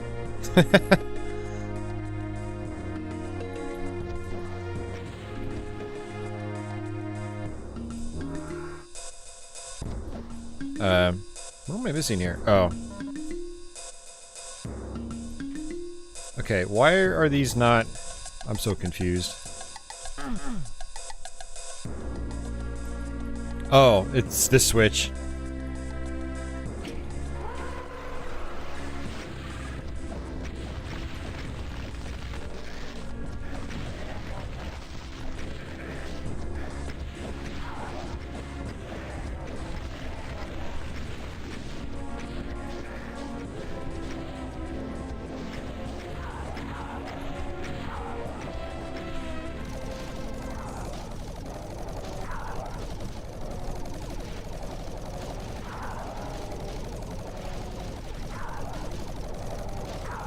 Dude, Pearl Jammer, I have a much better idea for you. I didn't even think about this.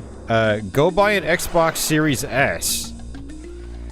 You can even get them used now. Like, I was at a local game store. They had a complete one in box for like $230. You don't even need to hack them. You can download RetroArch, and boom, there you go. It's an amazing emulation box. You can go out to like any big box retail store and buy one for $300. And then you also have the benefit of being able to play Xbox games. Granted, download only, but still. I don't know why I didn't even think about that earlier, but look at Modern Vintage Gamer's video on it. So go to Modern Vintage Gamer's YouTube channel. He has a video from earlier this year where he shows all the emulators running on it. He's even got MAME running on it. He showed off stuff like X-Men vs. Street Fighter, and it ran perfectly. It does PlayStation 1 flawlessly. It can do Nintendo 64. It can even do PlayStation 2. I think he even showed off Dreamcast and GameCube as well. Yeah, Aaron, I agree. The Xbox controller is really solid. And then you can use other controllers too. You can get all sorts of arcade sticks for it. And you can have it like right now. You don't have to wait, and you know, it's not hard to set up apparently. I've got a friend that's pretty computer illiterate and he set it up, so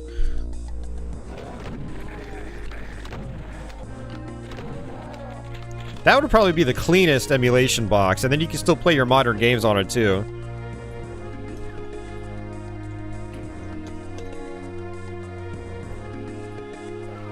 I had even thought about getting another Series S just for that, but I have a Mister, so I talked myself out of it.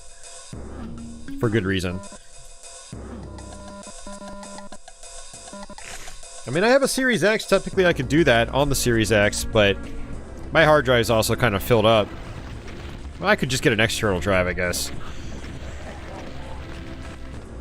Hey, Ian, what's going on, man? Ah.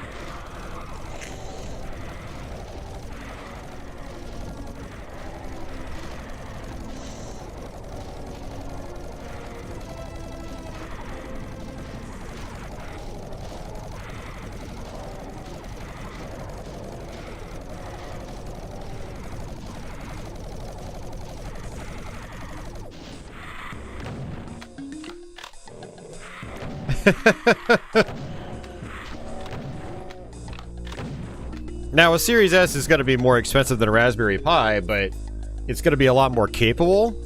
It's going to do a lot more of what you want. Like, it's going to be, like I can say, it does PlayStation, like, flawlessly. Raspberry Pi, I don't think does PS1 perfectly. And Raspberry Pi, like, barely does N64. And then you also get the benefit of having a modern console that's not a Switch.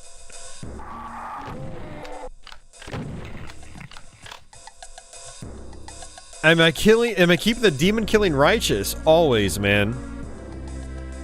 Always.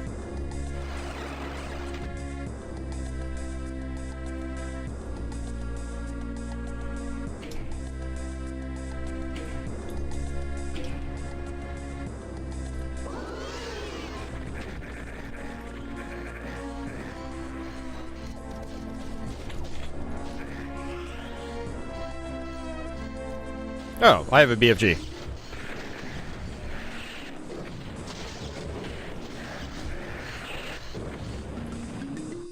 For some reason, I didn't realize I had a BFG.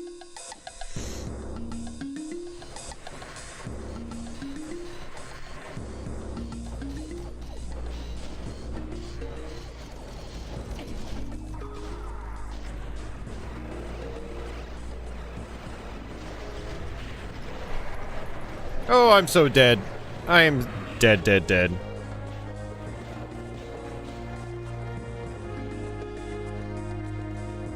Yeah, I mean, Pearl Jam, and again, if you want to pay less, you can buy a used Series S. You can probably just, like, hop online and get a used one. GameStop might even have some used ones for a decent price.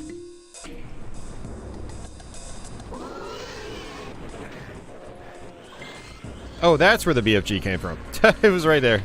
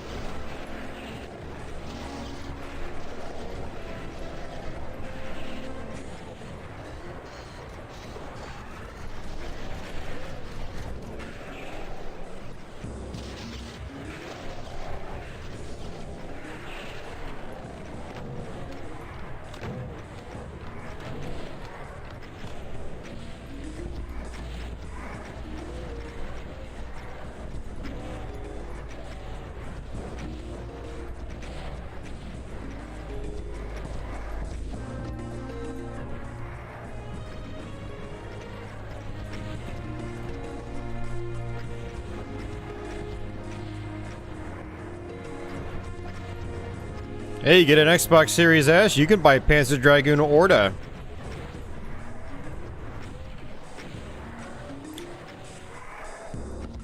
You can play it at 1080p, 60 FPS. With like barely any load times too.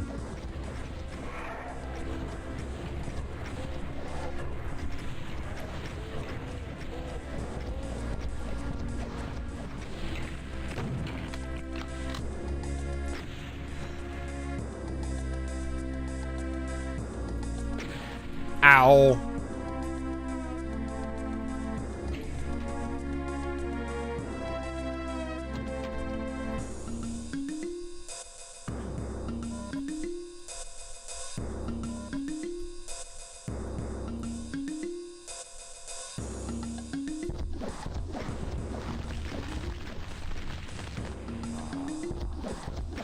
Ooh ha ha ha ha.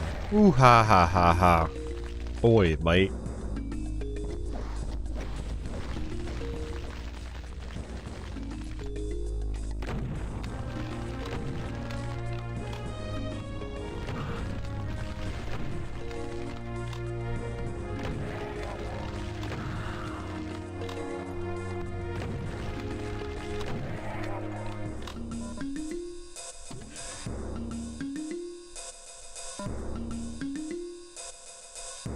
Alright. Let's see. I guess we just go to the exit now.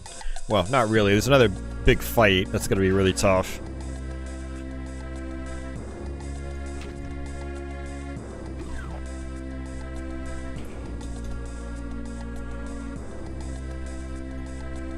Boy, mate.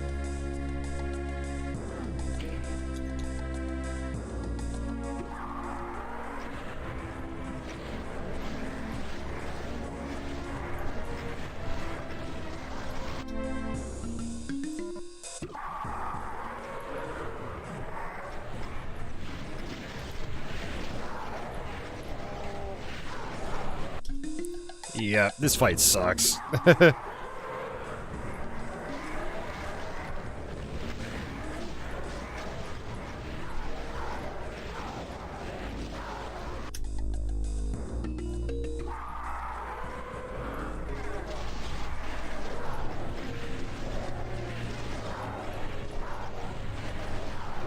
This fight's always been a big problem for me.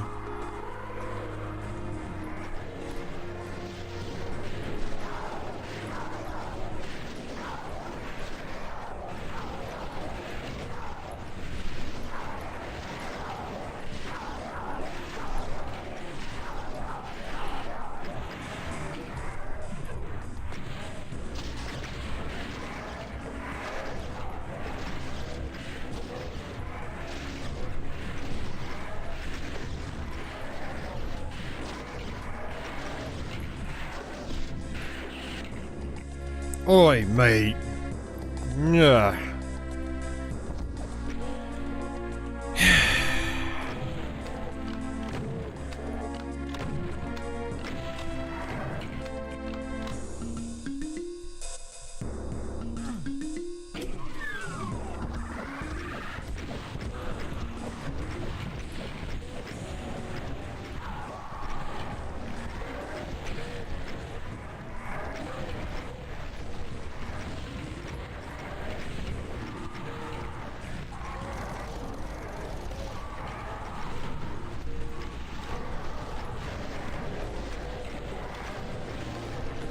Wow, this ended really poorly. It's because I have no cells left.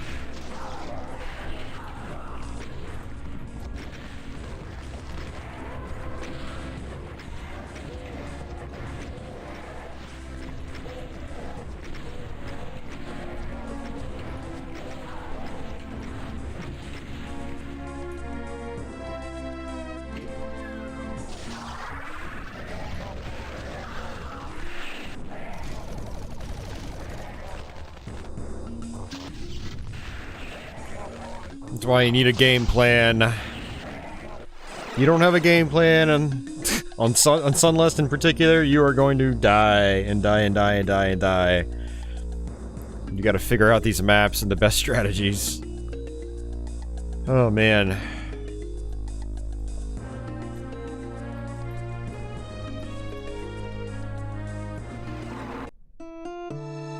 Whew. Hey, we're 4.5 hours in.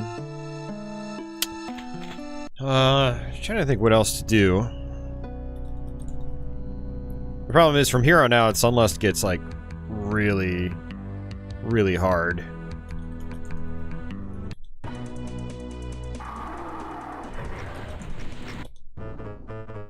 Like, really hard. I'm looking at all these maps, I'm like, yeah, none of them are... At least this one has Dragon Force music.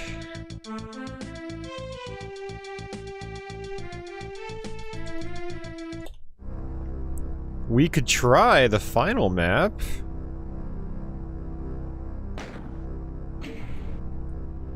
Which is gigantic.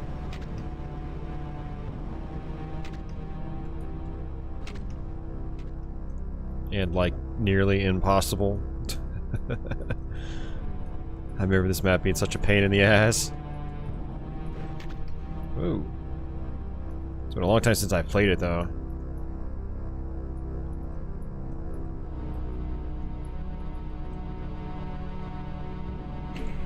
No, the game Dragon Force, not the band.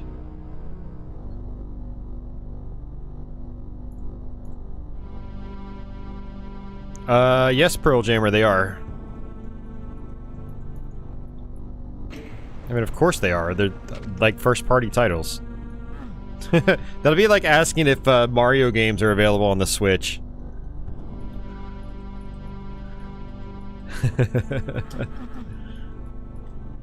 Is Halo on the Xbox store?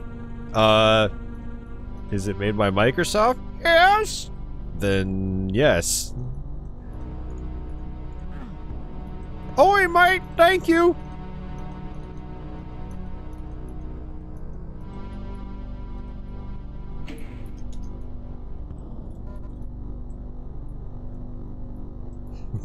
I'm sorry, Pearl Jammer. I'm having a good time giving you a hard time.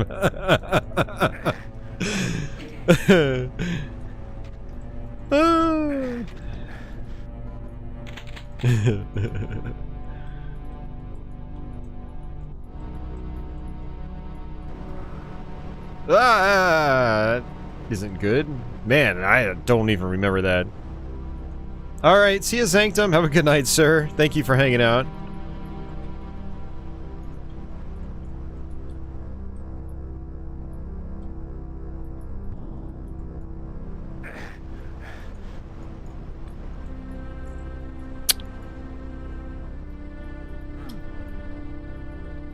And I don't even remember what to do.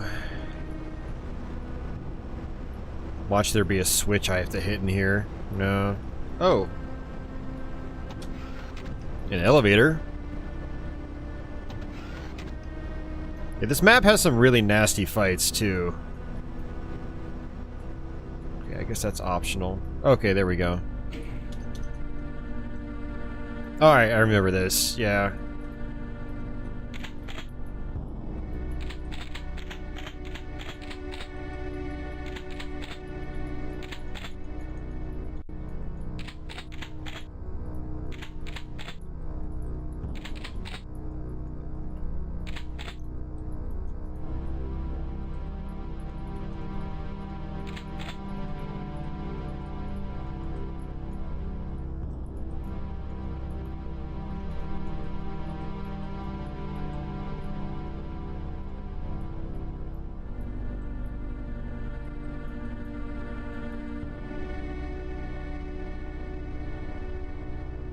Crossline says, is Mario available on this Philips CDI? Actually, yes, it is.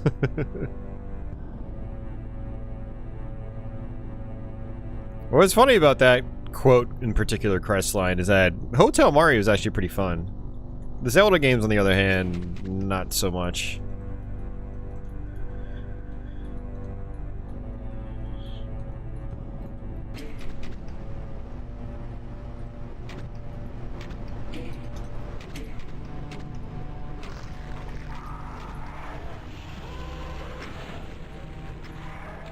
That's such a cool effect.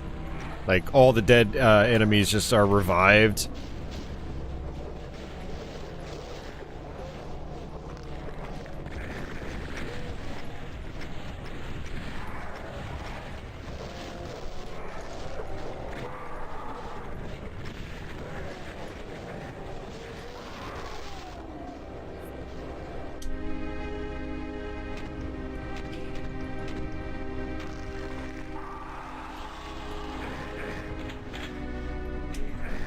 Whoa, what the freaking hell? Okay.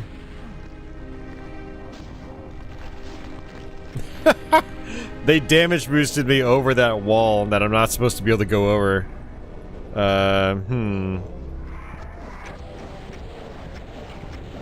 Probably not the intended strategy.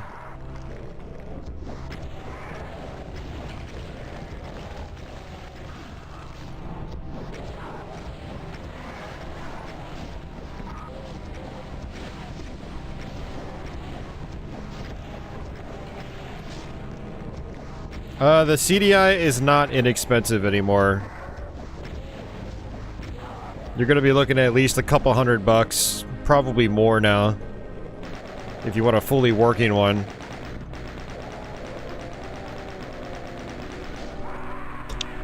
Wow.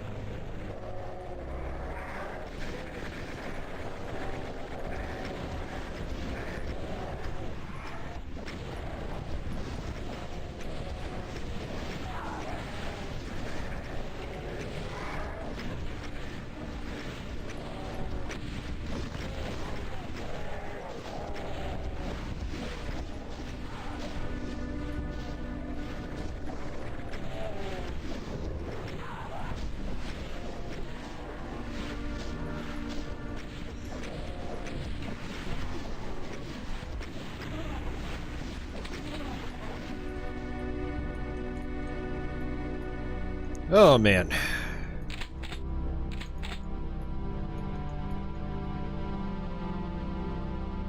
Hey, Zero, what's going on?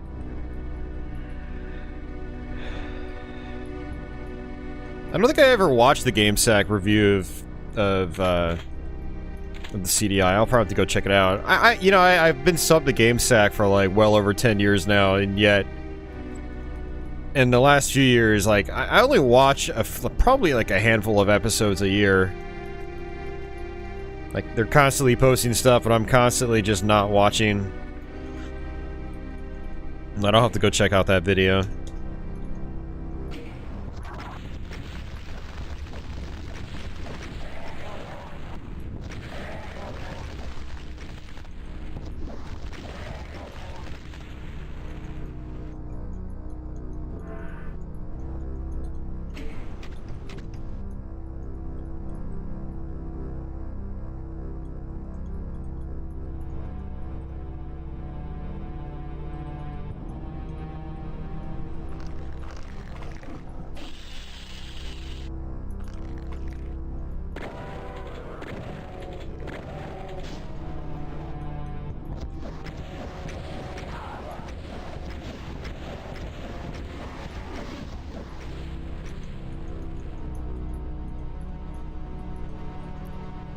You know what it was like without internet, Savvy?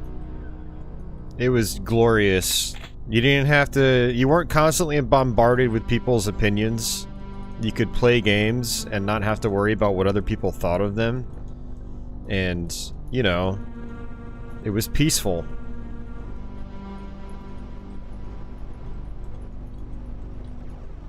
I mean that semi-sarcastically. I mean, I also mean it semi-seriously as well.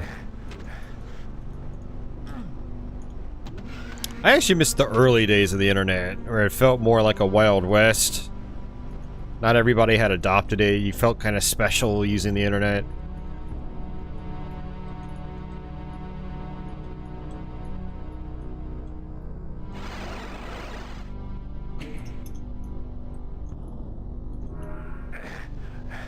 Man, it's been so long since I've gone through this map.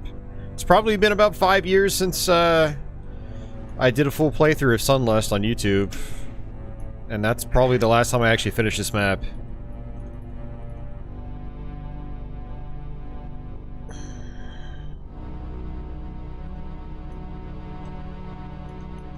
Yeah, I agree, Zero. Early internet was awesome.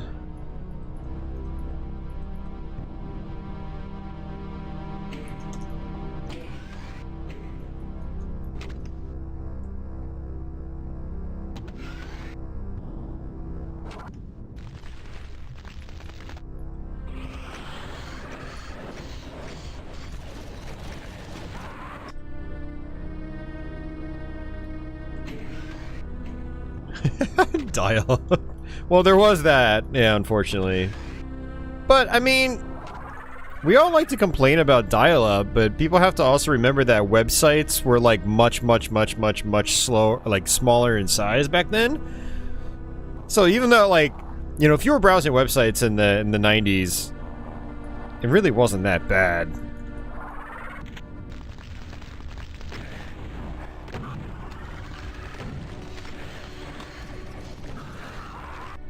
I kind of don't want to play this map. We're just going to be dying over and over again.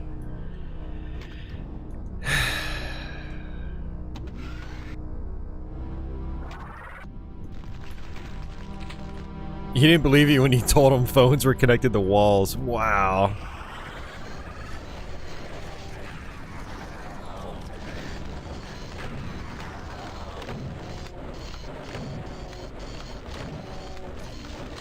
I mean, my parents still have a couple phones connected to walls.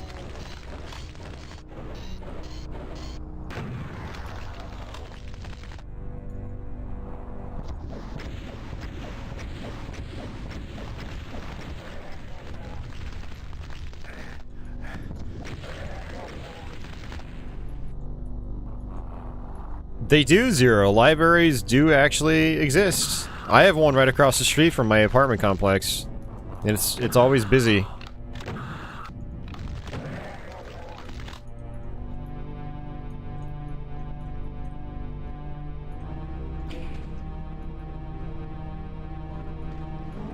Oh, for fudge sake.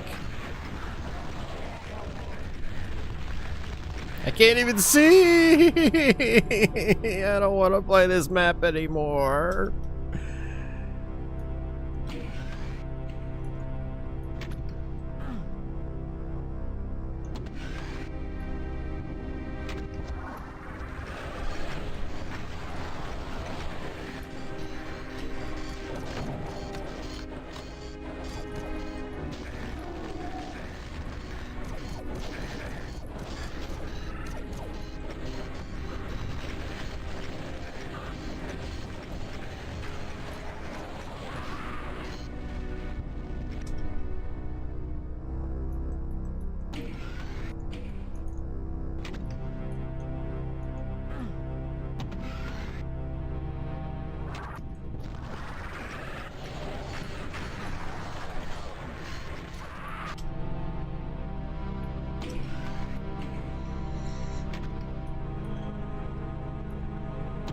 I might go back to Sunder after this.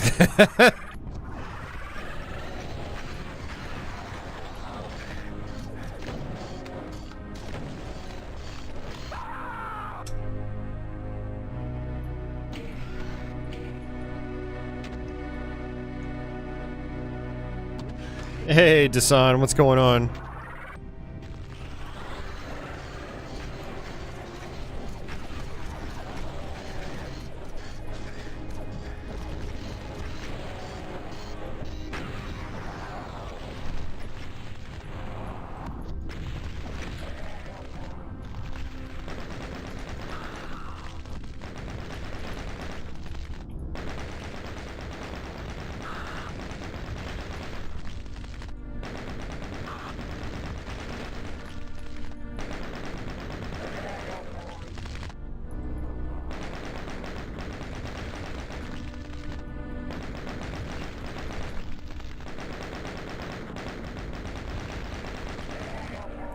Yeah, Zero, this WAD is quite brutal, especially in the second half.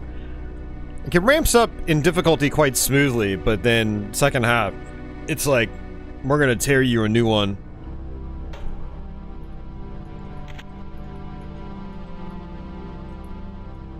Alright, we're gonna go ahead and just save it and just work with this, because this will give me all my health back.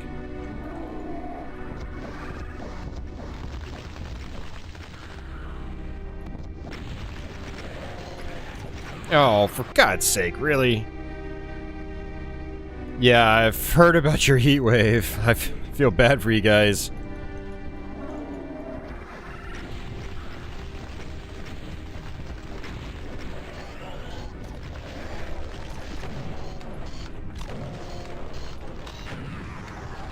God, it's like I just can't even see what I'm doing half the time. Because of the fire?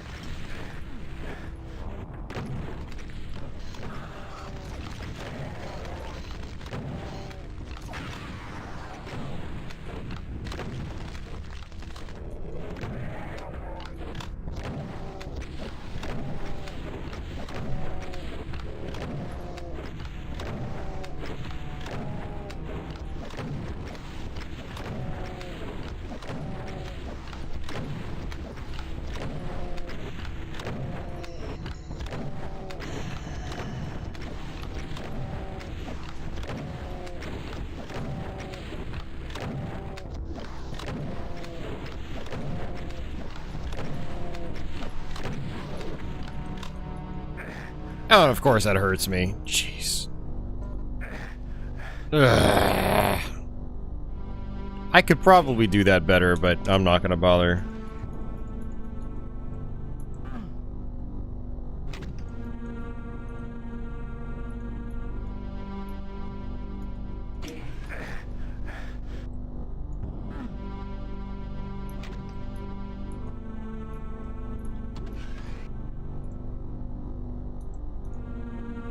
I can't see where I'm going, because I'm not using free look.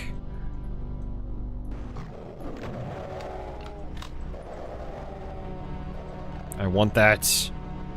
Oh, that's pleasant. Oh, I vaguely remember this fight. And I can't access it yet, apparently.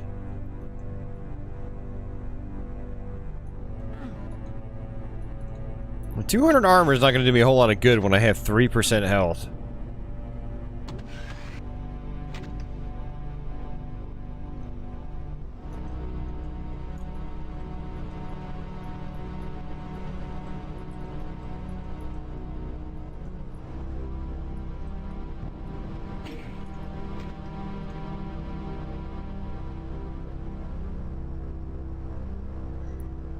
Man, I'm having flashbacks to some of these fights now.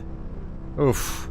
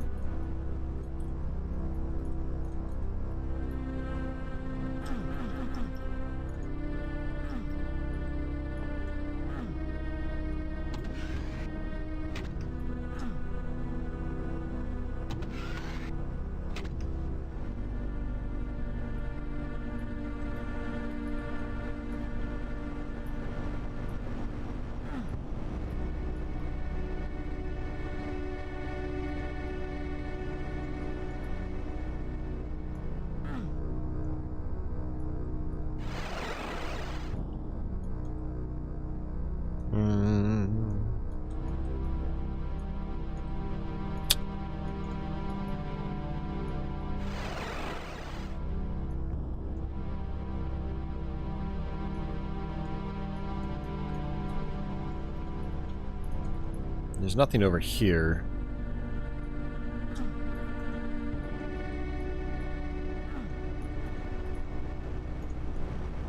Yeah, I'm definitely missing something.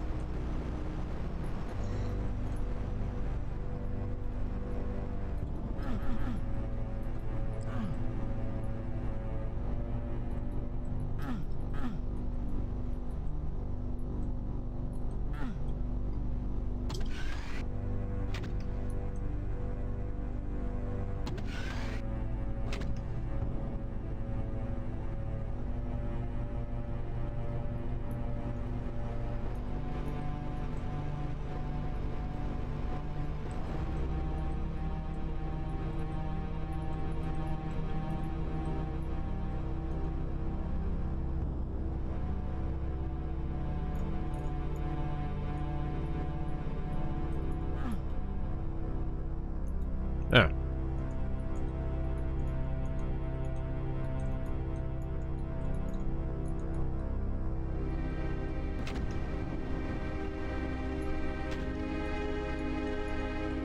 Yeah, it's such a massive map, and then there's just a redonkulous fight at the very end. Oh, I don't have the yellow key yet.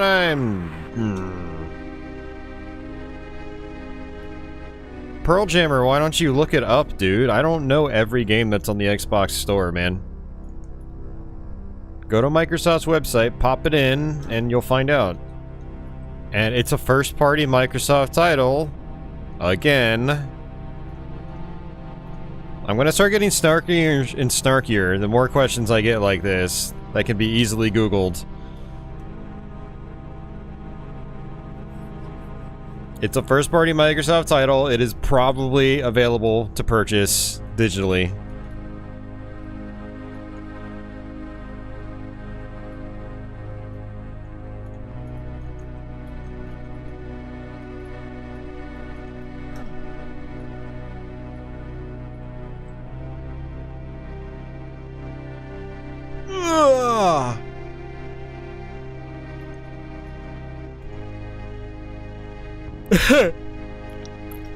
I know a lot of the games that have existed, Savvy. I just don't know whether they're on Microsoft's store or not. Like, like I don't know, man. I'm just, I think I've screwed myself by jumping down here. I don't think I can actually do anything. I don't have the yellow key, and I have no way of getting back.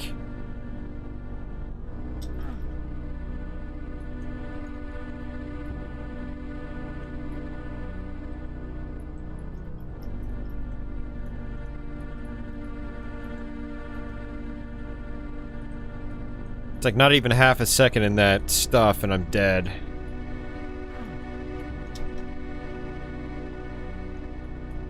I actually just screwed myself by saving at this spot.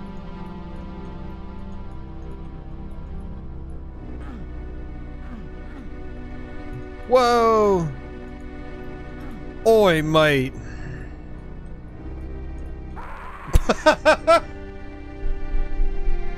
Oh, man.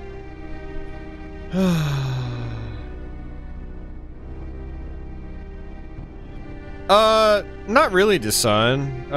The stuff that gets delisted is like, if you're talking like Xbox One and up, it's mostly like, in terms of Microsoft titles, I think the only ones that have been delisted are some of the Forza games because they license the cars and they only have those licenses for so long.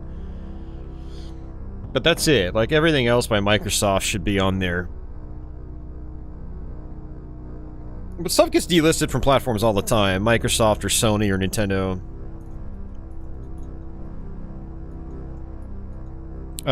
We were even talking just the other day about some of the old Sega Xbox Live Arcade titles getting delisted, like the original Golden Axe.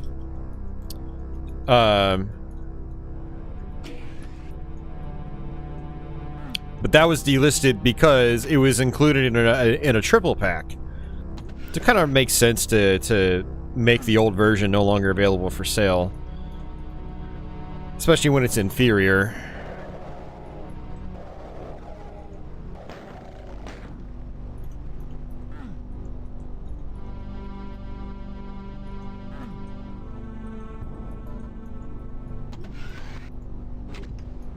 Yeah, Zero, a lot of the WADs I play are like this, with just like absolutely massive like structures and stuff like that. Now, it requires, maps like these require what's called limit removing source ports that allow for, you know, higher enemy counts and stuff like that. Or I should say, line defs, as they call them. Allowing for a lot more complex architecture.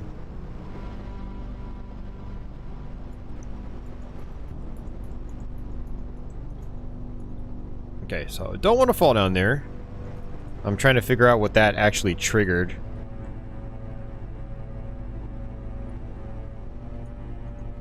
I mean, maybe I do want to actually fall down.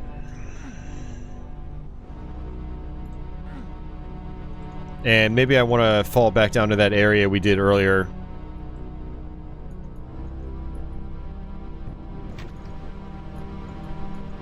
Yeah, like down here.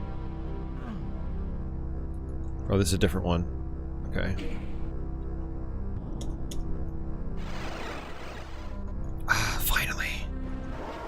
Ah! I should have expected that.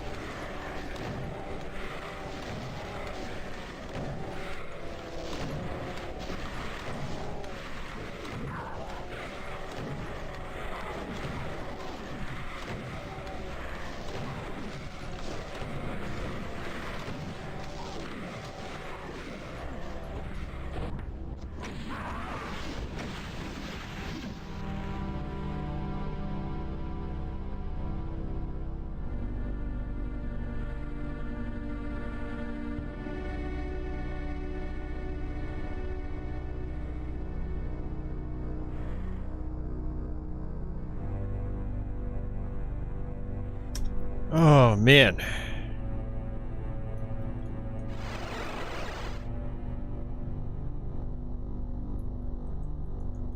Guess that's not really where I want to be. Oi, mate. Mate.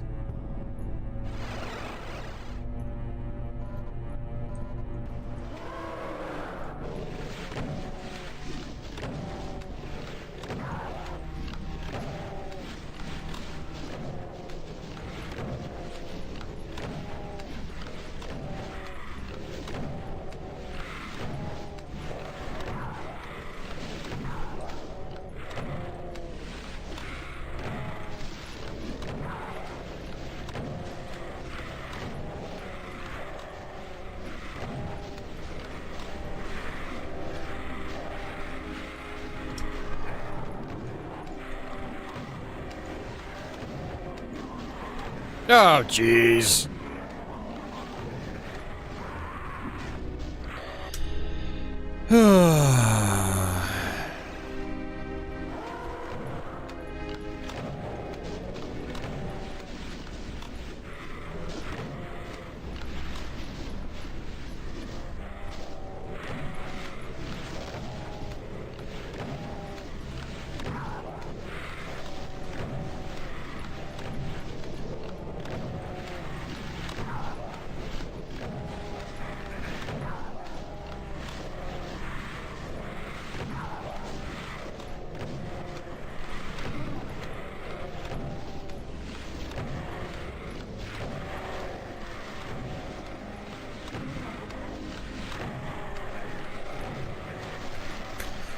Wah.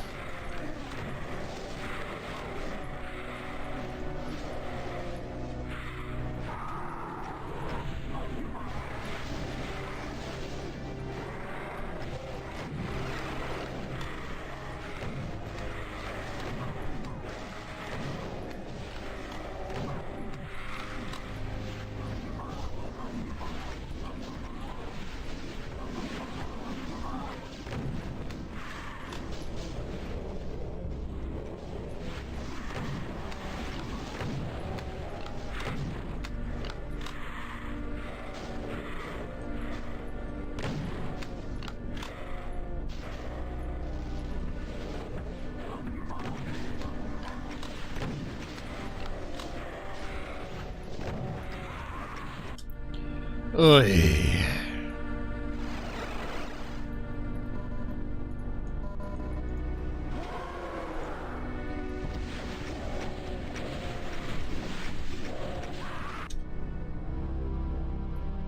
Savvy jinxed me. She's like, oh, it's the worst thing to die to Lost Souls. Now I'm dying to Lost Souls all the time. It's all Savvy's fault. Oi, mate.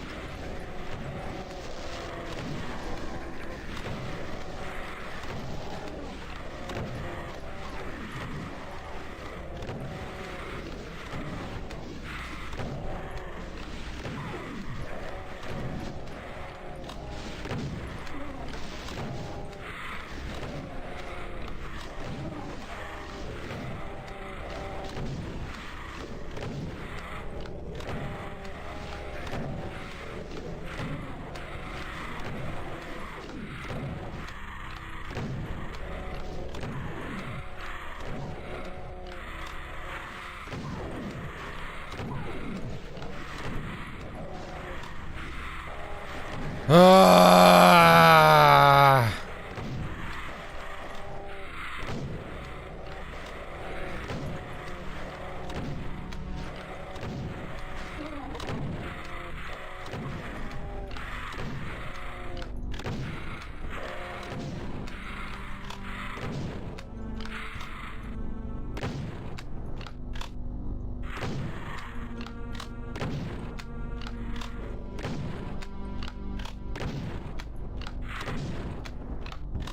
Holy crapola. Pearl Jammer's back. He's sold on the Series S. That's all he'll say about that. There you go, man. I told you so.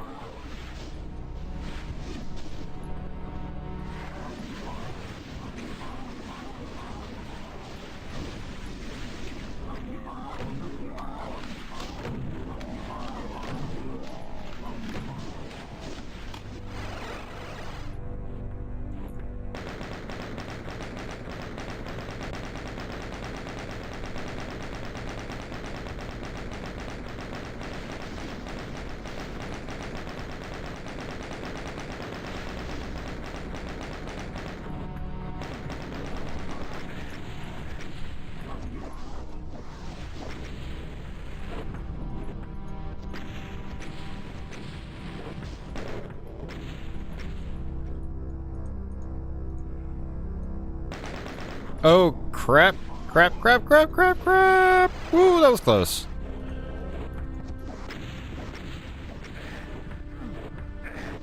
Kill me now.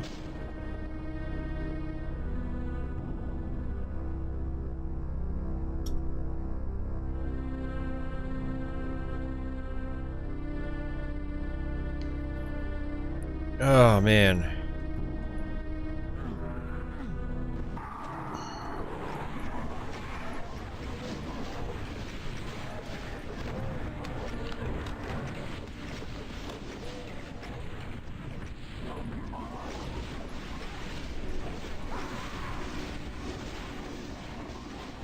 Oh, nice, Jason. Hell yeah. I love that game. It's such a good game. It gets even more fun, like, your second and third time through, when like you really know what you're doing. You just are literally ripping and tearing through everything.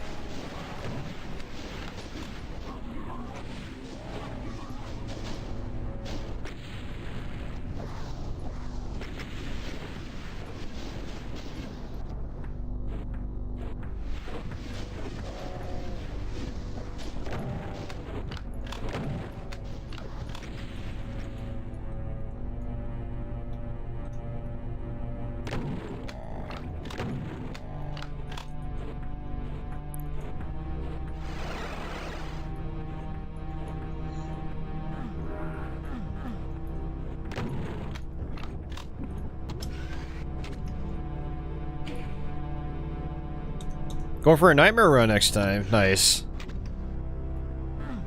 Yeah, you know, Nightmare's not really much more difficult than Ultraviolence. You'll rip through it pretty quickly.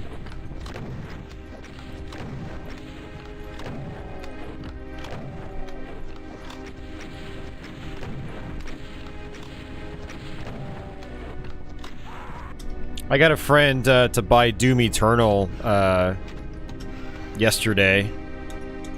Because he really liked Doom 2016. So I was like, dude, you gotta play Eternal as well then.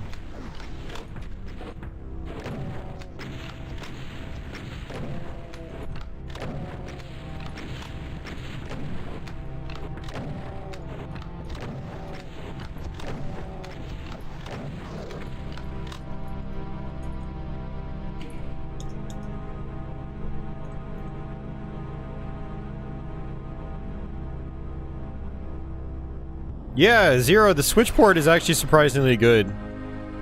One of my friends brought it over when it first came out, and I was really surprised at the overall quality. I wonder if I can do anything down here. Really? That's it? Got my hopes up for nothing.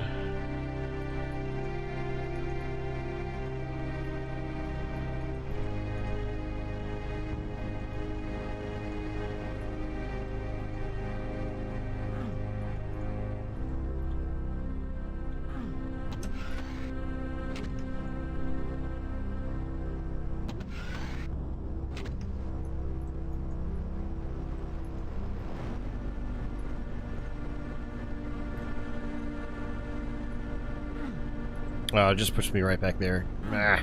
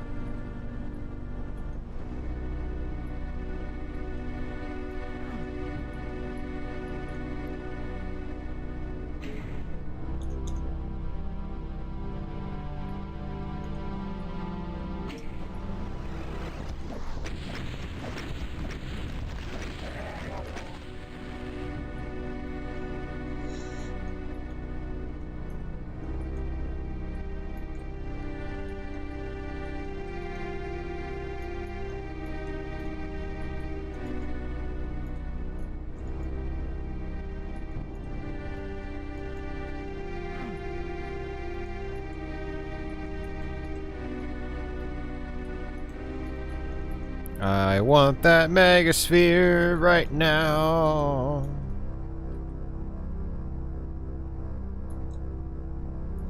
Oh, I have to go back there. Well, I guess I can come over here since this is open too. There with this fight being a major pain in the ass. Oh, I totally understand, Aberdeen. Don't worry. Thanks for hanging out. You've been here for a while. I appreciate it.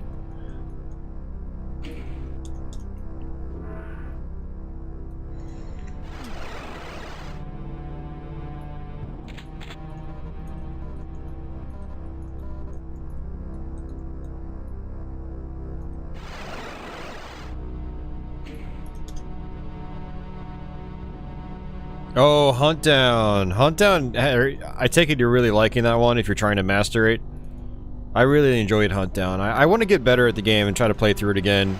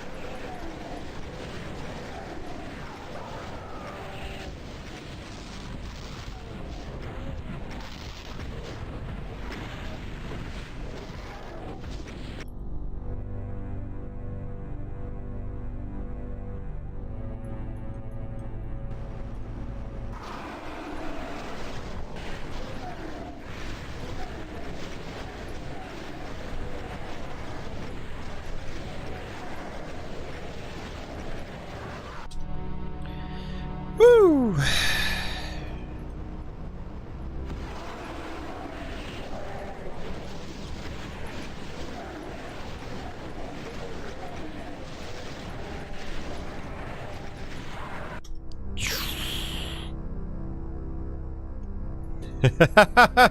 Sorry, Savvy.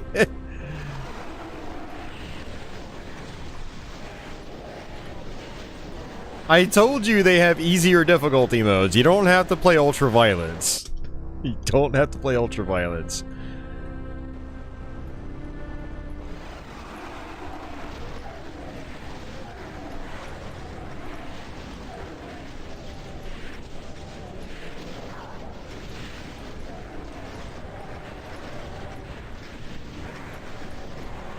Jeez, man.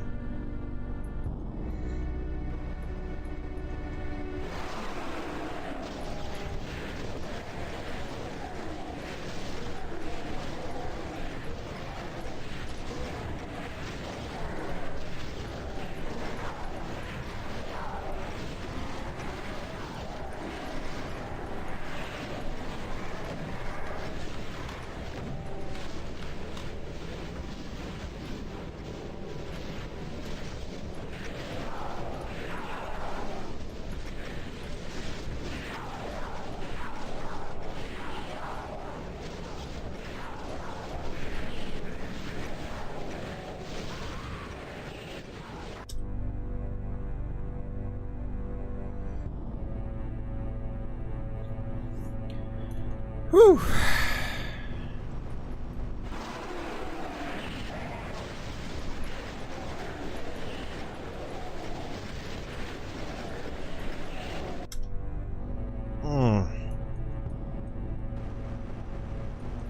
Yeah, Dasan. I mean, the better you get at shmups, like, the more it starts to feed into other genres like first-person shooters.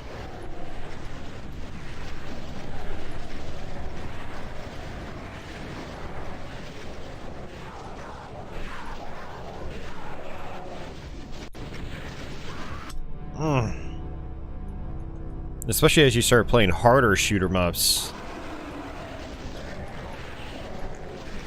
You start craving that higher difficulty level because nothing quite does it the same, you know?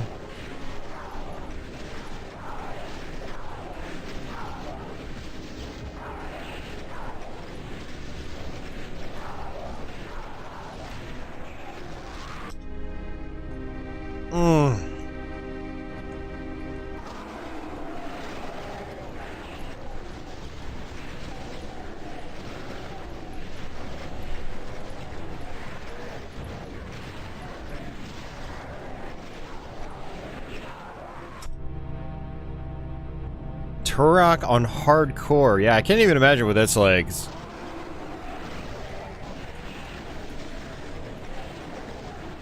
I've never put a lot of time into Turok.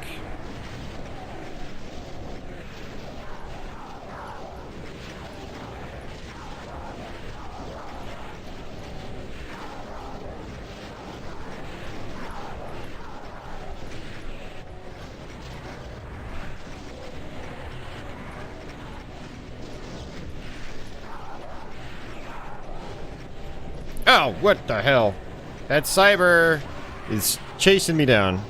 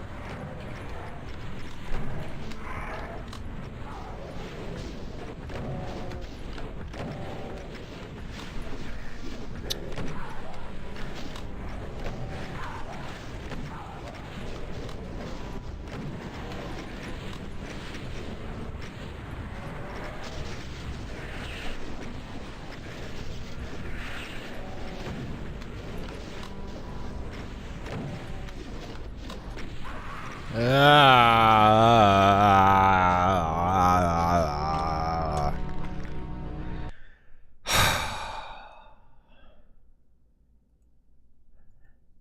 at the kitties.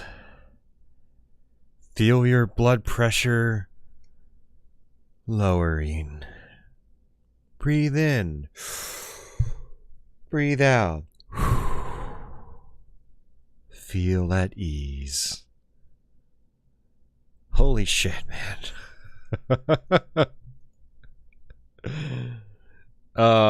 Man, that was pretty ridiculous. I don't even remember what my old strategy was for that room. I mean, that room always kicked my ass. And that was just... That's like nothing compared to the final fight on that map. It's just the map is gigantic. It's... I mean, it's definitely a way to end the WAD. Like, that's... You know, it's definitely the most, I guess, quote-unquote epic map in the entire WAD. Whew. Man.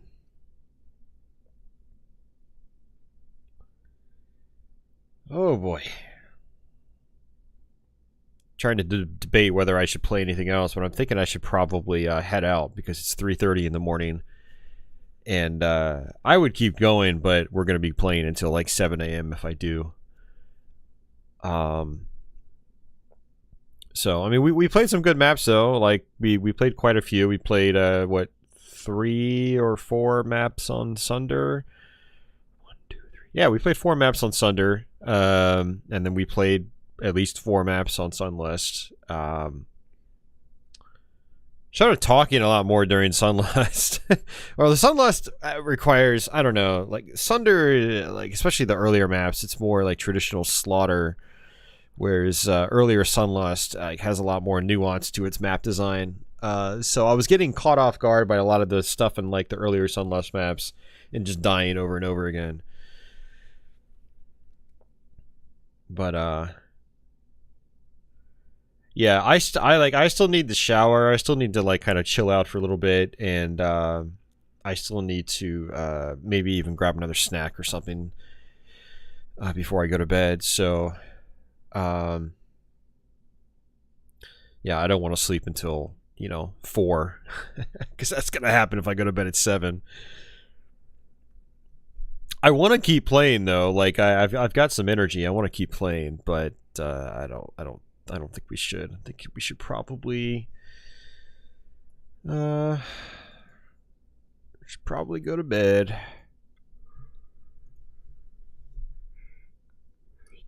Patchy sleeping on top of a carrot. She heard her name. Hey, Patchouli, you heard me.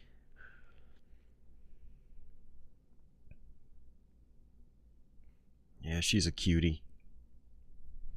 Yeah, she's sleeping on top of a toy carrot.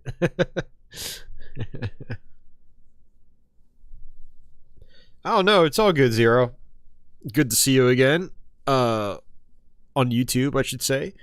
Because I see you on Discord. Yep, have a great night, Savvy. No problem, Pearl Jammer, with all the questions.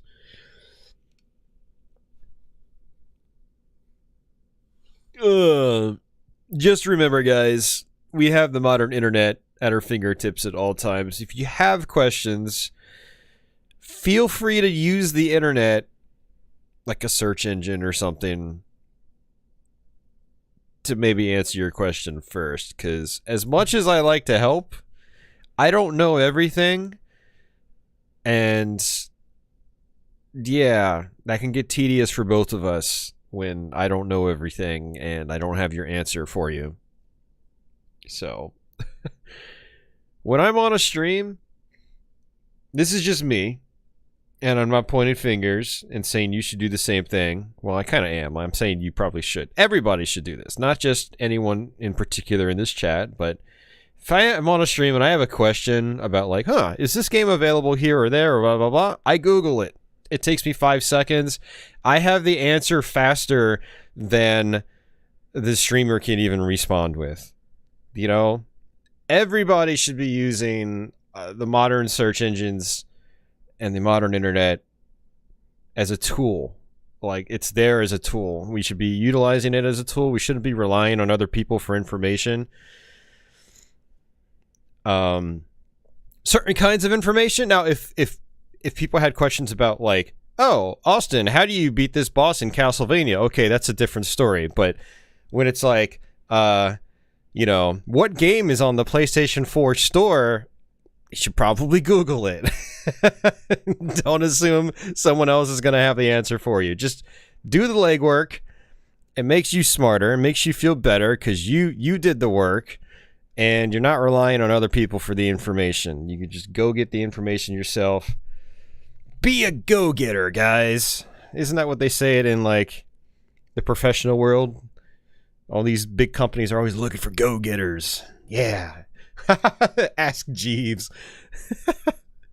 Isn't Ask Jeeves still around? Or is it just Ask? Yeah, it's ask.com. Oh man, I haven't been to ask.com in forever. Yeah, there's still a search engine apparently, so that's funny. Let's see what ask.com has on their about page.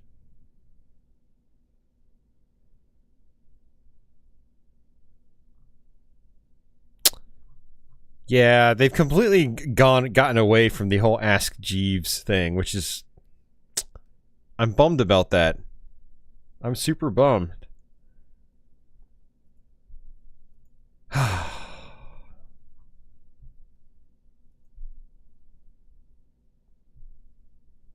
What a bummer.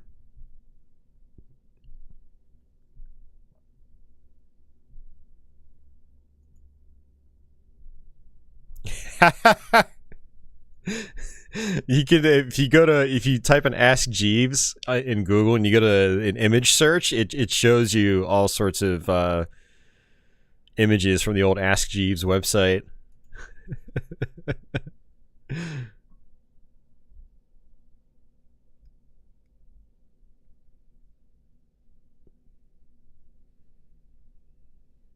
Fat Chart says, can we not use Bing? Oh, you can use Bing.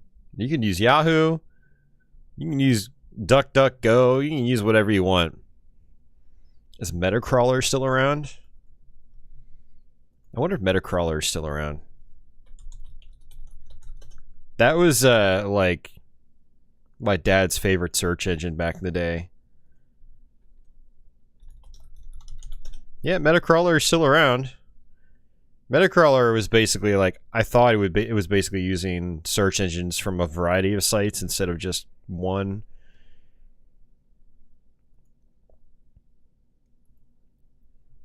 Yeah, interesting.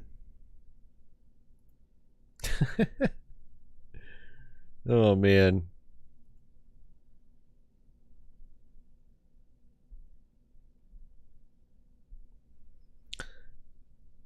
Mark says, I'm used to you getting annoyed with me. I try not to take it personally when it happens.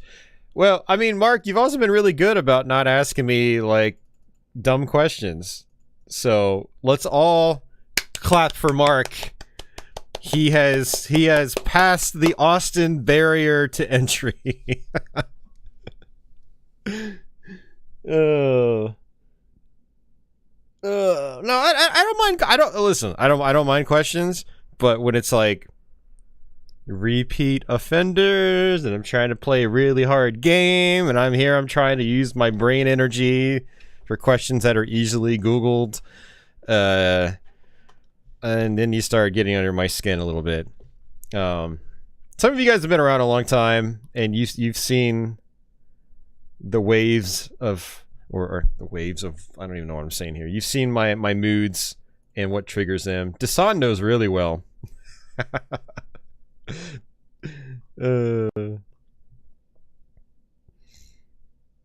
So I love helping people, like I said, but if people keep wanting to take from me, like just Austin help me, Austin help me, Austin help me, Austin help me, I'm like, listen guys, you gotta help yourself occasionally. Okay, I can't do everything for you. I've got a stream to run. So, yeah. It is what it is. I mean, like, yeah, I'm sorry I can get annoyed by people, but, I mean, yeah. I guess it is what it is. Well, I guess the way I see it is it's better than me just like ignoring like 90% of the chat, which is what a lot of streamers do. They just like ignore chat completely. Where they only pay attention to like a couple of the regulars and that's it. Or they only pay attention to people that give them money. Or like on Twitch, it's like, you know, they only pay attention to people that follow. I don't know. It's streaming's weird. I always tell people streaming's weird. Streaming was really fun when I started. Now I just think the whole thing is just super weird, even though I still do it. Especially when I'm on Twitch, I think it's even weirder. But just the whole dynamic between the streamer and the audience, and you have streamer expectations that varies from streamer to streamer. Then you've got viewer expectations, and that varies from viewer to viewer, and how that, you know, gels between the audience and the streamer, you know, it's gonna vary, and it's just, I don't know, the whole thing is weird. So when I try to be like down to earth and like real, people take offense to it because they want me to be like super nice all the time and like fake and, you know, not tell you what I really think and, you know, not be abrasive at all. And I don't know, it's like I said, it's weird. Oh, don't worry about it, Pearl Jammer.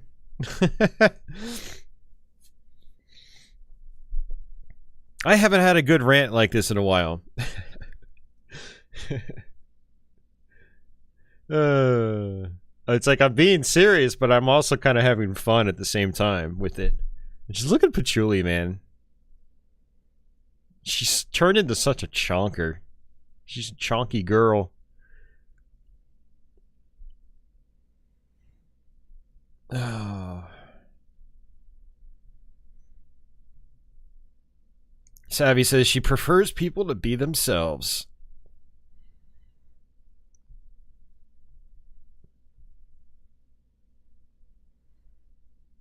Gameplay and rant. That's right, Pearl Jammer. Oh man, so it's been a while since I've done any Doom WADs like this on YouTube, so that's cool. I'll have you know, some more gameplay of that on my Doom playlist, but I gotta try to tackle some of the other more like vanilla style WADs because I know a bunch of people would like to see those. I've been meaning to try to practice things like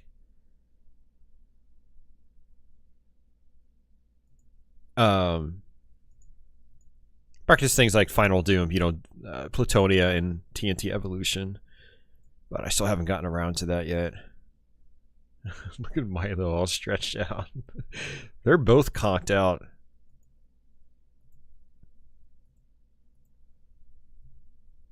They're conked out pretty well.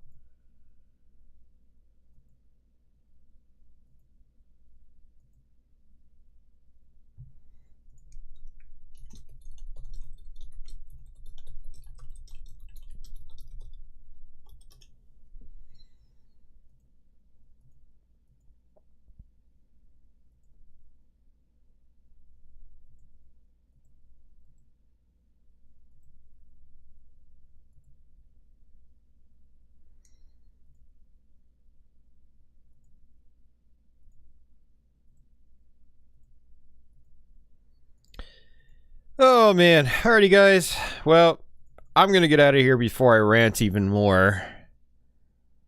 It was a good night. We you know, had a moderate turnout for like a super surprise stream. It was pretty cool. You know, having people watching some late night Doom.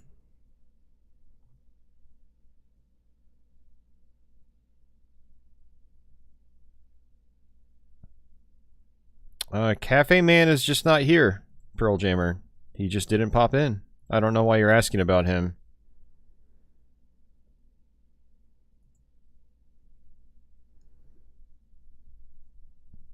But you know, Cafe Man's still around. He popped in, I think, a little bit to our Gauntlet stream last night, and he pops in on Twitch still.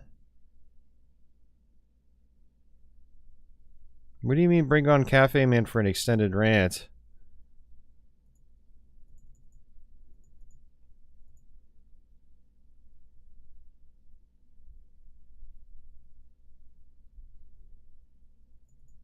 I don't know why you're bringing him up, Pearl Jammer. Do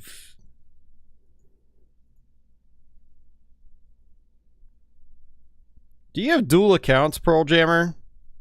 Because I only know one other person that would bring him up specifically.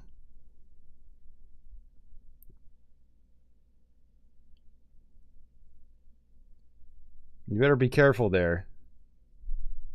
I banned the last guy that got on Cafe Man's case. Cafe Man's a regular viewer, and he's just a chill dude.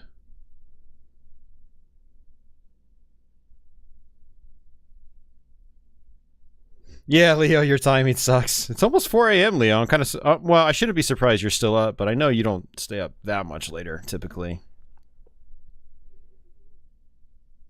Oh, thanks, Zero. I appreciate it, man. Yeah, I need to get some more sleep. All these nights since I got home from the hospital, I've slept like 10 hours. I just, and then when I wake up, I still feel like I can sleep more. But the cats generally wake me up.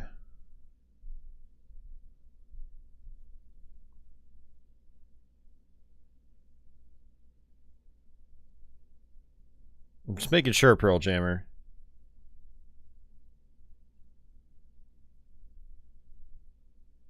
I don't know why you would bring up Cafe Man. That just sounds really suspect.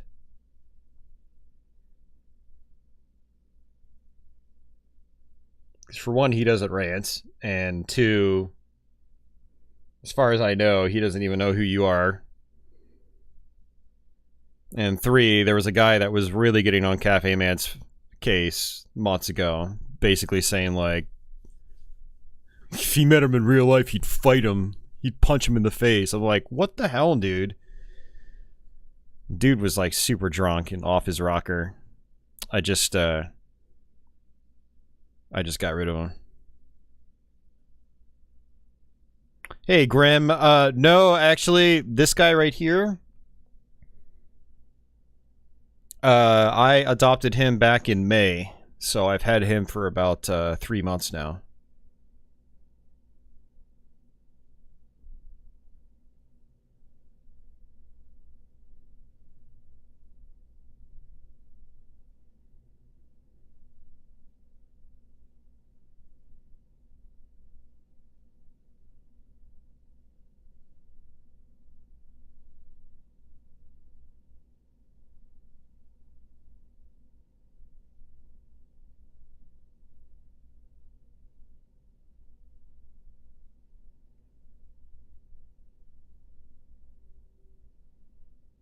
What about Cigarette Man, Pearl Jammer?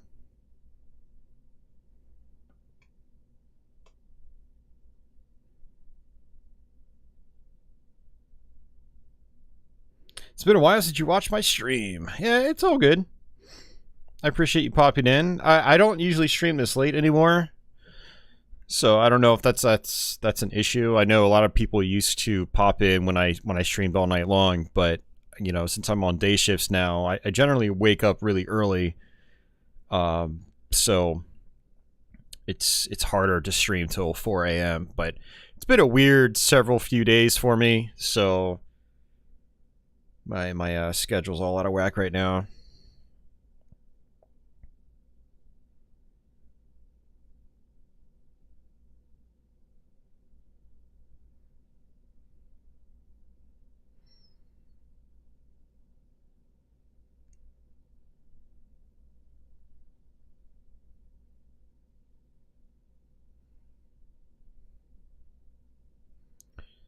Oh man, but yeah, that's Milo on the left, and then Patchouli is on the right. Milo is he's a crazy kitty. Really enjoyed my Killing Time playthrough. Nice.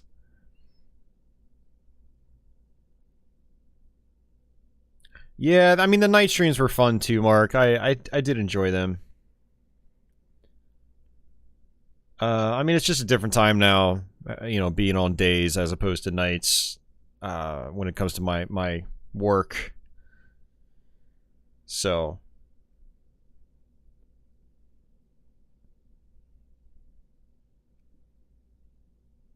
It's just funny how he's totally stretched out. He's not normally stretched out over the bed top like that, or the corners of the bed. Hey, Patchouli. What you doing, girl?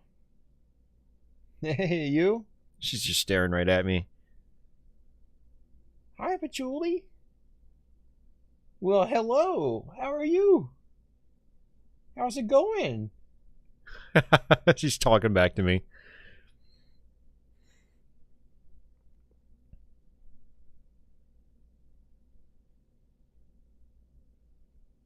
Hey, babe. I will say that when I was working night shift, it was a lot easier to stream for like longer periods of time. Start earlier and then go later. Like what I did when I was on night shift is I had a set schedule every week. I would stream I think it was like every Wednesday or every Thursday or something. And since I would normally wake up around like 8 or 9 to go to work, on my day off I would wake up at the same time, but I would start streaming instead of going to work. Whereas on day shift, it's like, you know, I could do the same thing. I could wake up and stream in the morning, but I usually like sleep in really late on my days off. And then I try to like go out and do stuff. I try to hang out with people because people are actually around. Whereas on night shift, it's like you wake up and no one's around because everybody's going to bed. So it was a lot easier to it was a lot easier to do and maintain streams when I was on night shift. It's a lot harder now that I'm on day shift. I can't go as long. I don't usually have as much energy. I still try to start the streams like at night because, you know, if I do streams during the middle of the day, like not as many people are around to watch them. So it's not as convenient for me personally. And obviously when you stream, you want to try to get as much viewership as possible. It's like I like nice quaint streams where we only have like 20 people watching, like tonight. But I do kind of miss the days when we had like 60 and 70 people watching. You know, that was nice. When you have more viewership, you feel like you know, you feel like you're like your project or your hobby here is like it's growing. It's not just, you know, the same thing over and over again. So like I don't get as many of those like big turnout streams as I used to. And I think that's because like for one, I'm not streaming at the same time every week. It's just random. And two, it's, you know, not everybody can tune in that used to be able to tune in. Like I used to be able to get all the West Coast people, and then I'd stream late enough to where all like the Europeans would pop in, and you know, we had a rhythm. It was interesting.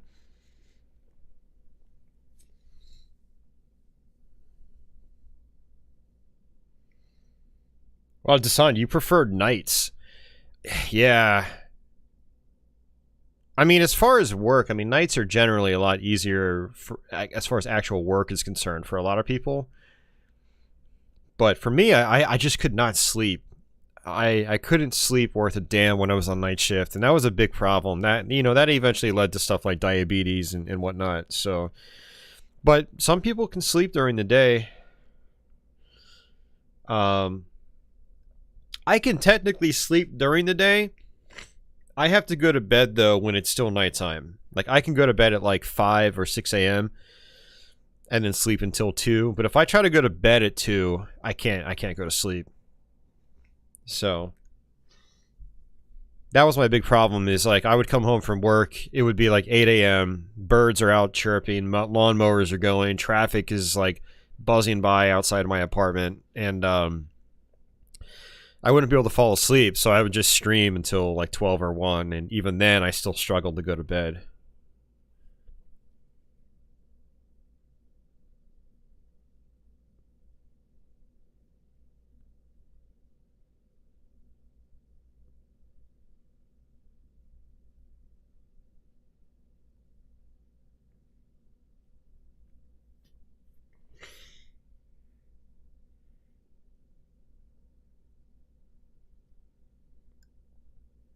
Yeah, I'm gonna get to a point where I'm gonna start scheduling my streams out again. Hopefully, like a day in advance, so you guys know when I'm actually going live.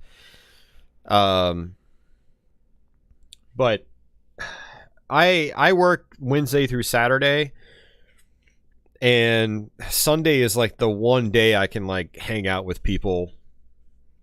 And these last few Sundays in particular, I've just gone out and done stuff. Instead of like, you know, scheduling a stream for like Sunday afternoon. I don't want to schedule a stream for Sunday afternoon because like then I'm basically, you know, foregoing any potential like opportunities to hang out with like friends or family or whatever on the one day that everybody's free, because most people in this area, they work Monday through Friday, you know, so my first day off is like the one day to catch up with all those people. So that's one reason I haven't been scheduling my streams. I've just been doing stuff, and then randomly, like spontaneously, I'll just start a stream anywhere from like 6 to 10 p.m., which is, I think I started Gauntlet last night at like 8 o'clock my time, 8 p.m. I actually wanted to start it earlier, but I ended up going out and doing stuff with a friend yesterday at the last minute, so... Yeah, Grim, the birds really get to me too. Like around here, they'll start chirping like crazy around 5:30 in the morning. So if I don't get to bed before then, it could be hard to fall asleep. Usually I'll make it through the birds, but it takes me longer to fall asleep if the birds are right outside my window chirping.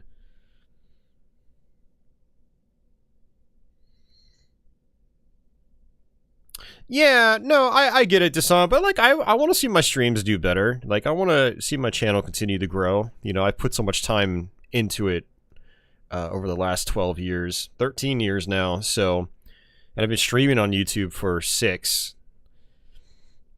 It's like, yeah, a lot of people do watch the archives, but you know, having the bigger stream turnouts is always nice. We get more conversation, more people talking with each other, and you know, and when I schedule a stream, I might be a little more attentive and focused on it.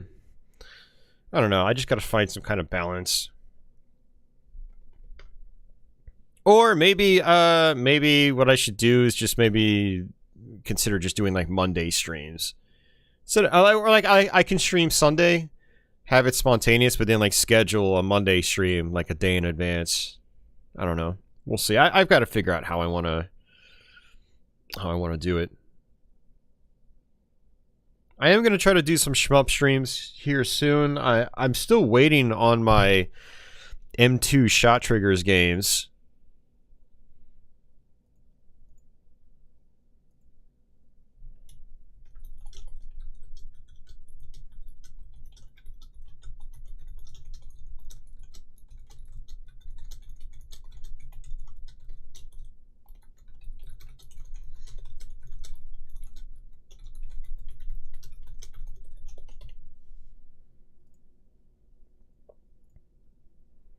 I'm going to actually check my tracking number on that now that I think about it, because I haven't. Check it out.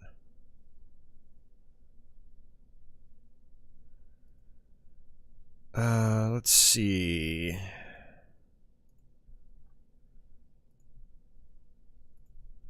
Yeah, so I ordered the Toa Plan. Well, the 2 Toa Plan collections that are available right now, which is the one with like Tiger Heli and Twin Cobra, and then the other one which has Fire Shark and Flying Shark on it.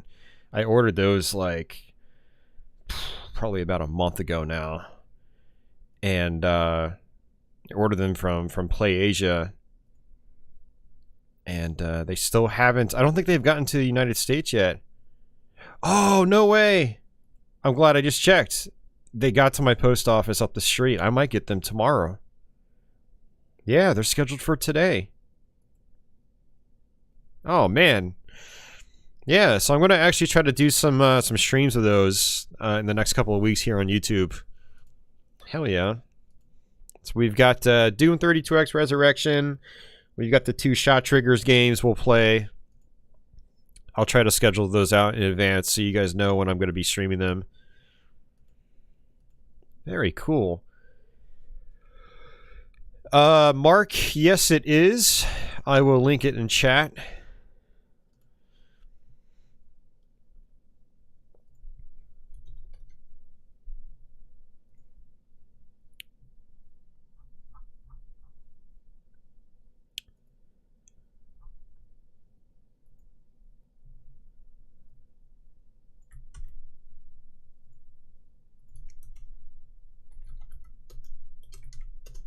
There it is. That's if anyone wants some cringe material.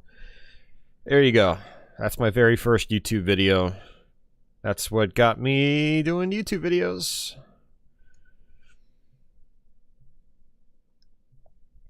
At least the Merlin app helps me identify them now. You know, I think my parents have that app too, because they get a bunch of different birds in their front and backyard.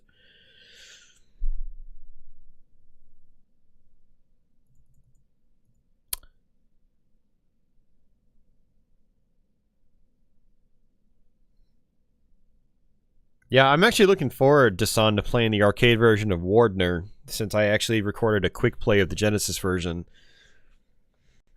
So that'll be pretty cool. And then obviously the shooters are going to be awesome too.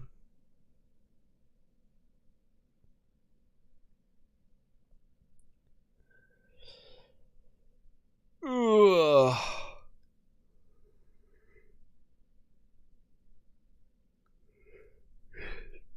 Savvy says the interaction is the best thing for her. She used to just lurk, but she loves talking to other people about things that she likes and finding some common ground. Yeah, I mean that's the most fun thing about streams. If as a viewer, in my opinion, it's being able to talk with people. You know, you can have some really good conversations. Look at Milo. He's just he's such a goofball.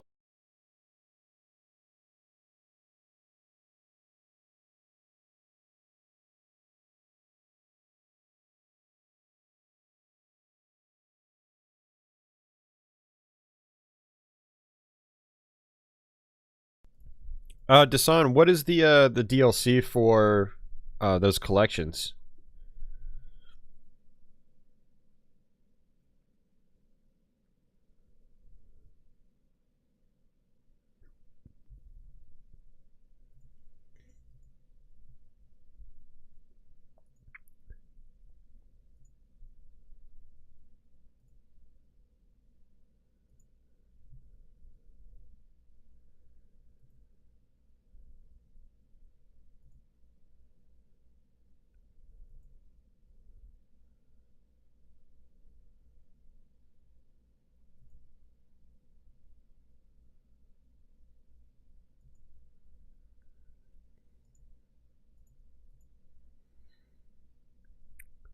Yep, Carl, you missed it.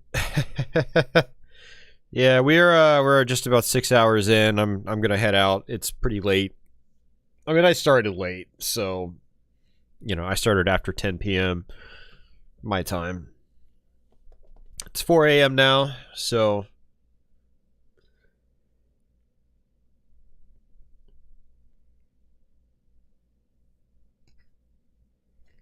it's Mega Drive and NES Fire Shark, and the other game included isn't a shmup.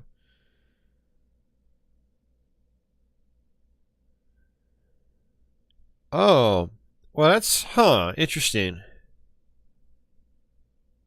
Well, that's a bummer if that's DLC. Because I don't have a Japanese PlayStation 4 account or PSN account. And I don't know if I want to jump through the hoops of creating one.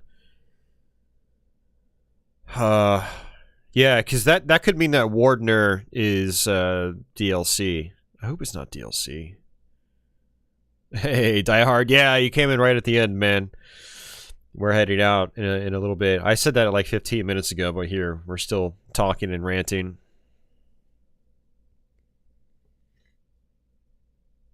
You just need to create a Japan PS4 account, which is a hassle. Okay. Okay, so it's not... So it is downloadable content, but... Okay, I assumed it was like paid DLC. But it comes with a code. Okay, well, maybe I'll have to do it then. Yeah, just to redeem it.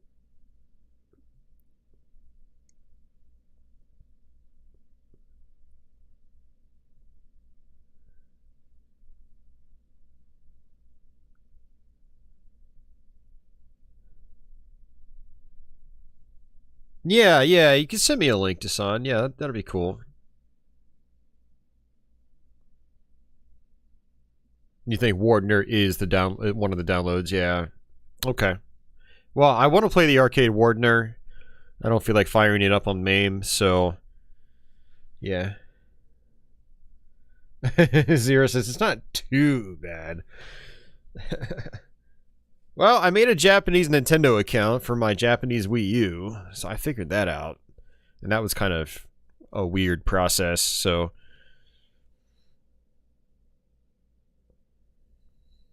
Yeah, there is some exclusive stuff on the Japanese PSN, right? Alright, question for you guys. Maybe I should Google this. Can you access your Japanese games from your American account?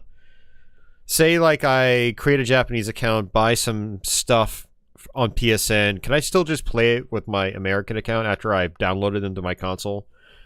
I assume I can. I've just never done that on the PlayStation side of things.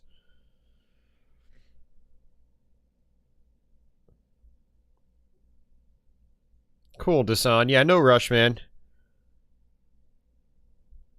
Milo's reaching out to Patchy. You reaching out to Patchy, Milo? Mr. Blur? He goes, Blur, Blur, Blur. So sometimes I call him Mr. Blur. You can play on your American account. Okay, cool. Awesome. Thanks, guys.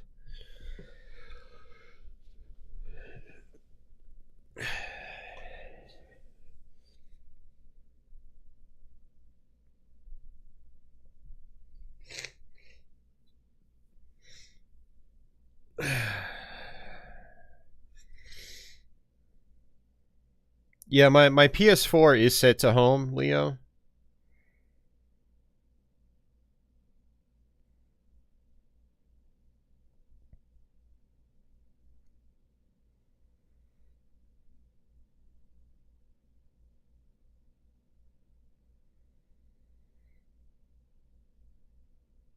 Changing your nickname back to your actual name, which is Savannah, might be easier on predictive text. Yeah, maybe. Or maybe not. Maybe it'll get it even more wrong. Hey, Patchouli. Hey, Patchouli. What you doing? What you doing, Patchouli? Hi, Patchouli. Everyone's looking at you. She's staring at me. How are you doing? How's it? Whoa, you talking to me?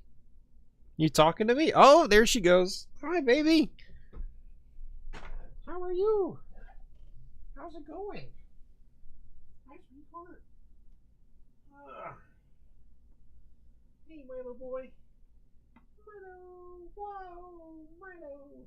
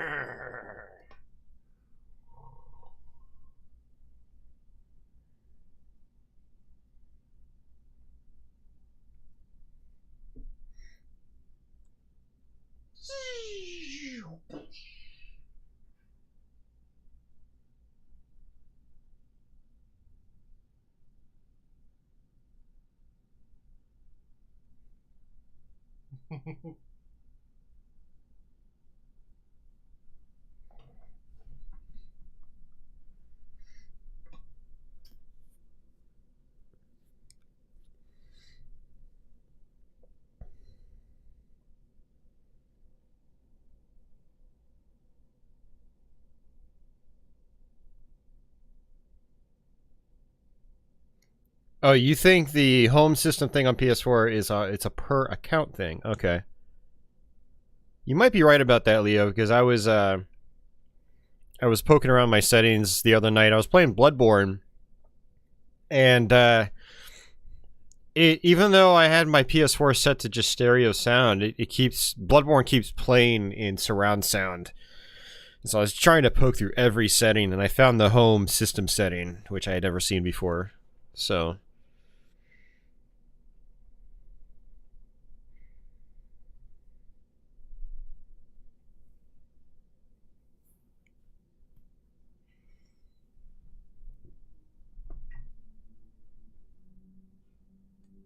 Yeah, Savvy, it's a cacodemon.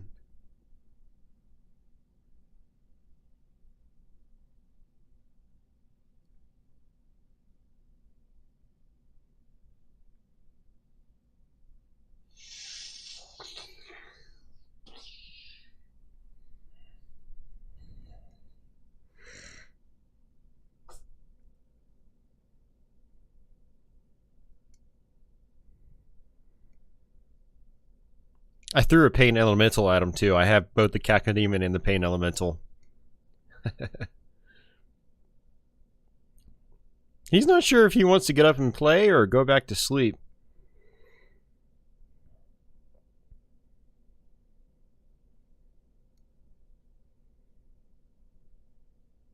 Oh, you were joking. Okay, so I wasn't sure.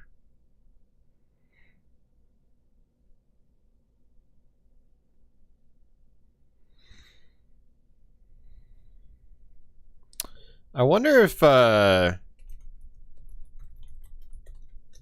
Software's website still like sells these things. Actually, I think these actually went through Bethesda.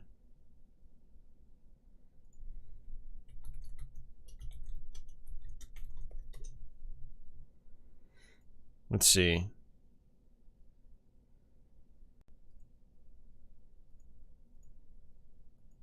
Oops.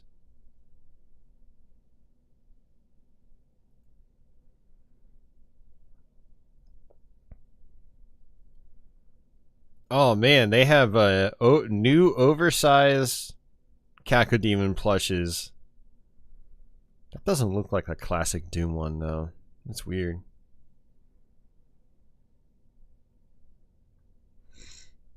Let's see. Man, they have a lot of Doom merch now. Wow. Yeah, they don't sell these plushes anymore as far as I can tell. I had gotten it from the Bethesda store years and years ago. Man,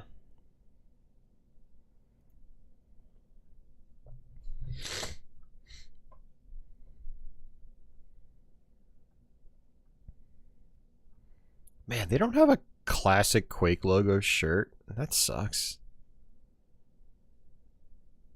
That's a real missed opportunity. I would totally buy a Quake shirt. Like 100%.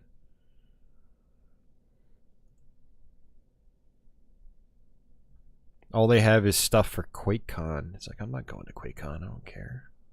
I want just a classic Quake shirt. Like just the Q logo on a black background. Just like the, you know, that's all I want.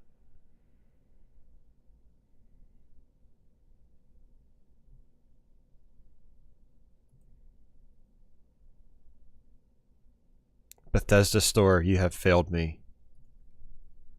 I want to go on eBay, see if someone makes a Quake t-shirt.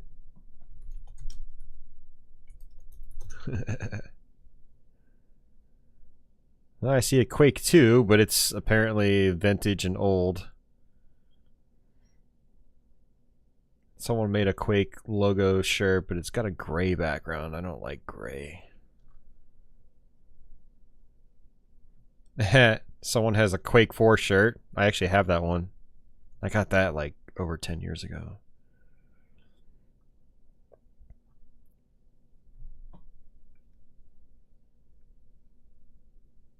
I see someone made a Quake logo shirt, but it's a white logo. I went, oh, there's one. I might have to buy that. I'm going to add it to my watch list.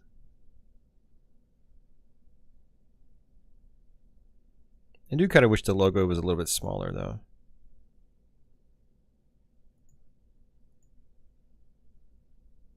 I would still add it to my watch list. I need a Quake shirt. Yeah, I'm going to link it in chat for anybody curious. Hey, Chris, welcome to the stream. Haven't been here for a while, but I really enjoyed this stream. What was the name of that last WAD you were playing? That last WAD was Sunlust. So we basically just played 2 WADs. We played Sunlust and we played Sunder. First half of the stream was Sunder. The second half was Sunlust. If I had more time, I would go and play more Sunder, but... yeah. Leo says Xbox has it even easier these days. Really? I see. With the Xbox, though, I don't know if there's anything that's like exclusive between all the different regions. What do you think?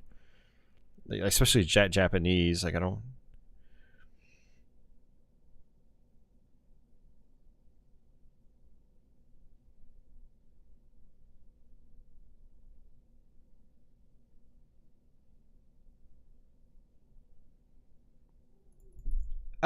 I mean, design like this one I just linked to, I mean, you're not gonna go for it because it's, you know, this, I think this is an American seller. But it's probably just like some dude in America with a printing press. Oh, wait, no, this guy's in Poland.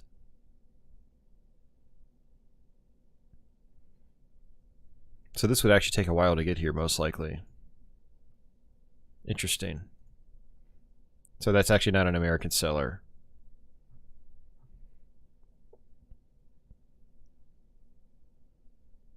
Man, there's actually a bunch of them from Poland.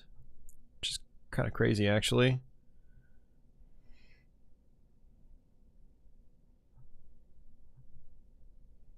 They also sell Quake 3 shirts. I would like a Quake 3 shirt.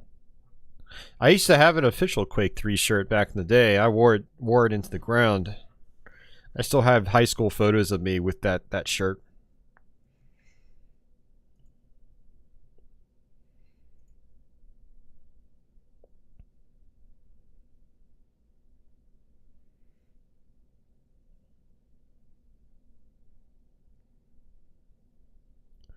Yeah, there is someone with the Quake 1 logo shirt, but it's like, again, it's like red on a gray background. It looks kind of weird.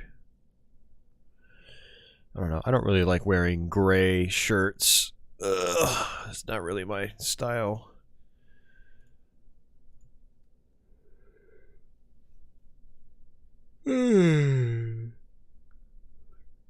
Yeah, sorry guys. I wasn't looking at chat because I was in a different tab, so I didn't see chat.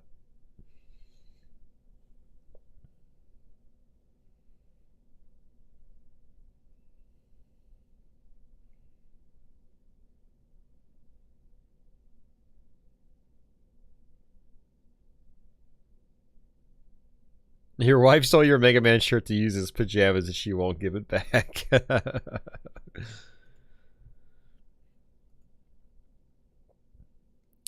Ian's still holding out on the PS5, Xbox Series. He has so much crap he has to play as is. Well, the nice thing about the PS5 and the Xbox Series consoles is that they make your old systems redundant.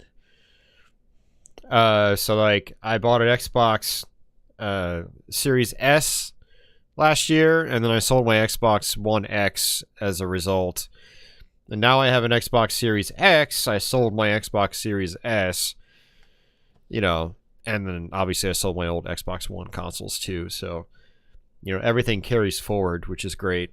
It's the same with PS4 to PS5. You know, it'll make your PS4 redundant once you get a PS5. Not entirely redundant, because the PS5 is a gigantic beast. My PS4 Slim is way smaller. It'll actually fit in like tight spaces.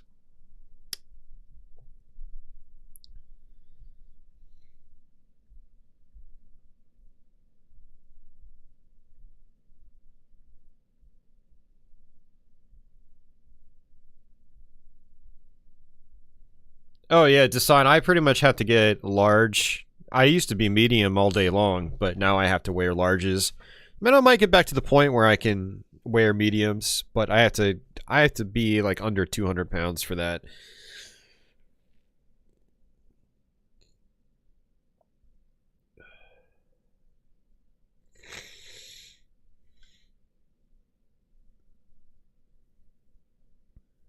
Yeah, if you get a PS5. Yeah, I was looking for PS5s just the other day. I couldn't find a single one, you know, for MSRP.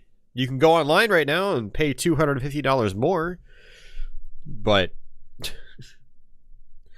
that just feeds the scalpers, you know?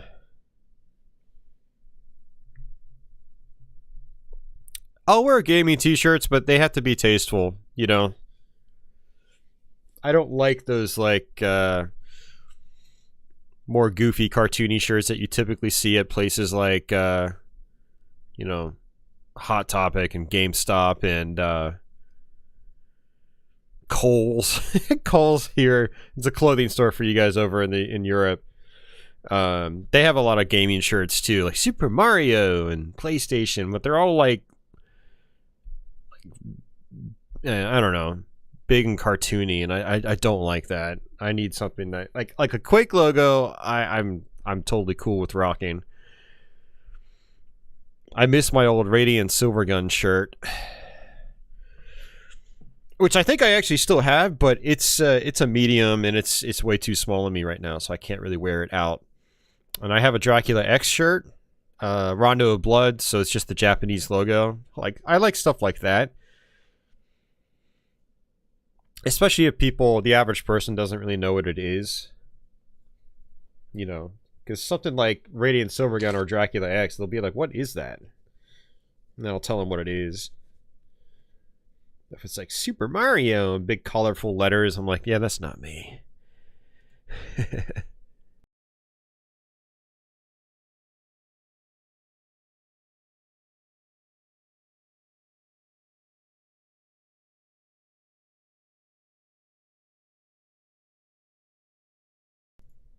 Well, see, Ian, you need to start streaming and recording videos, because then that closet full of controllers all of a sudden has a purpose. Every controller I have has a purpose. I've tried to actually slim down on a lot of my accessories and stuff like that I know I don't really need, or if I have like 7 of something, it's like get rid of 3 or 4 of them. You know, it's like I've downsized a lot because of that. You know, just having too much. But if I ever get to a point where I'm living with a significant other, it's like they're gonna be made aware that like the streaming thing is, and the YouTube thing is, it's a big deal for me. So, you know, this has been my baby for a long time now. So, and you know, the stuff hanging on my walls in my game room, it's there for a reason. Everything's here for a reason. I don't know. I say that now. Maybe there'll be a point where I just get super bored, I get tired of the whole thing, I sell everything. I don't know. I'm not there yet.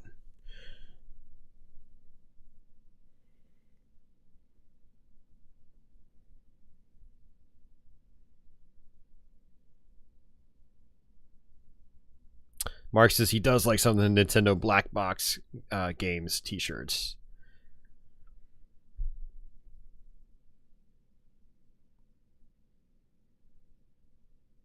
Desan only has 2 CRTs and his wife still goes on and on.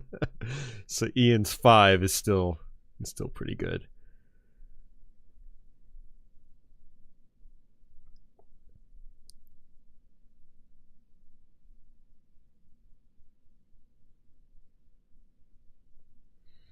I mean, don't get me wrong, Ian. I would not really implore anybody to get into streaming or YouTube videos these days unless they just like really want to do it for some odd reason,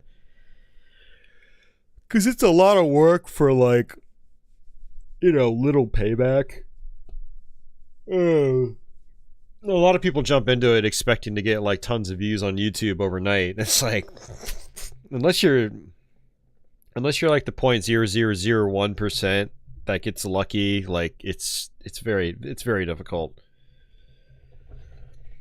Especially if like you've never done anything like this before. Like, it can take a while to sort of develop a flow and a style, and just to develop your personality here, you know.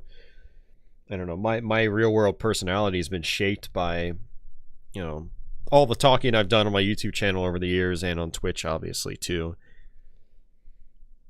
And it's a long process. It was a long process for me, at least, because I was never very good at like public speaking or anything like that. So, you know, I posted that link earlier to my original video. Like you could watch it and listen to it, and it's like night and day compared to, you know, how I am now. But, and also when you start streaming, it's like in the early days in particular, like you're just going to be sitting there talking to yourself for a while, and it just feels weird. I was really lucky with Twitch because, like, you know, in the early days, I didn't have a ton of people watching on Twitch, but because I already had an established YouTube channel at the time, I think I had a few thousand subscribers.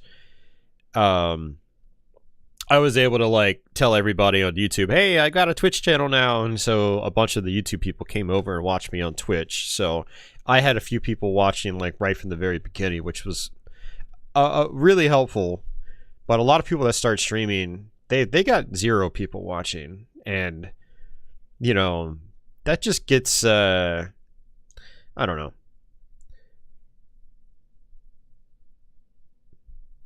It says, besides, I don't need to stream. We just need you to work day and night, slaving away to produce content for us. That's right, man. I've already got some sort of fan base. I don't like to call it fan base. I call it viewer base. The term fan is just weird to me. You know, so I'll keep slaving away for you guys. You know, you guys should lead your lives however you see fit. If that involves streaming, then go for it. But I see, you know, from my perspective, being a single male that does this stream thing a lot, I see more value in having like a family and significant other to lead your life with, as opposed to relying on something like what I'm doing. You know, if what I'm doing is providing you entertainment and you enjoy that and you enjoy playing games like off stream, then you should just keep doing that if it's making you happy. I feel like a lot of streamers get into streaming because like they've got other gaps in their lives, like they're single or they're bored or whatever, and so they can like make the jump into something like video creation or even live streaming. But other people that are just like really busy, you know, living their lives, like there's not really a need. So anyone that does consider it, though, I definitely suggest considering it quite a bit. There's some people that just jump right in and they expect to get viewership right away, and it just doesn't come. Then they just burn out real fast, you know, crash and burn. Ian sucks mucus out of people for a living. I am his escape when he's tired of snot. Ugh.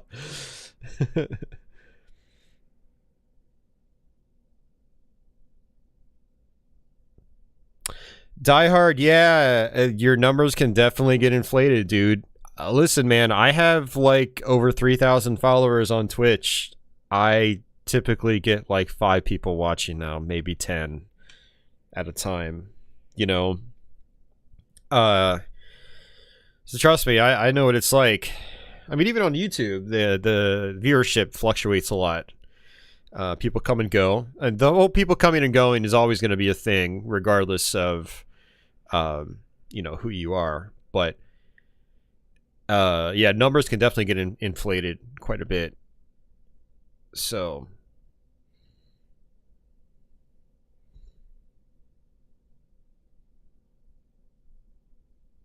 thanks, Mark.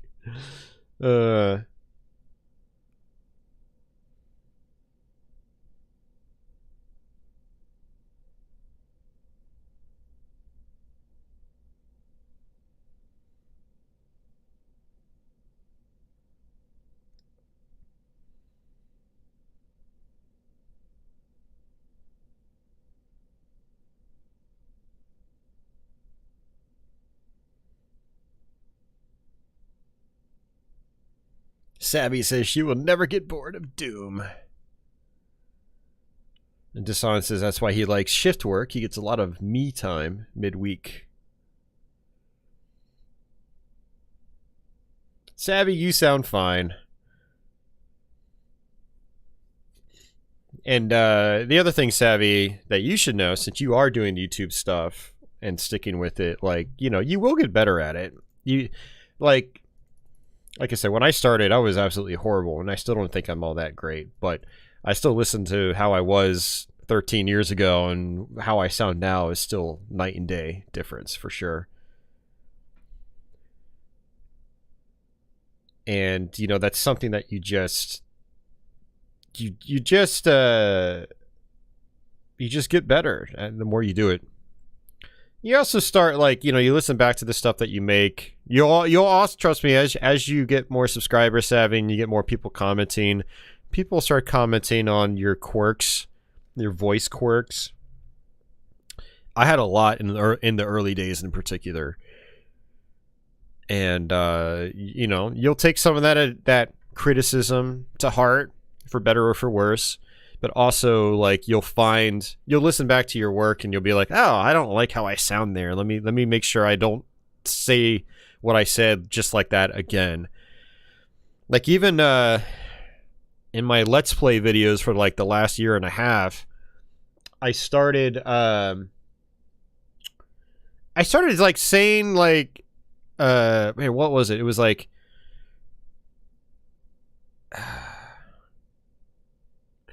I forgot how I changed it. It was like, hey everyone, Austin here again with another Let's Play video, blah blah blah, or something like that.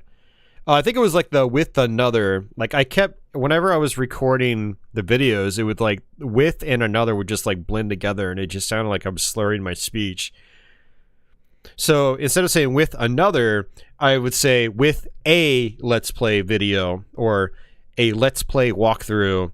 So, you know, you make little changes like that, and some of your viewers might not even pick up on it, but you notice it, and you feel a little more confident in your speaking now that you're not potentially slurring your speech or stumbling over yourself, you know. And so I made a lot of changes like that over the years, as you know, through streams and dedicated videos and whatever. It's like I said, it's a learning process, and it's a growing process. And as long as you stick with it, you know, you will get better and better and better.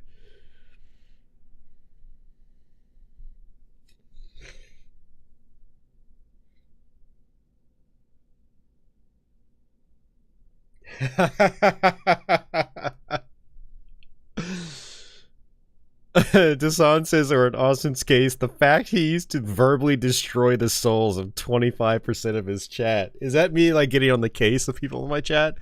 Yeah, I mean, oh man, yeah, that's another thing, Dasan. It's like, when you're streaming, you're subject to all sorts of different opinions, and you have to really be able to bite your tongue. But that's one of my issues, is it's really hard for me to bite my tongue, especially when there's blatantly false information constantly being spat out of some of these people's mouths, or just having, like, really bad takes. Like, I had a guy leave a comment earlier today, actually, and I wanted to get real defensive about it, but instead I just played along. But he commented on my Final Fight Super Nintendo video, and basically said, compared to, you know, like Streets of Rage 2 and Turtles in Time, the game is pure shit. Like, really? Like, I mean, yeah, it's obviously not up to those standards, but it's still a solid beat 'em up. And I responded, I said, well, then what does that make Rival Turf? Like, and it's just, these are like the crap, these are like the poor attitudes I have to deal with, just from you know, a content creator's perspective, just uploading videos, but also on the live streams, having to hear these types of hot takes, like, on the fly. And I just have to be like, no, dude, it's not like that. You know, it's not that bad. You know, people just, you either have perfection or everything else is crap. And that sort of, like, perspective just really grinds my gears, like, to no end. It's like, try to at least look at these things, like, somewhat objectively, you know, as objectively as you can. I mean, opinions are gonna be subjective, but you know, I don't know. I don't even know where I'm going with this. As I feel like that's what Desan's kind of talking about. If someone comes into my chat and starts like crapping all over things like that, with just like kind of poor takes on things, then I step in. I'm like, no, I'm very blunt. I'm like, that's dumb. That's a dumb take. And then they get on my case because like I'm being mean to them when they're like they've got the crap take, the crap opinion that's not very nuanced or interesting, and they expect me to take it seriously and give it respect. But that's the 25% I think Desan's probably talking about.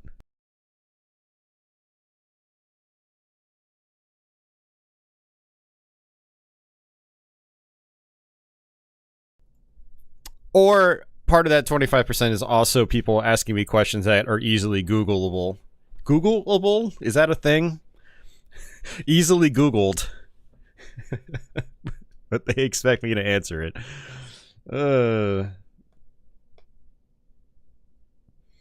Yeah, right, Ian. By that logic, because a deluxe handmade pizza is delicious, all other pizza is crap. Exactly. You know, it's a crap take, right? It's just, yeah.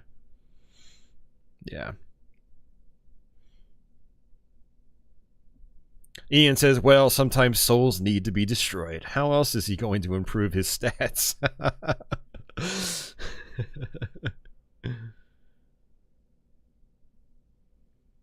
Desan used to make chess videos years ago, but he deleted them. He hated his voice. You should have left them up, dude. I always tell people, don't delete your content. You know, even if you don't feel like making any more content, at least leave it up, because some people might find it useful.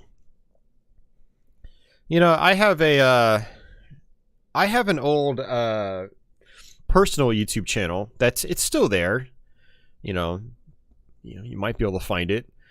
Where I have this like video where a friend and I are walking through this like dead mall, and this is back in like 2010 or something like that. And you know, it still gets views. It's a crappy video. You know, quality's kind of poor, but you know, it's a camcorder video. We're just walking around this mall, just shooting the shit, and but people still watch it. It's like the video's not great.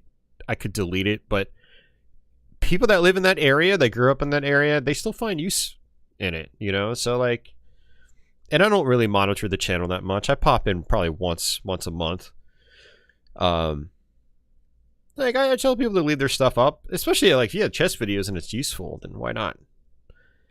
Now I'm not going to say go out of your way and re-upload them, but if they're up there, I would say just leave them. I actually really regret. I deleted a lot of my old videos. So like that Doom video I posted, I'll go ahead and post it again actually. That Doom video I posted. Oh, you gotta be kidding me. YouTube doesn't allow me to just go right to my last video. Oh, no, it does. Okay. I have to sort it by date. Here, I'll post my Doom video again.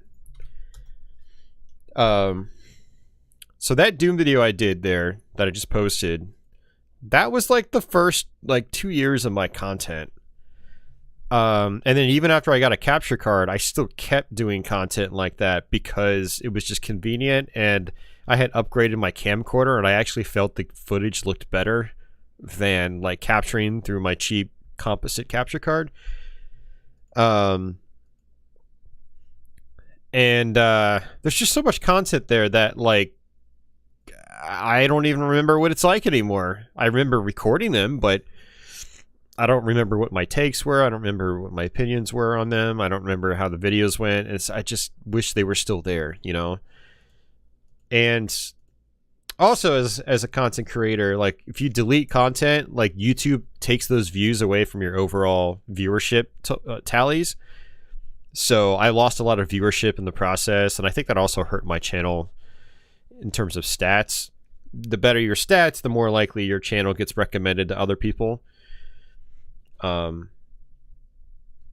So, but it's just also like the nostalgia thing, you know. It's like it's nice to go back and kind of see how far you've come, and it's also nice to have like a paper trail of your whole journey with a lot of that content wiped out, like that's a chunk of my YouTube journey that's just like, you know, in a black hole somewhere.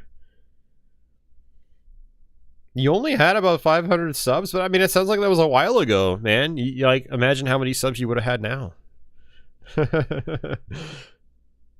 But still, I mean, that's pretty cool. I have a bunch of side channels. They're all like under 1,000 subscribers, but it's still like, I have my Gaming Sounds channel. It's got a little over 500 subs, but it still gets regular viewership. So it's like, regardless of how big your channel is, there can still be value there for people.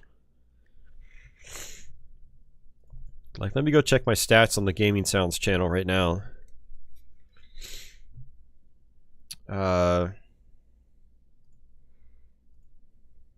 So it's like, yeah, I would like to see it grow higher, but, you know, it's, there's people out there that still find use for the channel, even though it's not, like, you know, a big channel. So, let's see. I'm checking my stats on it right now.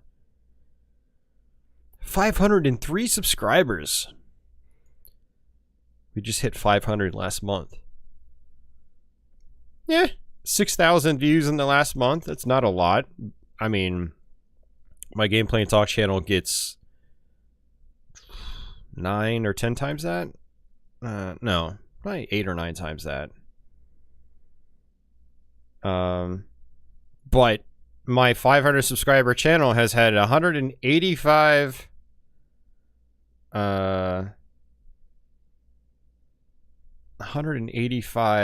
hours of watch time in the last month.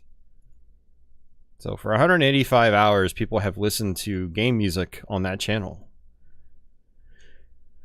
It's kind of cool knowing that. Like, what I did there with that channel is, you know, it's not like doing gangbusters, but there is like, people are using it. So people are listening to the music on it. So that's, you know, that's pretty cool. And it's like, it's one of those things where like I've, you know, I have all the content there and I don't even really pay too much attention to it. And then, you know, so like as I'm doing my stuff on my main channel here, like other people are still using the other channels I have, and it's kind of cool. Diehard asks, do you still lose the views even if you private the videos? If you private the videos, you do. And actually, I think so if you private the videos, you lose the stats and you lose all the comments. So you don't want to make them private. If you make them unlisted, you don't lose the comments, but you lose the views in terms of your overall stats. Now, if you make it unlisted, lose the views, and then you make it public again, you'll regain the views. I've tested this out. You can check on Social Blade. Sites like Social Blade that track your views. And I've had unlisted several videos and negative several thousand views, and then made them public, you know, a few weeks later, plus several thousand views. So yeah. Yeah, Dasan, the YouTube algorithm, it's not amazing. It basically rewards popularity. You know, it's like a popularity feedback loop. That's what it looks for. You know, if something is popular, it'll start recommending that to people. If it's not, it won't. I mean, ultimately, you still have to make good content that people are interested in. People don't realize that. It's not all about the algorithm. You have to make stuff that people actually want to watch. You know, a lot of people don't realize that when they're making YouTube stuff. It's like, you know, woe is me, my stuff isn't getting many views. Well, do people actually want to watch it? Is it a topic people are interested in? Also, why should they be interested in you? I ask myself that all the time. Like, why do people even want to watch me? Why would they? But I still do it. It's like insanity. But also the whole algorithm thing is like, there's so many people making content on YouTube. There's so many people making videos that the platform is extremely saturated, and Like, I don't even know if YouTube could come up with a better system to help like smaller creators. There's just too many of them. Too many people vying for that piece of the YouTube pie. Even in the retro gaming scene, there's way too many retro gaming channels. And there's only so many people out there to watch. So...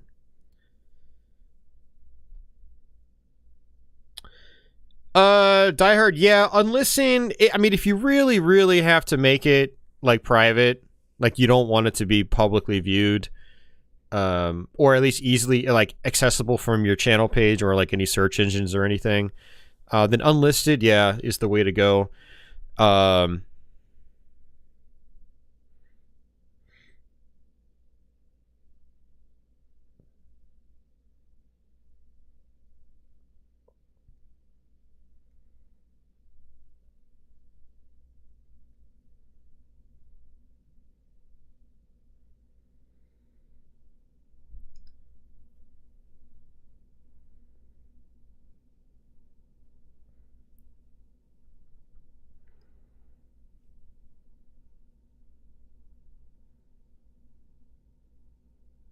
This GTA streamer he's watched forever recently announced he's basically starving, and he's at 100K. So is he doing it full time, Dasan? And then I'm also curious what sorts of monetization options he's got.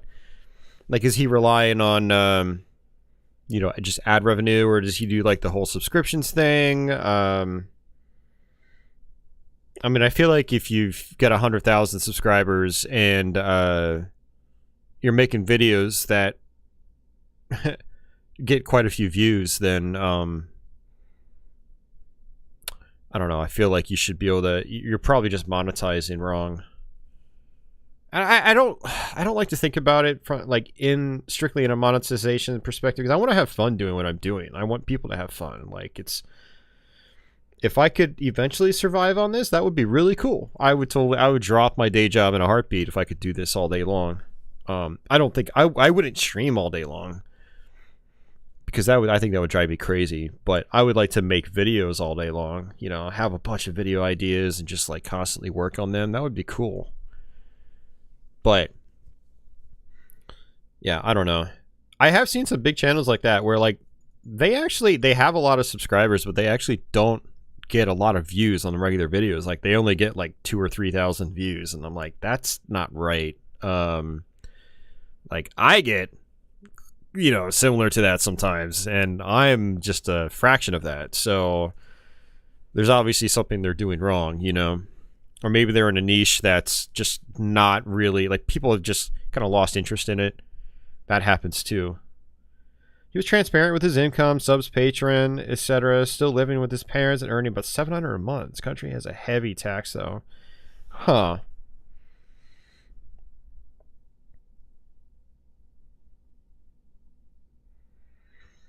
Yeah, that's interesting. I have 100,000 subscribers and only get $700 a month.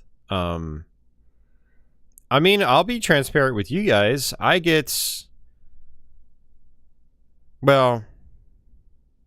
Let's see. I guess on average now... I don't know. It's anywhere from $300 to $400 a month for me. And, yeah, actually, now it's usually about $300 a month. I actually was doing a little bit better. We had a bunch of patrons drop out, and a lot of... I don't really push on Twitch anymore. We used to have like 20 or 30 subs on Twitch at any given time, but now we're down to like 10. So that's, some money that's lost. So I would say, to be generous, maybe $250 a month for me. And that a lot of that is like donations through live streams, along with my Patreon. And YouTube channel memberships. It's all together, basically. So, and I have 12,000 subscribers. So, someone at 100,000, I don't know. I would think at least 10 times what I'm getting. But I mean, that kind of tells me that maybe he's doing something wrong with like how he implements his Patreon and stuff like that. Maybe he's not like really pushing it hard. And I don't really push it hard. I just tell people, hey, if you want to watch, just watch. But if you want to support, I do have fun perks. And a lot of this stuff that I do is expensive. I mean, shit, my satiator for Saturn was $250. There's 1 month right there. I've got all my flashcards and blah blah blah. It's just all sorts of stuff I'm constantly buying, hopefully with the goal of streaming eventually. So I mean, it's not exactly a cheap hobby that I'm in either. So, oh, he's at 80,000 subs. Okay, well, still, that's a lot.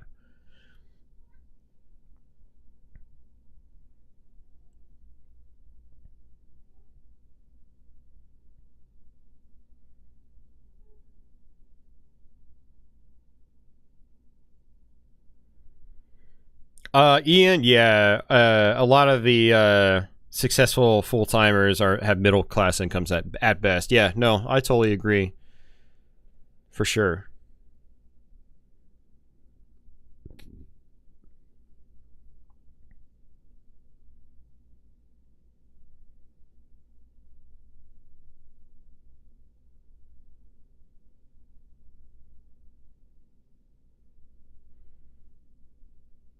Savvy says she watches me because I play cool games, talks about real things, and doesn't hold back, and he's himself. Well, thank you, Savvy.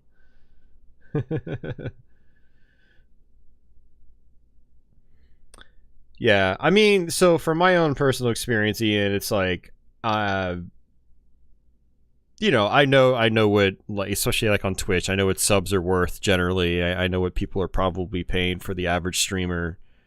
Like on Twitch in particular, it's really easy because you only have like 3 tiers on Twitch. You have a $5 tier, a $10 tier, or is it 15? And then you have like a $25 tier. It's really stupid.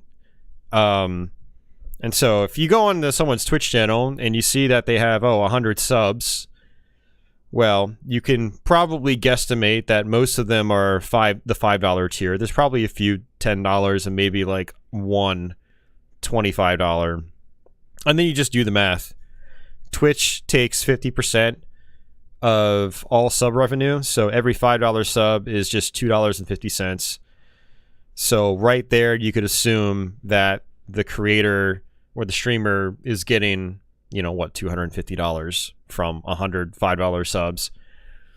Add a few more dollars for the $10 tier, and then, you know, raise the amount up just a slight bit if they're a partner. If they're a partner, then the split is different, I believe. For affiliates, it's a 50-50 split.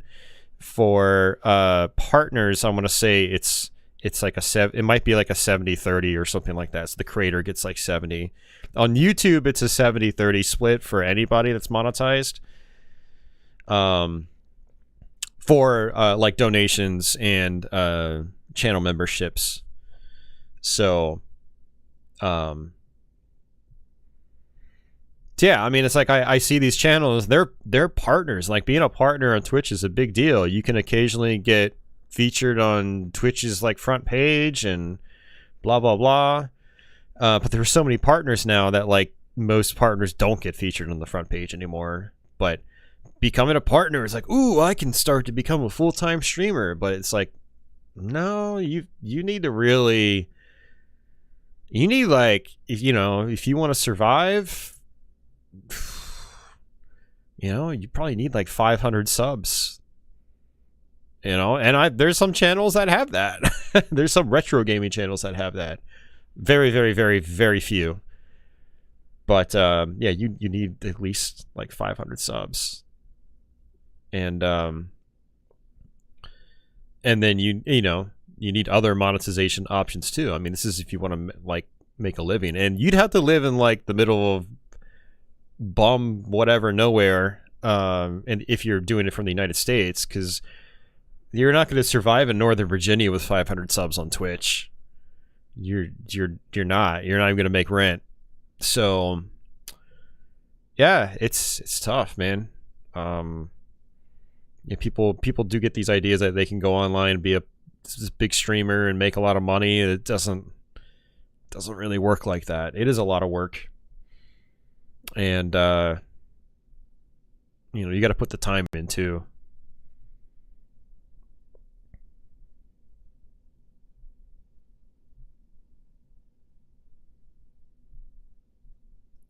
Yeah, Die Hard.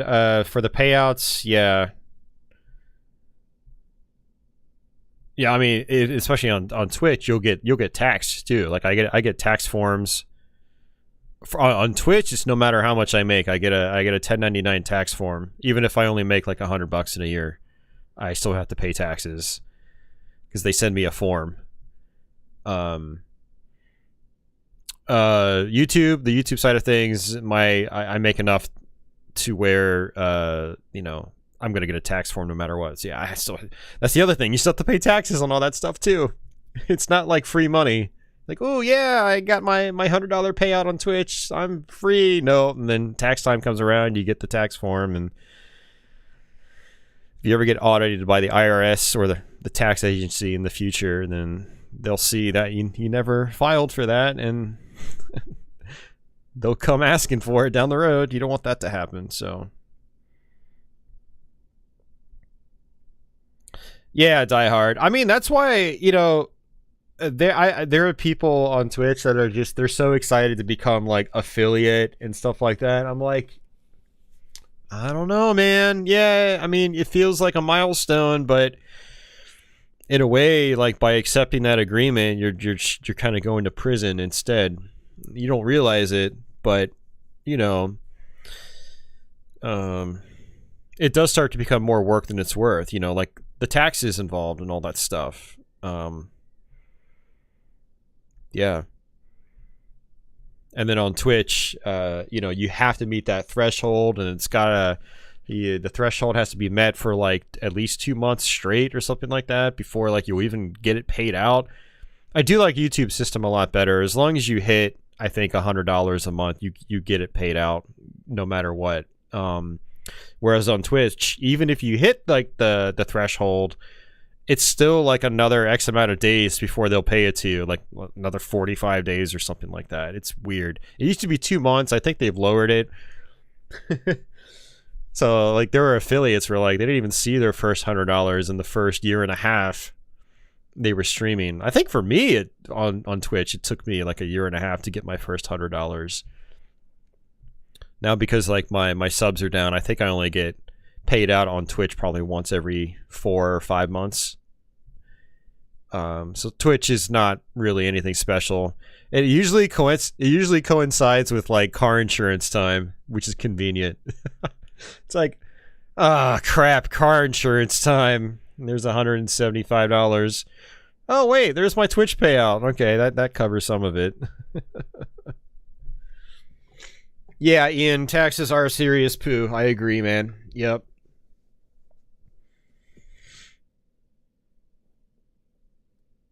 Yeah, Mark, I saw you mention that earlier. Yeah. Yeah, this is not a cheap place, man. Yeah. All right, see you at the sun. Take care, dude. Your neighbor's kid's school has apparently set up a studio for teaching 5 to 11-year-olds how to YouTube and stream and game design. It's crazy. Wow. I can't imagine having like a school for YouTube or streaming. I wouldn't want to teach people how to do that, to be honest. Like, because it's so like all the stuff I just said, it's very real. Like, some people can be super successful at it, but like, it's rare. I think it's even rarer in streaming than it is in like, you know, music and film and other forms of art. Like, God, I feel like you'd have a better chance in those spaces than you would in streaming. I don't know, man. Maybe I'm just seeing things wrong. Maybe like having streamed so long myself has just made me kind of disenchanted, and I don't see like the positive potential for like a career, like for career growth. Man, I really feel like if you're gonna do anything similar to streaming, I think making dedicated video content is the way to go. I mean, like, you know, put the effort into that. Don't put the effort into sitting on your butt, like talking to strangers on the internet all day and putting on a face like, oh, hey, oh, thanks for the follow. Yeah, you're the best. What I hate are those streams where it's like, you know, they have catchphrases every time they have a follow. Oh, hey, you! Damn! Thanks for the follow, you! Oh, another follow! Damn! Thank you for the follow. Blah blah blah. It's like, oh my god, it's so fake. I can't listen to it. I can't do it, man. Like making dedicated video content, I feel like has like real long-term value. Like, there are some streamers though that have been able to like cut corners and like sort of merge both together. Like you look at like Maximilian, dude, you know, huge like fighting game YouTube channel streamer. He's been around forever now. Like he mostly streams, but what he does is he takes his streams and he chops them up, and then has his usual intro and stuff like that, and you know, a topic, and just kind of makes a structured video out of the live stream. That is a good, I think, middle ground. I don't know if I could really see myself doing something like that, but I mean, if anyone's going to get into streaming, I feel like maybe they should do something like that. They should really focus on the actual content creation side of things. There's not much actual content creation on streaming. You get a stream template, you have some transitions and stuff like that. It all becomes pretty pointy and clicky once you get a setup going, you know. And then it's pretty, you know, it kind of drives itself basically. You have a format, that's it. But with like video creation, you have to actually like think about what you're going to do constantly. It's, you know, with the stream setup, you kind of get into like, you start to become complacent. Like making actual dedicated content that has like real value, like long-term value, I think is what more people should be considering if they really want to try to get into streaming. I don't know. Man, this has turned into like the rant stream. I was supposed to leave an hour ago, guys. I was supposed to leave an hour ago. At least you guys have been able to see cats for the last hour.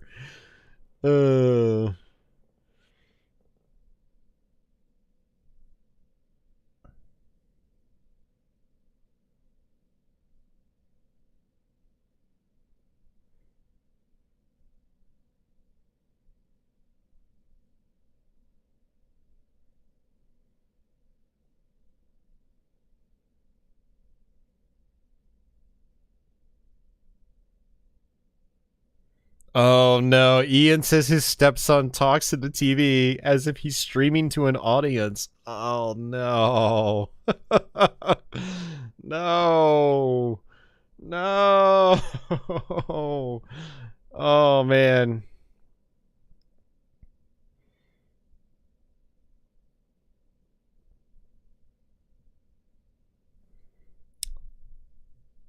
Leo says, pretty sad. Young people used to dream about going to Hollywood, getting spotted by a big movie producer, and becoming a movie star. Now they dream about being a YouTuber.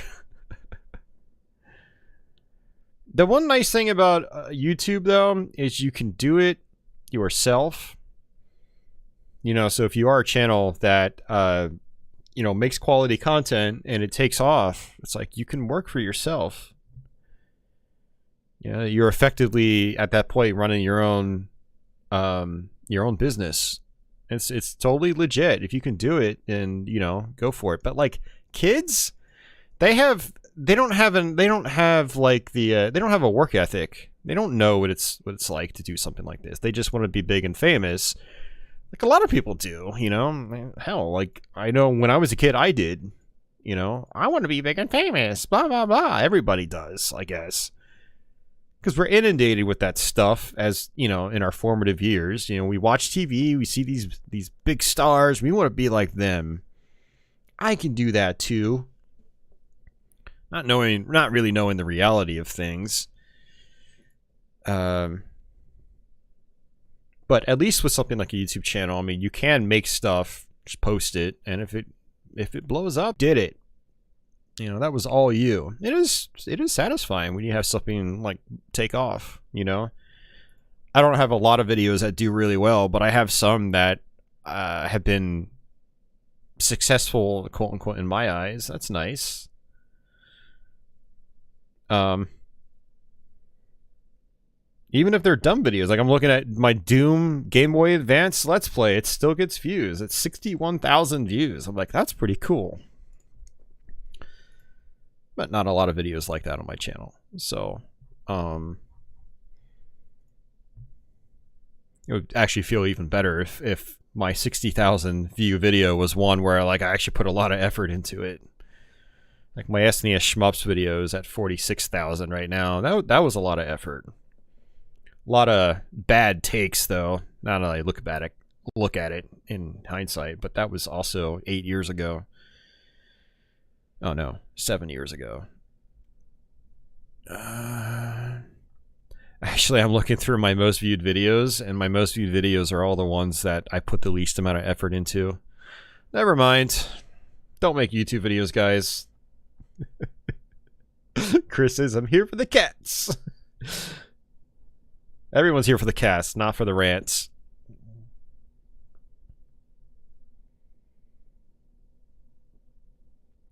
Ian is still waiting for that D-Force 1 life clear.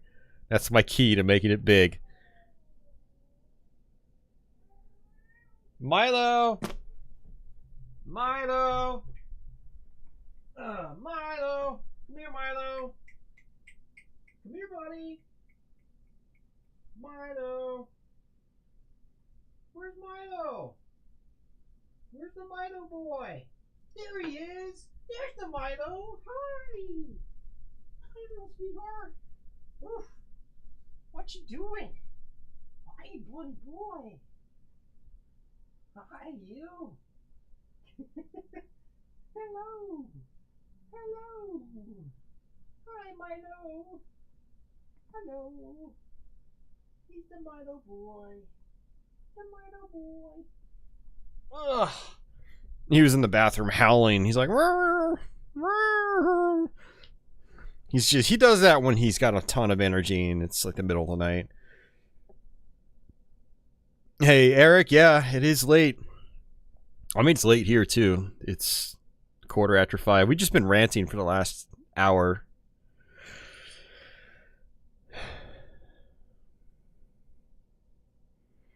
You always wondered, is it YouTube's doing that? My channel name and channel description were translated into your language. It might have been Die Hard.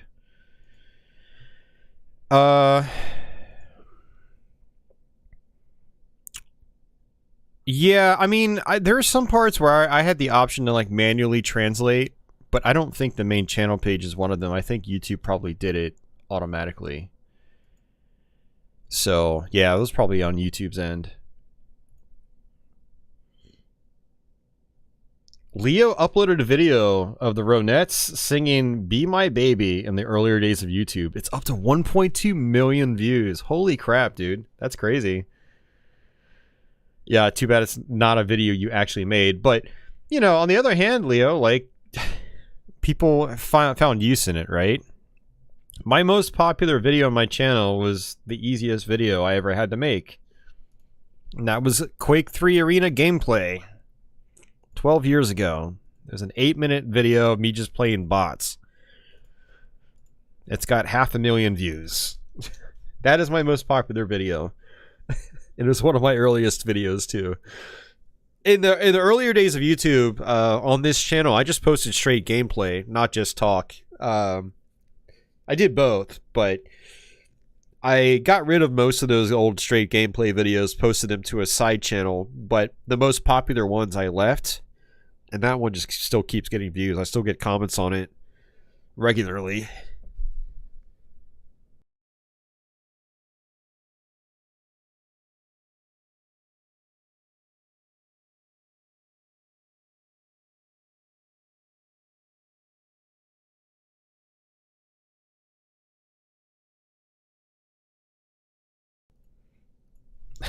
I made those bots famous.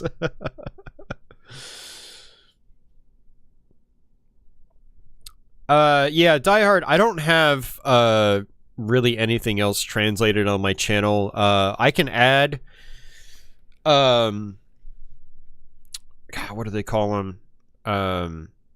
I can add subtitles to my videos, but if I was making a bunch of like 5-minute videos, I would totally do that. But a lot of my videos are like an hour long, and they're gameplay videos, and so you have to kind of go in manually to add subtitles, and then you can use like Google Translate and translate them to different languages. That apparently helps like searchability on videos and stuff like that. That's definitely one thing my channel is lacking, but it's just too much work.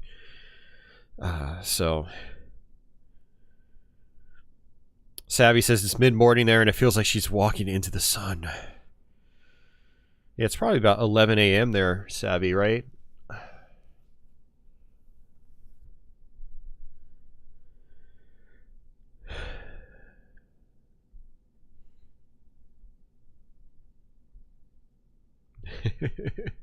Well, you guys have cats now.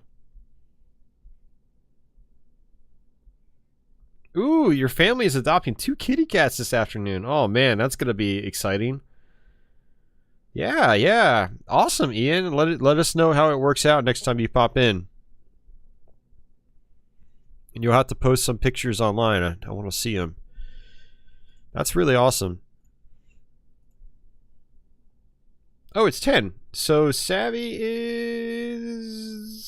Oh yeah. I can't math right now. I was like, oh, Savvy's 5 hours ahead. That must mean it's 11. Not realizing it's 5 right now, my time. So 5 plus 5 equals 11. Oi, mate.